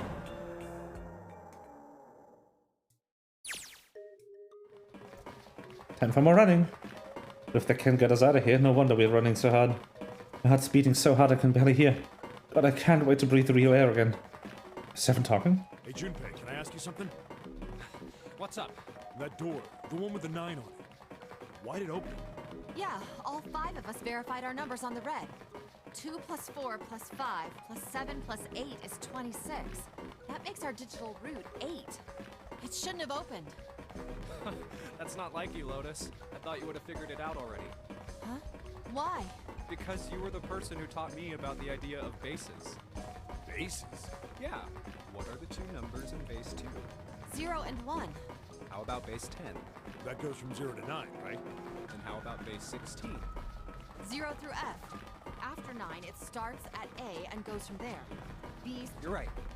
In other words, A in base 16 is 10 in base 10. B is 11, C is 12, D is 13, and so on. So, what about it? You don't get it? What if we keep going with that pattern? What if you go way past base 16 all the way to base 27? Base 27? Yeah. Well, the numerical digits are the same. So, I guess you'd add alphabetical digits. E is 14, F is 15, H is 17, I is 18, K is 20, L is 21, N is 23, O is 24, P P is 25. Yeah, and? What comes after that? Q. Q. 26. And what does that mean? Wasn't a 9 on the door. It was a Q. Q. A fucking lowercase q. Yep, that's pretty much it. I guess to put it another way, you could say that it was a 9 in base 10, but a Q in base 27. Time for more running. God, my thighs are killing me. This way, any moment now, I'm gonna tear a muscle. I feel like every single cell of my body is dying for air. Damn, every breath I take is a chore now. I feel like my lungs are gonna burst. Maybe there's just a short rest. No, can't stop. Don't have time. Come on, legs. There can't be many more of these steps left. Let's run. Run like a bullet out of a rifle barrel. Like a tornado cutting through the sea of clouds. I feel like we're running along the back of a giant cold dragon. They are running up me! It's me. It's the Cologne fucking cathedral, yes. The fucking Cologne cathedral. I would die based on that.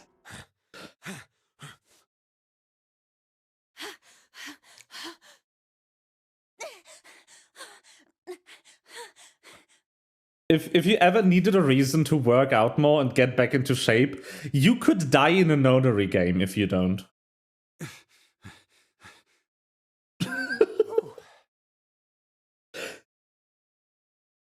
Jesus, I can barely breathe. Oh, Junpei, no time to rest. Pull yourself together. You're almost there. All right, I'm gonna open it. Yeah. Yes, we're finally here. Please do. Sure, it looks like a big heavy door. But you're the only thing standing between me and my freedom. But even more important than that, you're the only thing standing between me and Akane. You're gonna open now. Woo!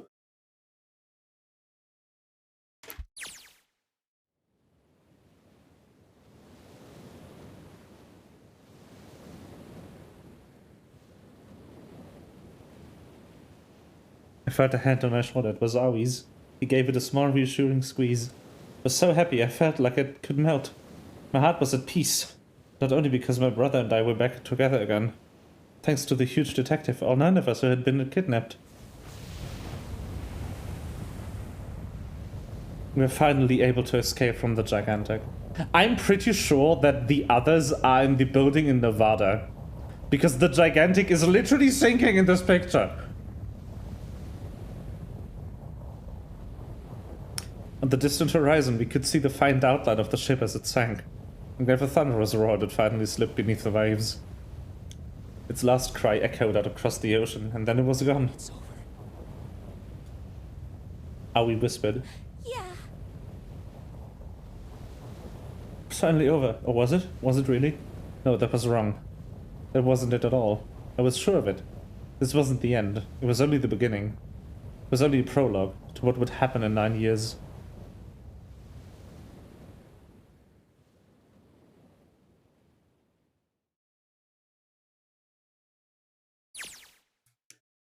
So now she has to go 9 years later and be Zero for real. Otherwise the paradox just kind of collapses. Damn, that sun is bright. I can barely see anything. I gotta missed it. Doesn't look quite like... Wait. No. Oh.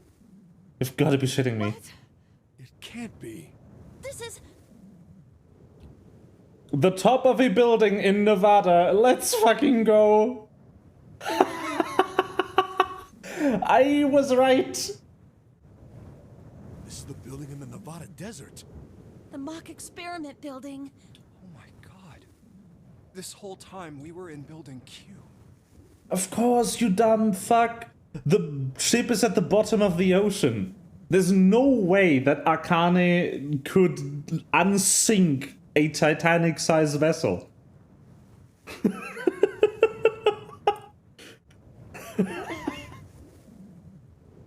Sure enough, that's a desert out there, with mountains all around it. Hello there, son. Boy, am I ever glad to see you. I don't think I've ever been so happy to see a sunrise. Huh. Right, the bracelets.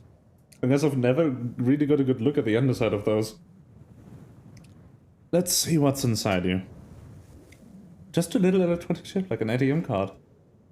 That's it. There's nothing else. Nothing that even looks like a detonator. There was never a detonator to begin with.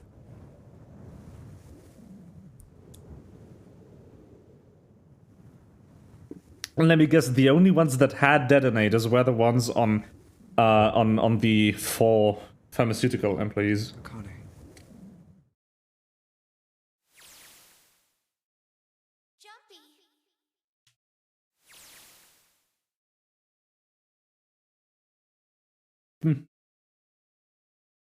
Guess I must be pretty crazy about the girl if I think I'm hearing her voice in the wind.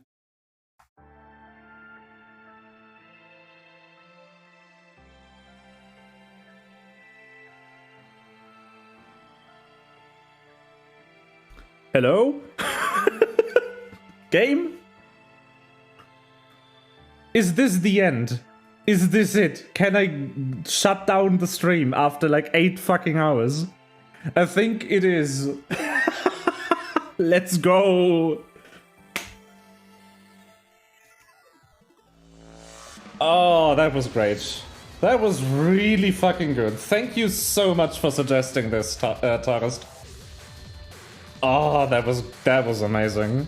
And I have a second one to play too, because the bundle I bought came with Virtue's Last Reward. So I can play the sequel too, theoretically. I'm not sure if I'm gonna do that though. I will give you a heads up if I do. Though. Because I'm pretty sure you're interested in the sequel as well. So I'm gonna give you ping. Or like tell you on Discord or whatever. If I'm gonna stream this. It just might not be on Wednesday because I don't know what I want to do on Wednesday yet. I don't like... I don't like making up new projects on the spot after just ending one. I like to sleep a day or two over my options. But yeah. This game is amazing.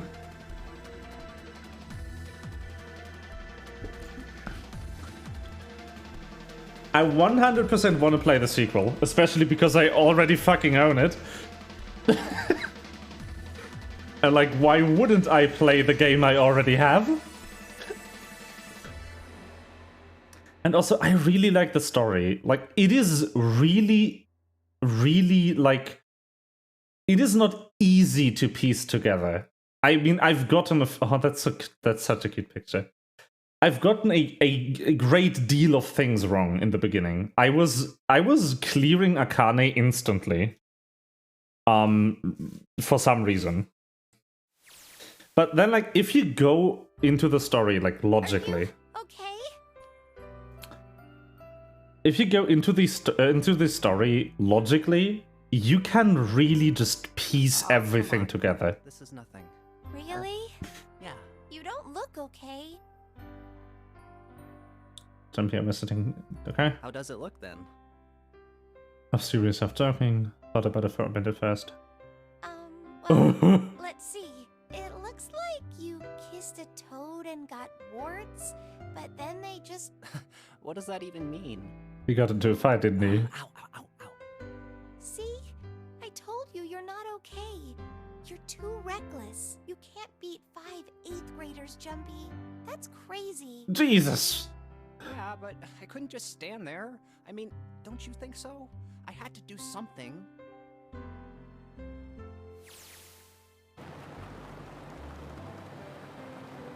So happy to see me getting the Ace as a baddie way before this came up. Yeah, it's obvious. Sure was nice of someone to leave it out for us outside the building. Keys in the ignition key and gas in the tank. Almost like it was present, you know? Anyway, we jumped in, and now here we are, screaming across the desert.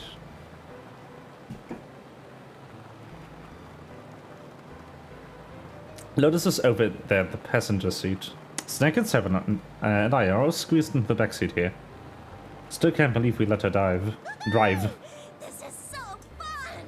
Clover! So awesome! Driving is so great when there's nothing around.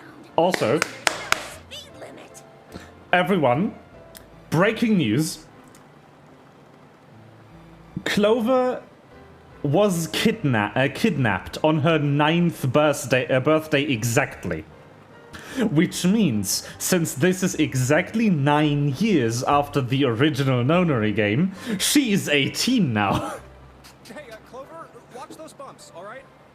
This car jumps even a little, and I think I'm gonna get crushed to death. Hey, shut it. I can't help if I'm big, alright? Suck it up. Why don't you drive, Seven? Exactly. I'm pretty sure though that might not hold up for the Japanese version of the game. Otherwise she's just acting like really carefree for an 18-year-old. He doesn't have an international license. Yeah, but you could have sat in the passenger seat. Oh, hell no. There's no way I'm giving this seat up. And Clover, there's no need to slow down. Clover has an international driver's license? And should be somewhere down this road ahead of us. Yeah, I saw some fresh tire tracks going out. There's no doubt about it. Then we've got to hurry if we want to catch them, don't we? Sure thing. Oh shit. God damn it, she doesn't have to drive so fast. I mean, you think a car like this should go this fast. We should throw it up a lot of dust.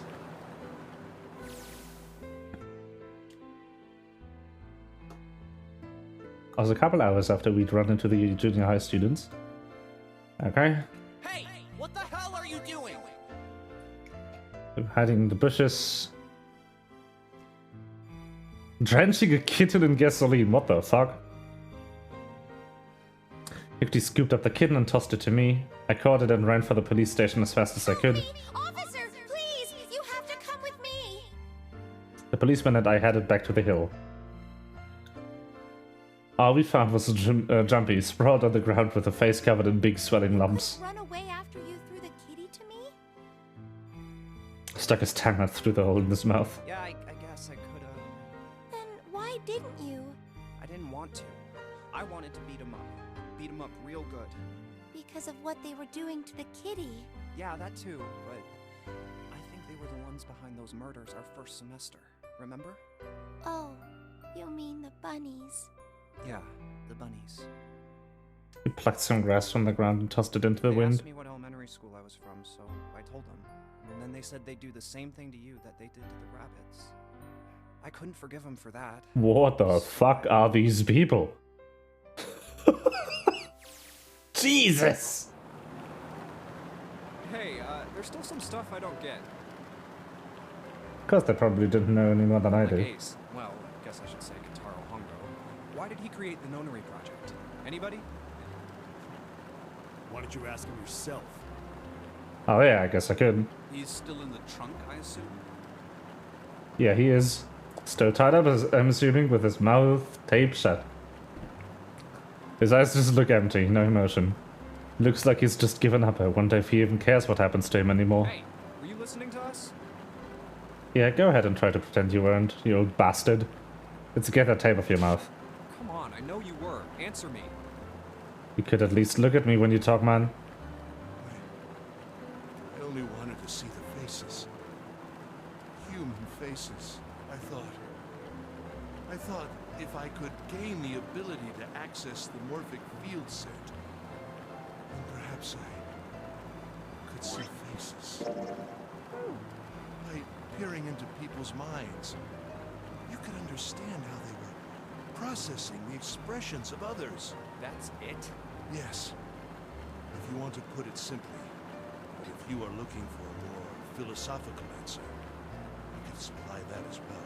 You see, the human collective consciousness... I think that's enough out of you, pal. Time for the tape to go back on. All right. So what's your second question? You said there were some things you Well, somebody's a little My nosy. next question doesn't really have anything to do with you two. This is for you, Seven. It's about the whole Alice thing. What's the deal with that? Well, see, 9 years ago, after I escaped from the Gigantic, I kept going after Hongo on my own, hoping I'd catch him when he finally slipped up. And during the course of my investigations, I learned a lot more about the Gigantic. I also found out how Bourdain and Alice. You're not really answering my question. Was there actually a girl who wouldn't melt at room temperature? Sounds like Hunger has something to say. Alright, fine, I'll let you talk, but you gotta behave. What? Alice doesn't exist. 9 years ago, I found Alice's coffin behind the library on the bottom deck. There was nothing in it. The root of a peculiar plant. My research determined that it was a member of the genus Madrigora, of the family Solanaceae. I was able to extract a particular alkaloid from it. I used that extract to create soapering. Its creation was a tremendous boon to my firm, and we grew rapidly. Shit, this is gonna go on forever. Tape's going back on, Hunger. The rest of my questions can wait a bit. For now, I think I'll just enjoy the ride.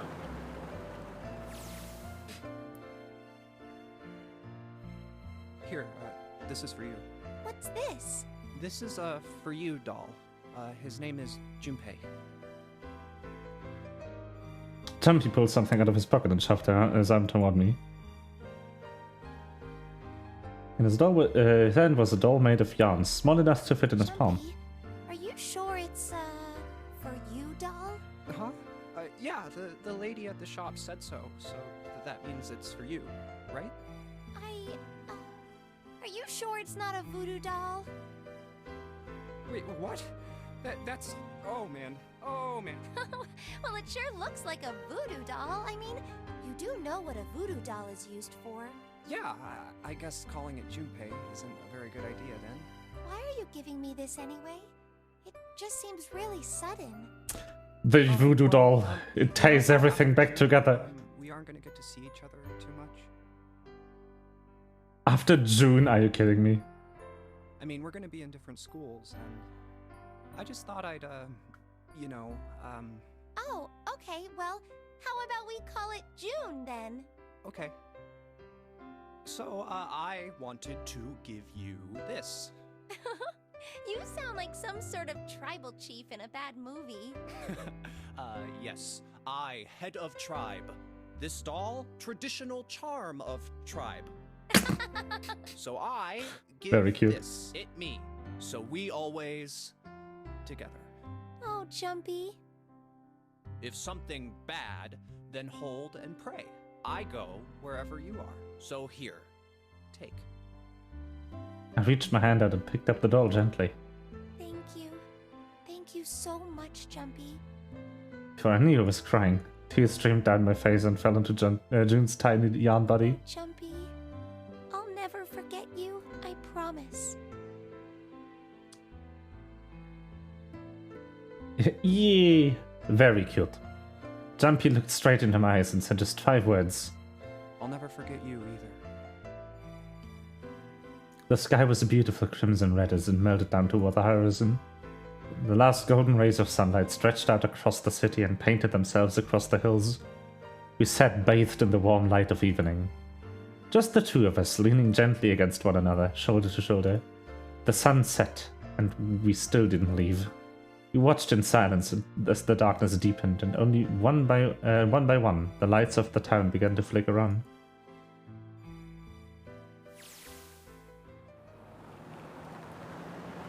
There's still one thing I don't get. To be honest, that's the biggest mystery as far as I'm concerned. And so also the only one that's really important. It has to do with June and Akane. 9 years ago, she died in the incinerator on the Gigantic, but she's still alive now as June.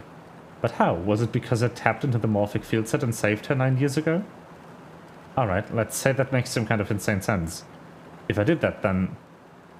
How do I make sense of what Seven remembers? Snake makes sense, he's blind. He couldn't have seen her body anyway. But Seven, he said he was sure he saw it. Does that mean there's some kind of historical discrepancy? Oh wait, maybe that's not it at all. There's one other logical explanation. Was what you told me the truth, Seven? You look satisfied. No way. He couldn't. Hey, look! Over there! There's somebody next to the road. Huh? What? Hmm?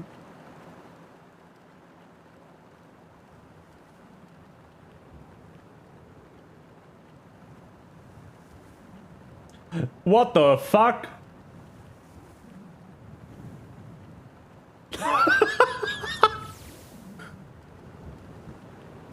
The burning gaze of the Nevada sun pounded down on her head. The desert around her rippled with heat.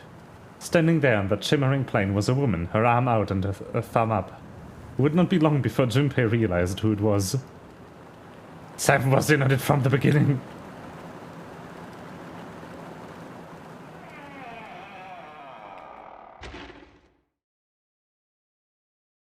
And then they just fucking cut it. There's just a living Egyptian fucking priestess just standing in the middle of the desert, hanging out. What? Sure, Spike Chunsoft, you can go right to the fucking dumpster. Oh my god. Click to save. Yes.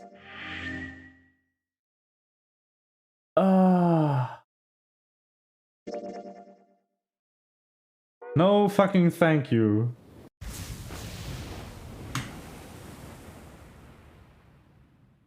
Oh my god.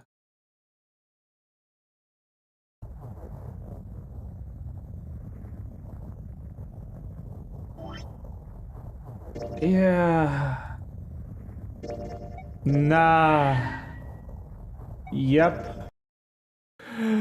Holy fuck. There we go. That is good ending music in my opinion. Let's fucking go. All 6 endings, yeah. 2 of them in one go. I didn't even have to play through anything thrice. Very good.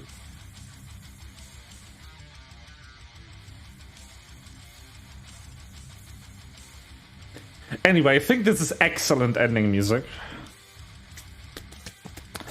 Thank you so much for watching. Thank you so much for the suggestion. And I will see you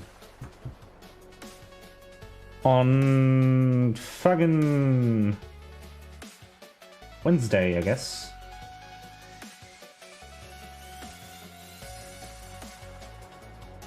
I think we're actually gonna raid someone today.